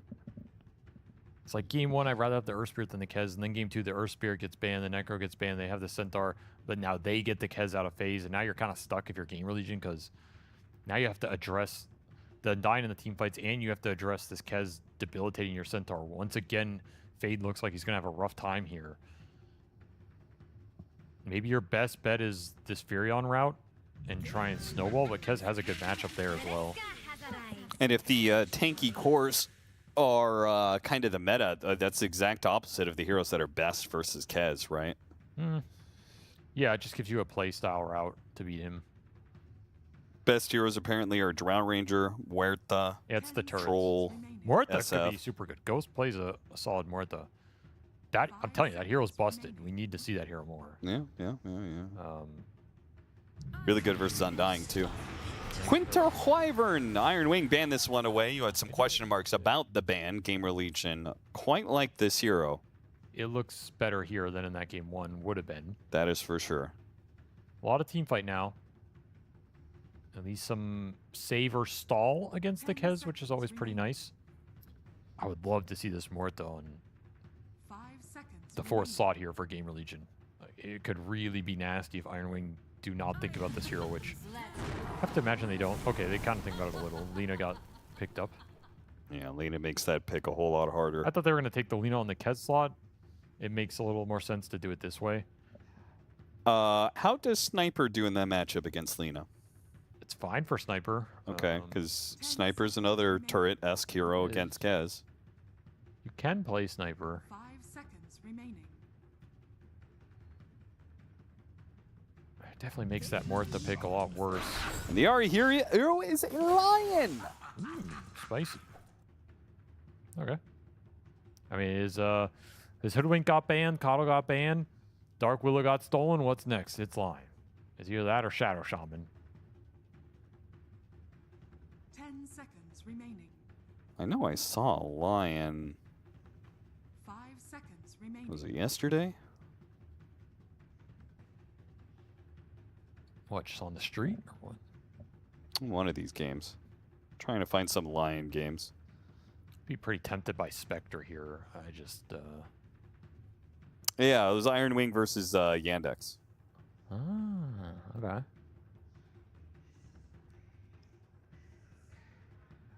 Actually, very similar lineup. Lion, Winter Wyvern, Kez. And Lina. So. Oh, Tiny makes an appearance. Forgot about this hero. But that, I mean, I feel like this is making looking the Sniper even better, right? Frontline carry, frontline offlaner. Definitely viable to pick a turret mid here. You have a lot of heroes that go in, create some chaos. You have Stampede, you have Jump. You have the Wyvern backup when they collapse on the guy who's going in as well. Yeah, this GamerLegion draft is, again, it's well-rounded. Just maybe a little concerned if the lanes go poorly again. You end up in a similar situation where it's just hard to run into what Iron Wing are proposing. They still have a 33 hero to gobble up that could give you a lot more frontline, a lot more beef if they want it.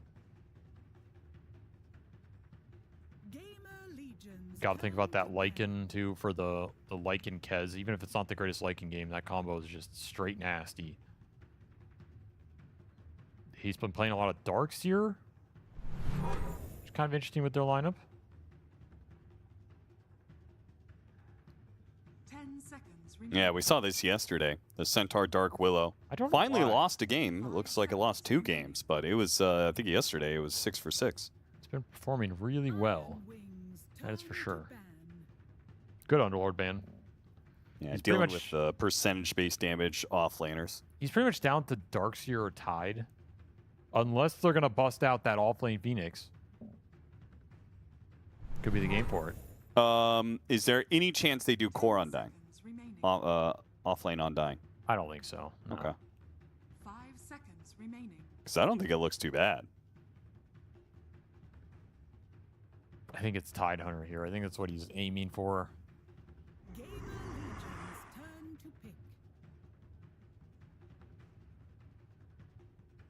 They ban away the RCY Ember Spirit, who did as best as he could in that game 1.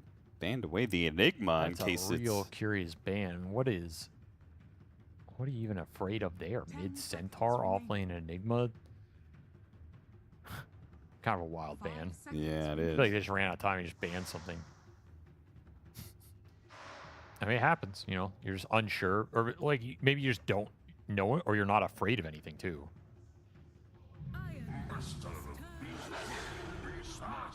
Okay. Mid Beast. Kind of disappointed, no sniper. Yeah, I'm not digging this Beast pick. What's it really doing in this game? I do think point-and-click stunts are pretty good versus Kez. Sure. I like that part. There's a tombstone, though. Yes. Yes. Also, I just don't think this is the hero that took advantage of Tiny Centaur going on people, stunning them, creating space. Beast doesn't take advantage of that. Yeah, Beastmaster is the one doing that. Exactly. Oftentimes, That's why it just feels a little weird to me. I don't see the idea. Happy to be proven wrong, though. Iron Wing, you don't have a lot of time to respond here. Kind of a sick Naga Siren game. I don't know if you can fit it in anywhere. Probably not. What does 33 want? It's probably the Tide. Yeah. That was just, it was always going to be the Tide here. Of course. I mean, no Beast reason. made it juicier, too. Yeah, no reason if you're Iron Wing to deviate from the script here. No. Right. It's a good anchor smash game against Tiny. Pretty good Kraken game. There's nothing that Tide really hates playing against. There's no Doom or Undispellable Leash or something like this. So Avalanche is a little annoying, but that's it. Yeah, sure. But Avalanche is annoying for every hero in Dota, right? There's not much you can do about it. Ghost can get a Silver Edge build-up. Yes. Very strong. So combine that with Avalanche, maybe they could actually kill this tanky frontliner, but it's going to require Ghost to have a very good game, be really far ahead to do something like that. But if he gets to that point in time, I could see, you know, how you can 100-0 Kez. They might be able to break and kill the Tide Hunter.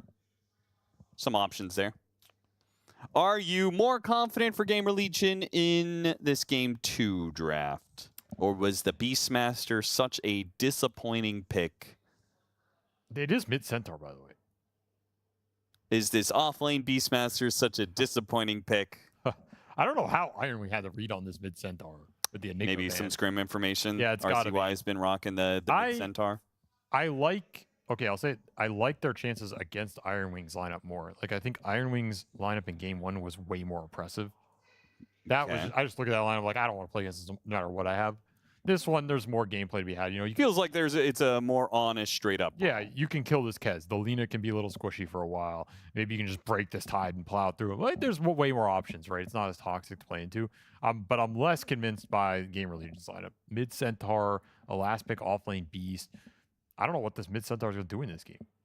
It looks kind of rough. Does mid Centaur really beat Lina really hard? Maybe that's... Okay, even if you do, even if it's a matchup where you can kind of say, I sit here and ignore him and whatever, is that...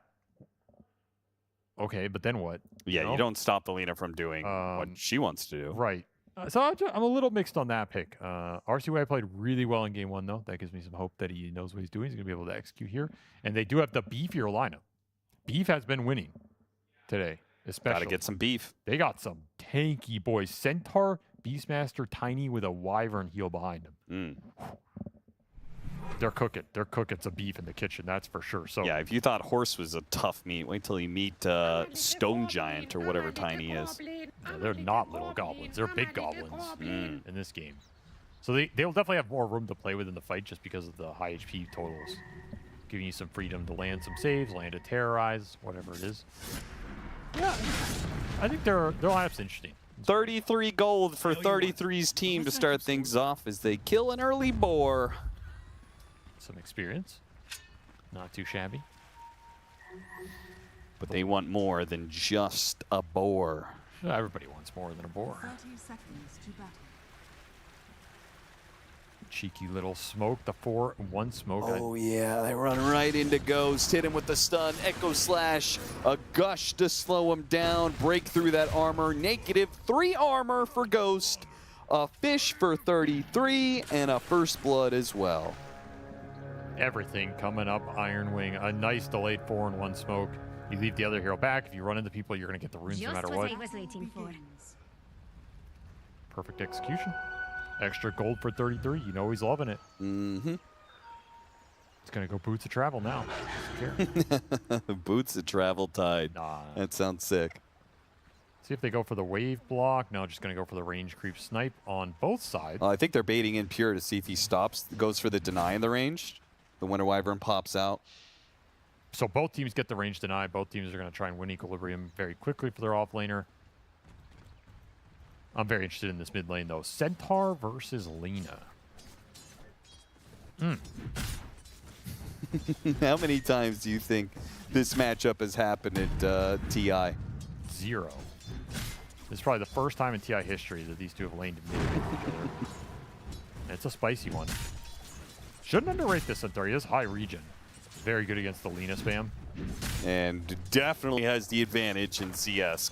This is one of the best things about Centaur. Very high base damage, great attack animation. Oh yeah. And we've seen some meaty chop. We have seen some mid Centaur meta-wise over like the last month or two. This is not full experimental. It's just a matter of can you make it work in this game. I could see him get really tanky here and be a problem. There's a lot of flat nuke damage on the side of Iron Wing, with Centaur generally like scaling against. Lion's pretty bad. The Lina spells are kind of bad. The Tide Undying aren't giving you much other than the Undying Amp. It's really Kez who's a big problem for you. This matchup's so fun to watch. There's a lot of baiting. Yeah, a lot of fake hitting on creeps, trying to bait the other to go for the deny. Top lane, we got a clash here. Double boars are out. One of them's gonna die. The other one stays alive. Axes swing on through. Whitemon getting low. Bramble does land. Shadow Realm hit. Will that be enough? They don't even try. Well, it actually does try, but Whitemon, Decay, he has got more than enough HP to survive. Very strong start for Kez. CS is really in Pure's favor. Gets another range deny there. He's looking for one more. Gets it. Yeah. Very nicely done. That's going to be a big experience lead for this duo. Oh, yeah. If the Kez has a good start, then shut down Centaur in this game. Well, flirting with danger. Yeah, they may be doing well in CS, but they are going to need to get some resources. Bignum challenges the two of them here. Shadow Realm will allow him to get away. Oh, RCY is getting beat up, man. He's got a heal himself. He's all right. Lane is not fun for him right now. I wonder if BZM goes more of a hybrid right-click build here to try and deal with Centaur more directly, or if he's just going to say, you know what, whatever, I'm just going to play my Magic Lina. I can kill other people too. I can assassinate supports or whatever. Ending up with Parasma in this game seems pretty nice, though. All right, made a rotation. And playing for Lotus here. Lotus keeps Whitemon alive, and they'll kill Bignum. And they'll get Fade. Pure manages to run him down as well as Bignum's courier. All 3 units in the top lane for the Radiant die. What a rotation. That is so much gold off a single move. And guess what? You leave 33 alone, but... Yeah, you're really trying to kill a Tide Hunter with a melee hero. It doesn't work too well. He got the first blood gold injection anyway, so he's chilling, you know? Yeah. He's flying out something, or did... He's got mask on the courier that he's... not microing right now. Okay, don't know what's up with that, but it's chilling there in the fountain with 900 gold on it. I don't know what's up with this. Maybe he thinks he's going to get even more. He's like, hold up, I'm going to get a kill. I got to... Okay, yeah, he was waiting for extra regen purchase. Sitting there for a while. Get it out. He's just too rich for his own good. It's 1,000 gold courier running. It's a good problem to have. Yeah, it really is. Once again, it looks like the safe lane is overperforming. It did require a rotation from Ahri to really cement things, but again, Whitemon and Pure are running away with it. And meanwhile, Ahri pulling away his bottom, being annoying. Looking for his own courier snipe. Almost got that little Roshan there. He's making a run for it. Be some stacked waves going into 33. I don't think you can punish him though. Full HP with mask. Morbid mask already online. It's such a hard dive. Goes out of mana too. This is just a dead lane for GamerLegion, which means you can send the Lion back top and look for more kills up there. Yeah, exactly. You got to know the pressure is coming to this top lane when he does something like that. Tide doesn't have to. He can just let the creep equilibrium push into him. It's a very smart way to play the map right now. And nighttime hits, so you can really go for this gank. Oh, Fade. Oh, he's going to get caught. Impale and a quick kill for Iron Wing. Oh, maybe not so quick. Speed does rotate in time, hits him with a Cold Embrace. That does leave an opportunity for the Tombstone to build up some zombies. They kill the Tomb. Bignum's getting low, as is Whitemon. They're both going to drop low, but the Shadow Realm gets off just in the nick of time, and he got the hit to finish off 1 for 1, maybe 2 for 1. Ahri drops a bit low. They don't have anything to really catch him here. Pure going in for it. Does he have regen to play off of here? A stun on 2. Beautifully hit by Ahri. I might bail him out of that situation. Has no Got the slowdown. Axe tries, but a grappling claw gets him out of range. It's tough to find the impact with Wyvern in those situations. Your spells are just not as good early on. He did a great job spellcasting. Just hard to turn that around. Now Whitemon, he comes back, salves up Pure. He's going to be right back into fighting shape. Might catch Fade off guard if he's not ready for how fast this heal happened. Straight back into him. Pow! Gonna Blade, Dragon Slave, Drew, slow burn, he's dead. Oh, it's the last tick. It was within 3 damage. That's like a half a second of regen for a Centaur. Yep. Like just natural regen would be able to combat that. This game's looking rough. Yeah. I'm not gonna lie, Austin, it's looking real rough right now. Ahri's underneath the tower. Shield Rune from BZM will tank it.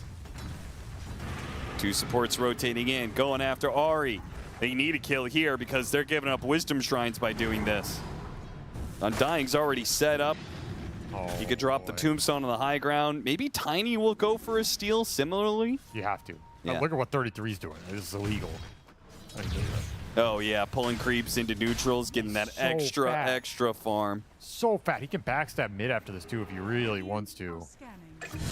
Get the shrine with the Tiny at least. Do get Ahri, and they will get that shrine, but Fate's in trouble once again. Level 6 on Pure.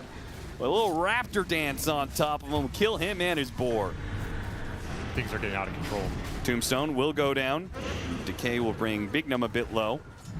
You have to stem the bleeding here.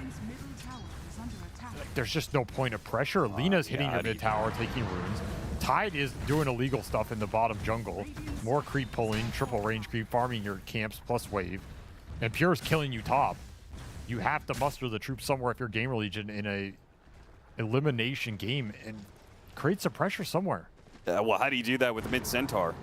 Just stampede on top of this guy and stun him. I don't know. try to hit the Bramble. He landed the Bramble. What a stun from Ari, though. Is it going to be enough, though? Dragon Slave, Cold Embrace trying to keep RCY alive against the slow burn. It'll work. RCY's fine. The kill to Lina. Finally, GamerLegion get a little win out of this situation. Still hunting down for more. Looks like they'll pick up Ari. Or Big Num, rather. Oh, my God, a haste rune. Oh, he didn't grab it. He just kills it. At least you get something here? Yeah. What was Pure doing back there? He was looking for the backstab. I see.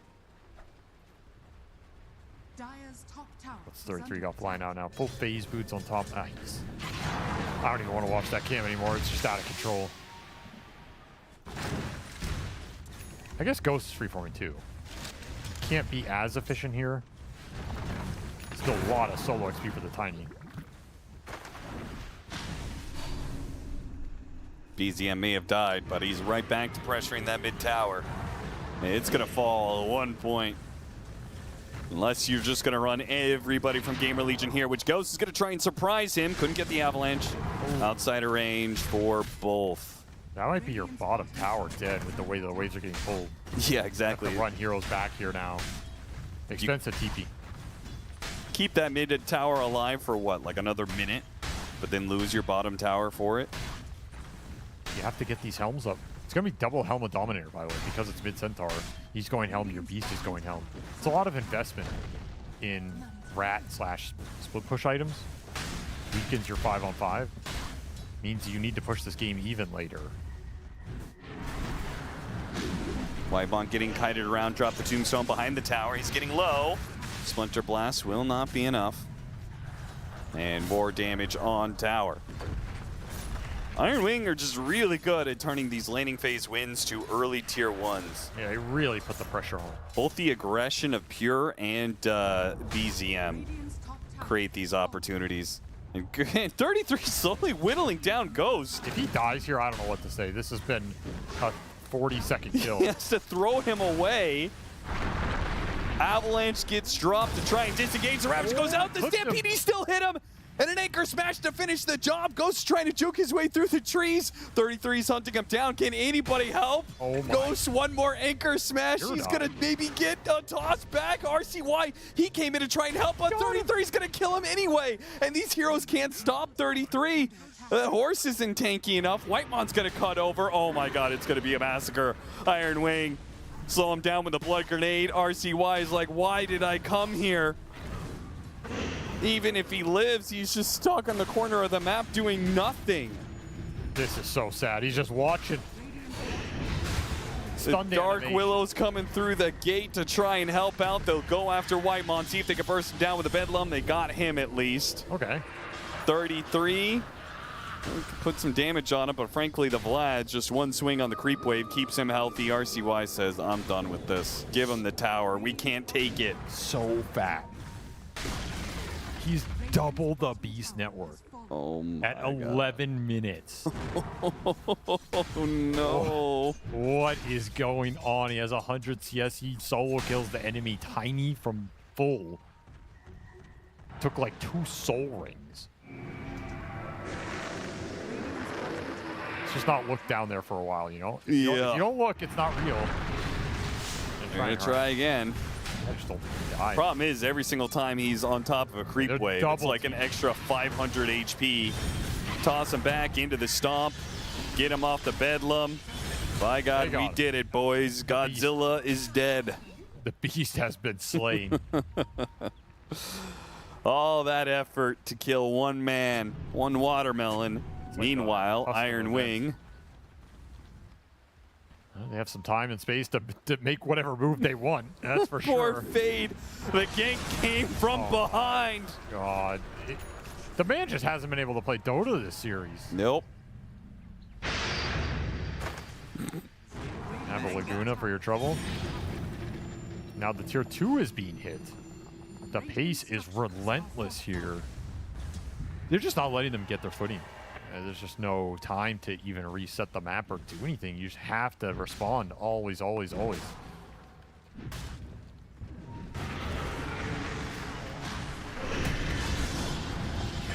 See the Centaur burst down supports. He is a threat when they're able to get the Bramble initiation. At least they're getting something for RCY here on the map. Oh, Centaur Stomp miss. Speed is down. RCY, now he's maybe in trouble. Does manage to curse Ari, slow him down a little bit, hit him with a bramble. They do have Fade coming in with the roar, and they burst down this Kez. Man, he's tanky with that Mage Slayer. They're just slowly whittling him down. It took so much to get there. But by God, they got him. That's a big kill. Stem the bleeding. Slow this game down. There's the big watermelon. You want none of that. Oh, threatening the Ravage. 33 thinking about it. Dragon Slave just casually being thrown out alongside a Laguna Blade, just throwing heroes back. Look at the zone control they have right now. Before the second Wisdom Shrine, they are zoning heroes out of the lanes by their tier 3. That is ridiculous. You have to imagine they want to contest this Wisdom. Oh yeah, they've got Ravage Tombstone for it. How do you fight?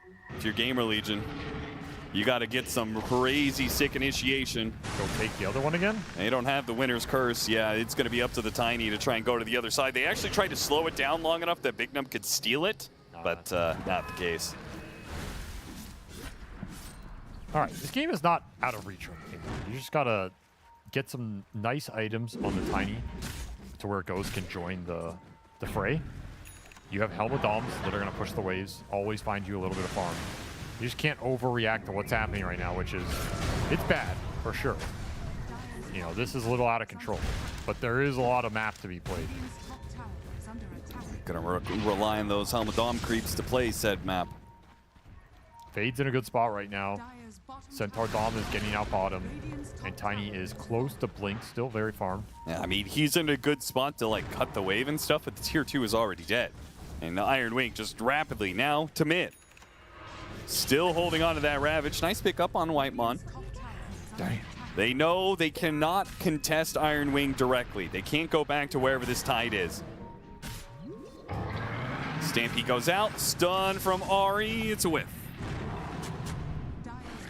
Get the Helmet Dom creep. 33 is a good small scheme. Wrap's already done. This is a build your own Wraith Pact right here. Yeah. One-man Wraith Pact. Lions, Wraps. Possess Mask. Go wherever you want. Do whatever Pure's you want. kind of low. You know, they actually catch Pure here. Oh, try to get him with the Ravage. Oh my God, they got him off the Bramble, but immediately Ravens fail. Quick Dispel. And have to terrorize to hit BZM. Pure's gonna pop out, kill Fade before he can hit the Roar. Smoothly played. Blink Dagger from Ari allows him to show up and get the extra kill, perhaps. Big Num, he does have Shadow Realm. Can't TP away. Cannot run. BZM runs him down for a double. Lead continuing to grow here. This trajectory has not shifted at all. Kickoffs are rolling in. No detection for that Kez. These Helms are ratting the map a little bit. But again, Fade is just so far behind. Playing this game 4v5. And the pickoffs keep rolling. No mana for Finger, though. It's kind of sad. And they can't stack too much for fear of the Winner's Curse, so Speed is trying to play it against them. Couldn't play the spacing quite right. He'll just create... Oh, he can get mana for the Finger now. Much of a nuisance, that's true. Oh, he doesn't want it. Okay. Little time bought. Blink is done for the Tiny. Ravage got used to try and kill RCY, I guess. Yes. Pretty casual attempt there from 33. That's how confident he's feeling. I don't think he really cares about holding this game. Yeah, exactly. Like, he can't hold the Ravage for a team fight because he knows GamerLegion will never take the team fight to him. You see Tide, you run away from Tide. That's the lesson of this game. Guess that pick was really good in the end. Ags is almost done here for PC. I'm going to be incredibly fast with all the extra pickoff gold. And get some Ags all around. They can Roche anytime as well with the Tide Undying. Deso almost done for the Kez, and then he will also go in Ags. Bignum, take the tower, do it. It only takes a couple of hits.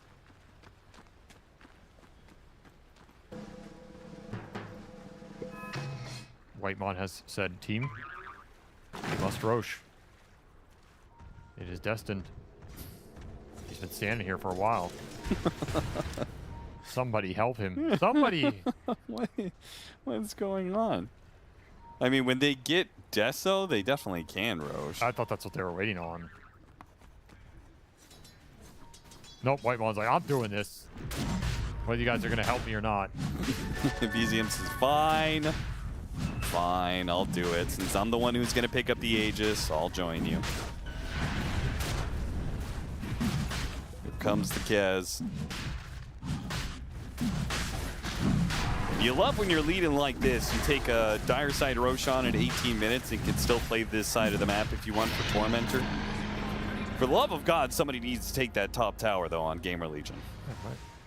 Maybe they're trying to get a kill off of it and kind of bait it a little bit. Someone lingering up here. One swing. Go. They'll swing. Swing on it. Swing on it. Thank you. Get that gold for your boy. Well, 5 minutes on the Aegis. Pure can play hyper-aggressive, control a lot of the map. The Tide Hunter can also control a lot of the map on his own, so you can kind of just play this kill squad with Delina and look for anything while these two guys do their solo thing. That is going to be a nasty Echo Slash hit. AoE Gush into AoE Deso Echo Slash hit. And that axe is already done for Tide, by the way. He's also already level 15, so he already has both of the Gush talents. That's where it's really debilitating. The level 21 adds even more. Can you go high ground here? Yeah, why not? I mean, you know GamerLegion are just only going to rat you for like the rest of the game. Good hit from the LSA, stops the Terrorize escape. Just drop the Tombstone and go. Who needs Tormentor? You just do tier 3. It's just so fast. Yeah, you said there hasn't really been too many teams just ending the game by 25. Iron Wing are trying to prove that wrong. I don't think you can stop this, to be honest. I guess you go for the toss-back play. Toss the Kez in, kill him twice near tier 4s. Tombstone's going to run out here. Hey, if they try and run in to help out the Kez, they'll set up a good winner's curse, potentially. This could be nasty. Toss back into RCY. Stomp Avalanche. Burst him down. That's 133. He's going to have to Ravage to try and bail out Pure here. Pure a little hop away. Grappling Claw. Man, he got out free. Nobody hit him with a stun there. Where was Terrorize? Where was Roar? Now the toss back onto Tide. He gets off the Ravage, and that's a dead Tiny for it. Ooh. Might still be able to get him down here. It's pretty low. Yeah, still holding on to this Roar from Fate. There's that Echo Slash. Just wipes out the Dark Willow. Ari with the two-man stun. A curse, though. Oh, unfortunately, the Bramble's going to stop him from killing Ari. Pure was aggroed, but sadly, the Bramble was holding him back. Nobody dies on Iron Wing. 2 different tossbacks. A lane of barracks taken, and Iron Wing, no casualties. That was not GamerLegion's finest fight. No. In terms of the execution, a lot of little things could have gone better for them there. Iron Wing, they went high ground against the Tiny very early, and they were not punished for it.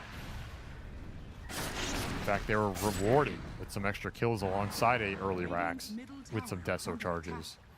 I mean, just the most ridiculous part was there's no way Kez should have gotten out so freely. That had to have been somebody stunning him. 33 has to Ravage them in order to bail out the Kez, but it was for sure not even required.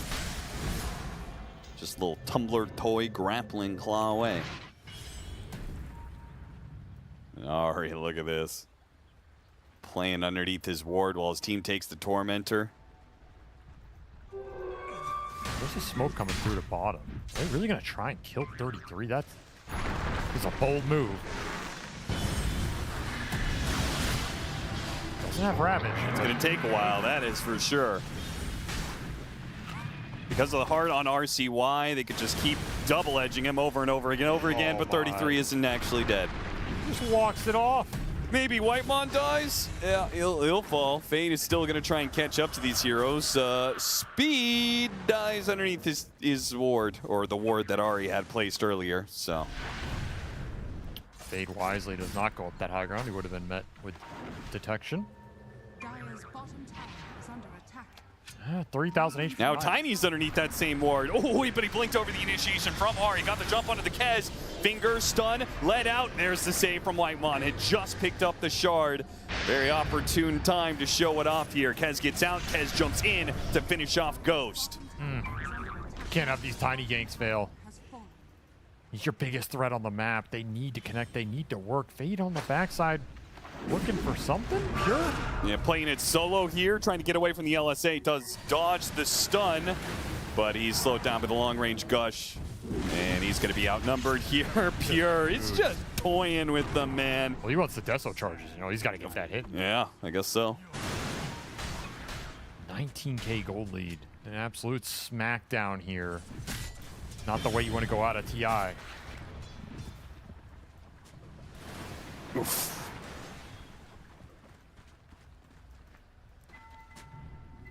Bounty.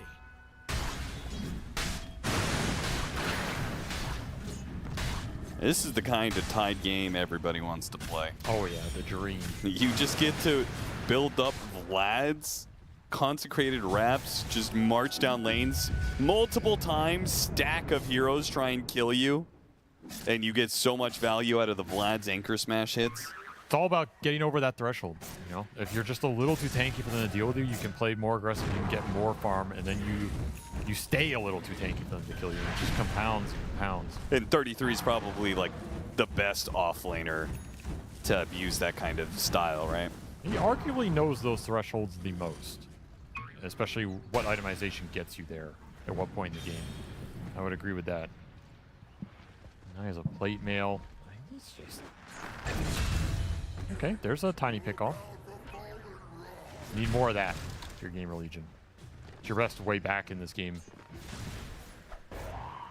Especially if you can find a core kill. It would be so juicy. Find this Lina or Kez for the tiny combo into chain stun. It's definitely doable right now.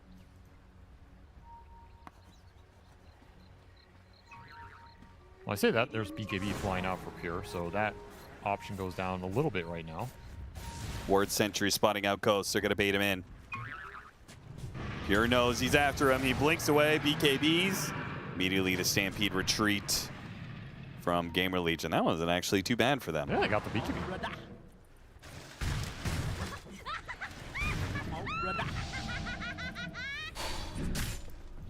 RCY needs the shard, so his mid-centaur with heart can start being more of a damage threat. They actually didn't fully TP out or anything. They're still going to stick around, not on this map. Gotta look for opportunities. But Iron Wing aren't going to give them pickoffs. They're saying if you want to fight, take a team fight against you if you want. Shadow Realm, go through the gate. TP away from the Tiny. RCY's out. Successful dodging right now. They were really begging him to go through the gate. Nobody on Iron Wing will oblige. We'll just march down the lane. Could go for another high ground push. Or wait out Roshan, which potential spawn time starts in 30 seconds. Definitely wait for Roche here. Another lane doesn't change the game. This will be RCY coming online with that shard. So he's capable of having a good team fight now. Get some cost backs, put some damage into him, build those double-edge stacks. I'm surprised Iron Wing are forcing this when the Roche spawn is available. Yeah, this is one of those plays that if GamerLegion, hard to win that fight, but if they could take the Roshan afterwards, I mean, it would be a massive turn of this game, which is a 21,000 net worth lead for Iron Wing. I almost feel like this is the only way that GamerLegion can turn the game. The opportunity is there, but how do they execute? 33 want to keep going, you're just going to settle for tier 3 and go play for the Roshan. Lanes are getting shoved by the Beastmaster right now. Yeah, they're going to chill, head back. Just an information play, you get a free tower. Lena will try and sneak a pick off here with Shadow Blade running down lane. They've got a ward. Do they have a sentry? Scan? Oh, what an opportunity that could have been. Hey, try and hit him with the roar, but he's already out. Here comes Raven's Veil, giving the vision on these heroes. Laguna Blade, Big Num might die to the slow burn. On the other side, Ari catches the Beastmaster. It looks like the Dark Will survived. The Beastmaster does not. If they had detection there. What a turn, yeah. Some of these opportunities, the margins are so thin. But they have been there, just unable to capitalize. And that'll spawn Roshan if Iron Ring want to do it. Big Num. Don't want to be here. Whitemon, ever faithful to Roshan's timers. You know what this is? Like Moonmander told him, guys, just do Roche, don't dive high ground. And Whitemon's like, I listen to the coach. Yes. Roche is up, I stand and pin until we do it. No high ground for me. Guys, Moon said we should do Roshan before we go high ground. Very disciplined. I'm sure Moonmander appreciates it right now. Do not want to throw this type of game. He's giving Whitemon a raise after this. Oh, yeah. That's banner Aegis. They give the Aegis to the Lina. They leave the banner in the pit. Classic. Pure literally stared at it for 3 seconds and just left it there. Come on, guys. It's a little ridiculous. Especially when you know you're going for the high ground push. Yeah, it's quite a good item now. The first one's kind of mad, but they don't really have anyone who can kill the banner. Radiant's middle tower is under attack. No, they do not.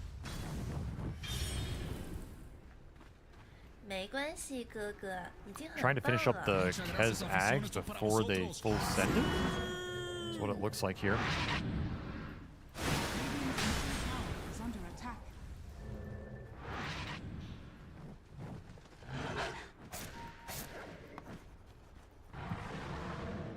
Can't go high ground, don't have a banner.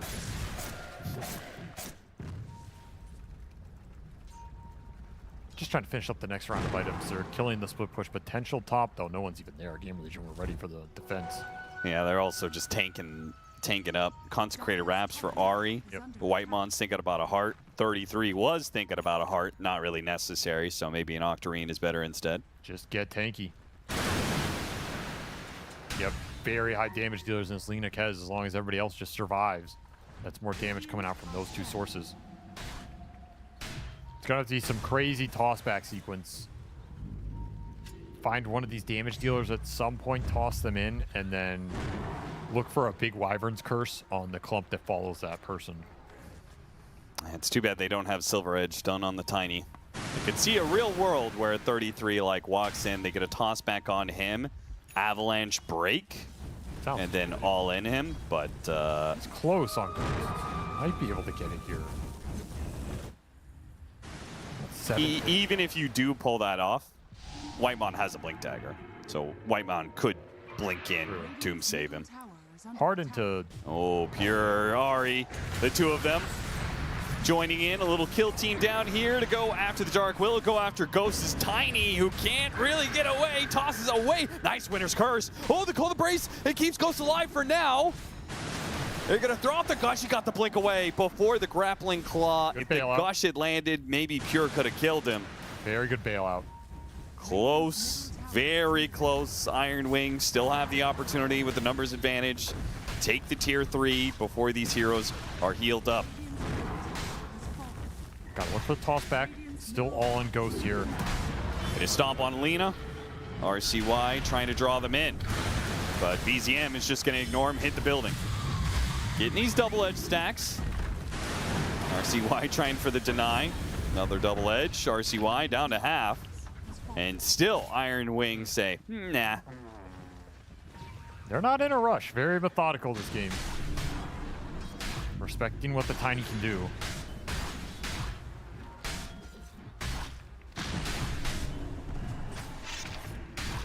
Aegis still up for a minute 30. You want to send it down that last lane. Level 20 for the Tide with the Octarine, so he has all the Gush talents online. 5 seconds there for the cooldown. Pretty brutal spell to fight into here if you can't bring this Tide Hunter down early on. Almost cost fade there.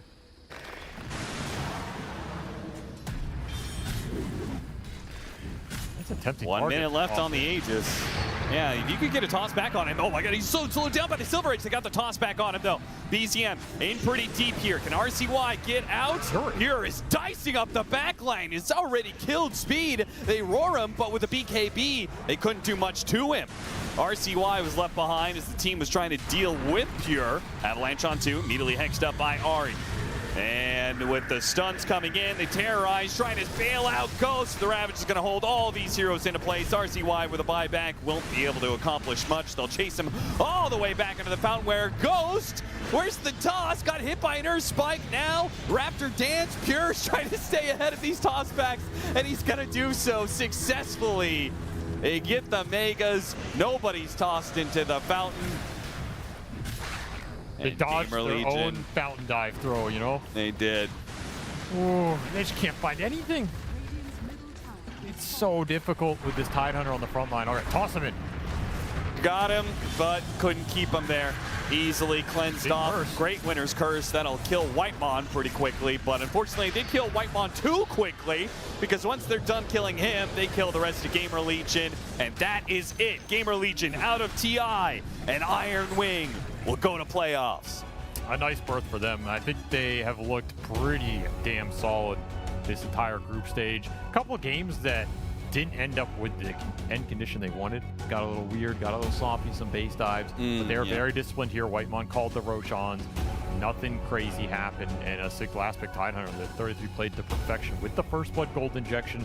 They weren't able to touch him with a Wyvern pick. That's kind of the downside of Wyvern sometimes. It's like you can't shut anybody down. You just have to play your game and kind of accept that they're also going to get theirs. Man, he just ran away with that completely. What a monster. And this is, I mean, what a way to be able to close it out. This is probably the easiest series for Iron Wing in this group stage. Yeah, they really demolished them. This was not GamerLegion's best series, probably their worst series at this TI. Yeah. And there's, it's when the pressure's the highest that can happen to you, right? They're an inexperienced TI team.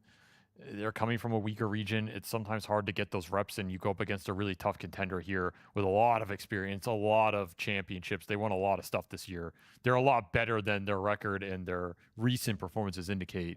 There's no shame in losing to this team.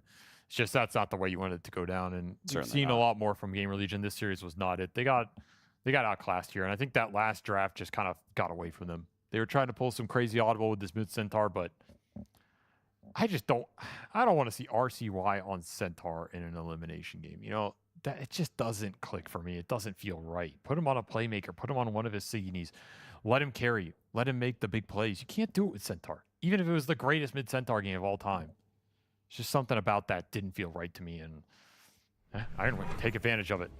Big 2-0 for them. Going to give them a lot of confidence, and they're going to be another one of these teams that, like, yeah, they had to fight their way onto that main stage, but you don't want to play this team. Yeah. You really don't want to play these guys. Especially the way they're playing, it looks so free.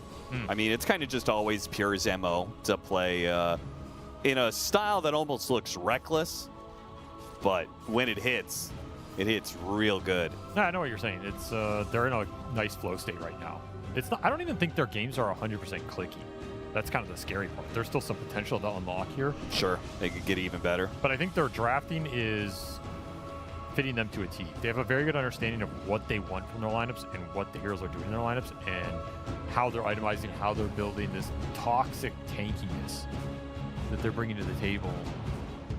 It's just looks miserable to play into. I think this Undying has to go up in ban priority against the squad. The Largo still has to be out, right? The Invoker's a problem. Pure's just going to have his choice of carries because a lot of the ban priority is going on those other roles. Like, they're a problem to draft against. And they sneak in some of these picks like the Tide that just become invincible and make the game unplayable. And you're like, well, I guess we can't win this game. We got to go next. You go next, they put something else in there. And you go, oh, well, maybe there is no next. So you really have to watch out for the squad. And they're going to be interesting to watch in this tournament. A really interesting team to watch in terms of learning from what picks are working. Can't give them Earth Spirit. I mean, the list is building. It is. It's kind of be growing for all the teams who do manage to make it to playoffs, and that's where it'll be interesting to see next week who gets called out on their picks. You know, your unstoppable Earth Spirit or your indomitable Centaur, whatever it is. Right. Right. You have to give some of these teams something. You have to have a plan against it, and we're going to see the best teams formulate and execute those plans. See what actually is the best heroes. And the team that wins TI is usually the team that can break some of these. Yeah. Not the team that just bans everything and somehow dodges all the powerful heroes, right? I think Vision definitely look capable of breaking anything right now. That goes without saying. But I think there will be some other teams that figure some of these out. We've already seen Centaur be exposed. We've seen the SF getting exposed a little. The Drow Ranger was being exposed. Toro was trying to first pick that hero, and it's just not working for him. These things can change really fast, and they change the fastest at TI because the meta develops so quickly, and people are always trying to figure out what works well because you don't have a lot of time to do it, right? These are the most important matches of the year.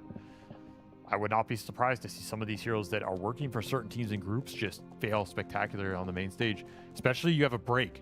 That's another consideration, right? What do you figure out over this break? Are you scrimming? Are you trying something? Are you going to give your scrim partners Earth Spirit and try and break it, go in a series, give it to Iron Wing, and they just demolish you with it, and you go, man, our ideas sucked, like they didn't work? Or maybe you break the Earth Spirit, and you have a massive advantage. So things like that are going to be very cool to watch here. That is the absolute MVP of this game, too. I mean, holy moly, that was the easiest MVP to give my life in that one. He just kind of like smash that bottom lane solo. They come back with like 3 heroes to try and stop him. His just Vlad's anchor smashing them. Even when they do kill him, it's just like, was that even worth it? Solo killed the Tiny from full in some elaborate minute-long chase. Yeah.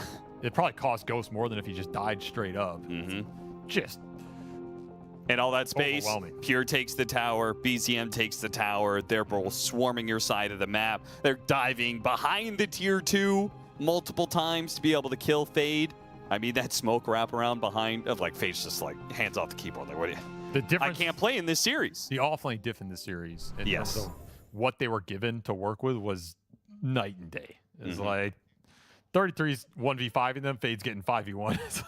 What do you want them to do? It was a really rough showing. So, yeah, sad for GamerLegion because they were a fun team to watch this season. I hope we see some of those guys in the future because they have some really skilled players. This was not their best showing, but that happens at TI.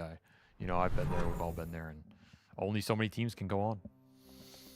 Well, here's the results from the B stream. We watched Boom Boys match up against Aurora first, and they did get that 2-0. The series was closer than this one, that's for sure, but Boom Boys did just look the better for it. Got their win over Aurora just like they did earlier in this season. They had a finals against each other, right? Boom Boys got the 3-0 over Aurora. They continue to cement that advantage. Only one match left between these deciders. Spirit did take out Resilience in that game 3, so no Chinese team on the main stage. And it's kind of looking like we might just have, outside of Boom Boys and Aurora having to match up against each other, we're just going to see all the favorites actually make it, which is rare for TI, right? Normally we have like at least 2 or 3 of the quote-unquote favorites not actually make it to top 8. And I still think that LGD Yandex series is a coin flip, because Yandex have not looked great at this event. And LGD are kind of feeling themselves at the tops and mid with some weird picks, and there's no pressure on them because they have a stand-in. I think that's a much closer match than it would appear on paper if you looked at that, 6 months ago. So that's gonna be a tight one, but man, this stage is set. There are a lot of good teams in that top 8. I don't think you could really point at anybody there and say they're weak, right? Like, no. I mean, some people are going to, say Nigma Galaxy are frauds. I think that's always the case because not necessarily frauds, but just like they give you the hopium and then at some point they hit a brick wall. And they've done well in group stages before. Exactly. But just happened. They looked really good in that Spirit series, and they obviously understand the meta super well. Yeah. And Lornoff is going giga chain ham. You don't want to play against this guy. So I have some faith that they're very good, and man, this is a very stacked TI. One of the most stacked in a long time, I think. Yeah, I was thinking about it. If Yandex goes, if Yandex managed to make it through and gets into form, it does feel like this is going to be one of the most stacked top 8s at a TI. For sure. No slouches. Everybody who were kind of favorites came to play. So that's cool to see. All right. Well, that is the closeout of Stream B. We're going to send you back over to Stream A. That is the final series left to watch. Yandex versus LGD. And meanwhile, thanks for watching.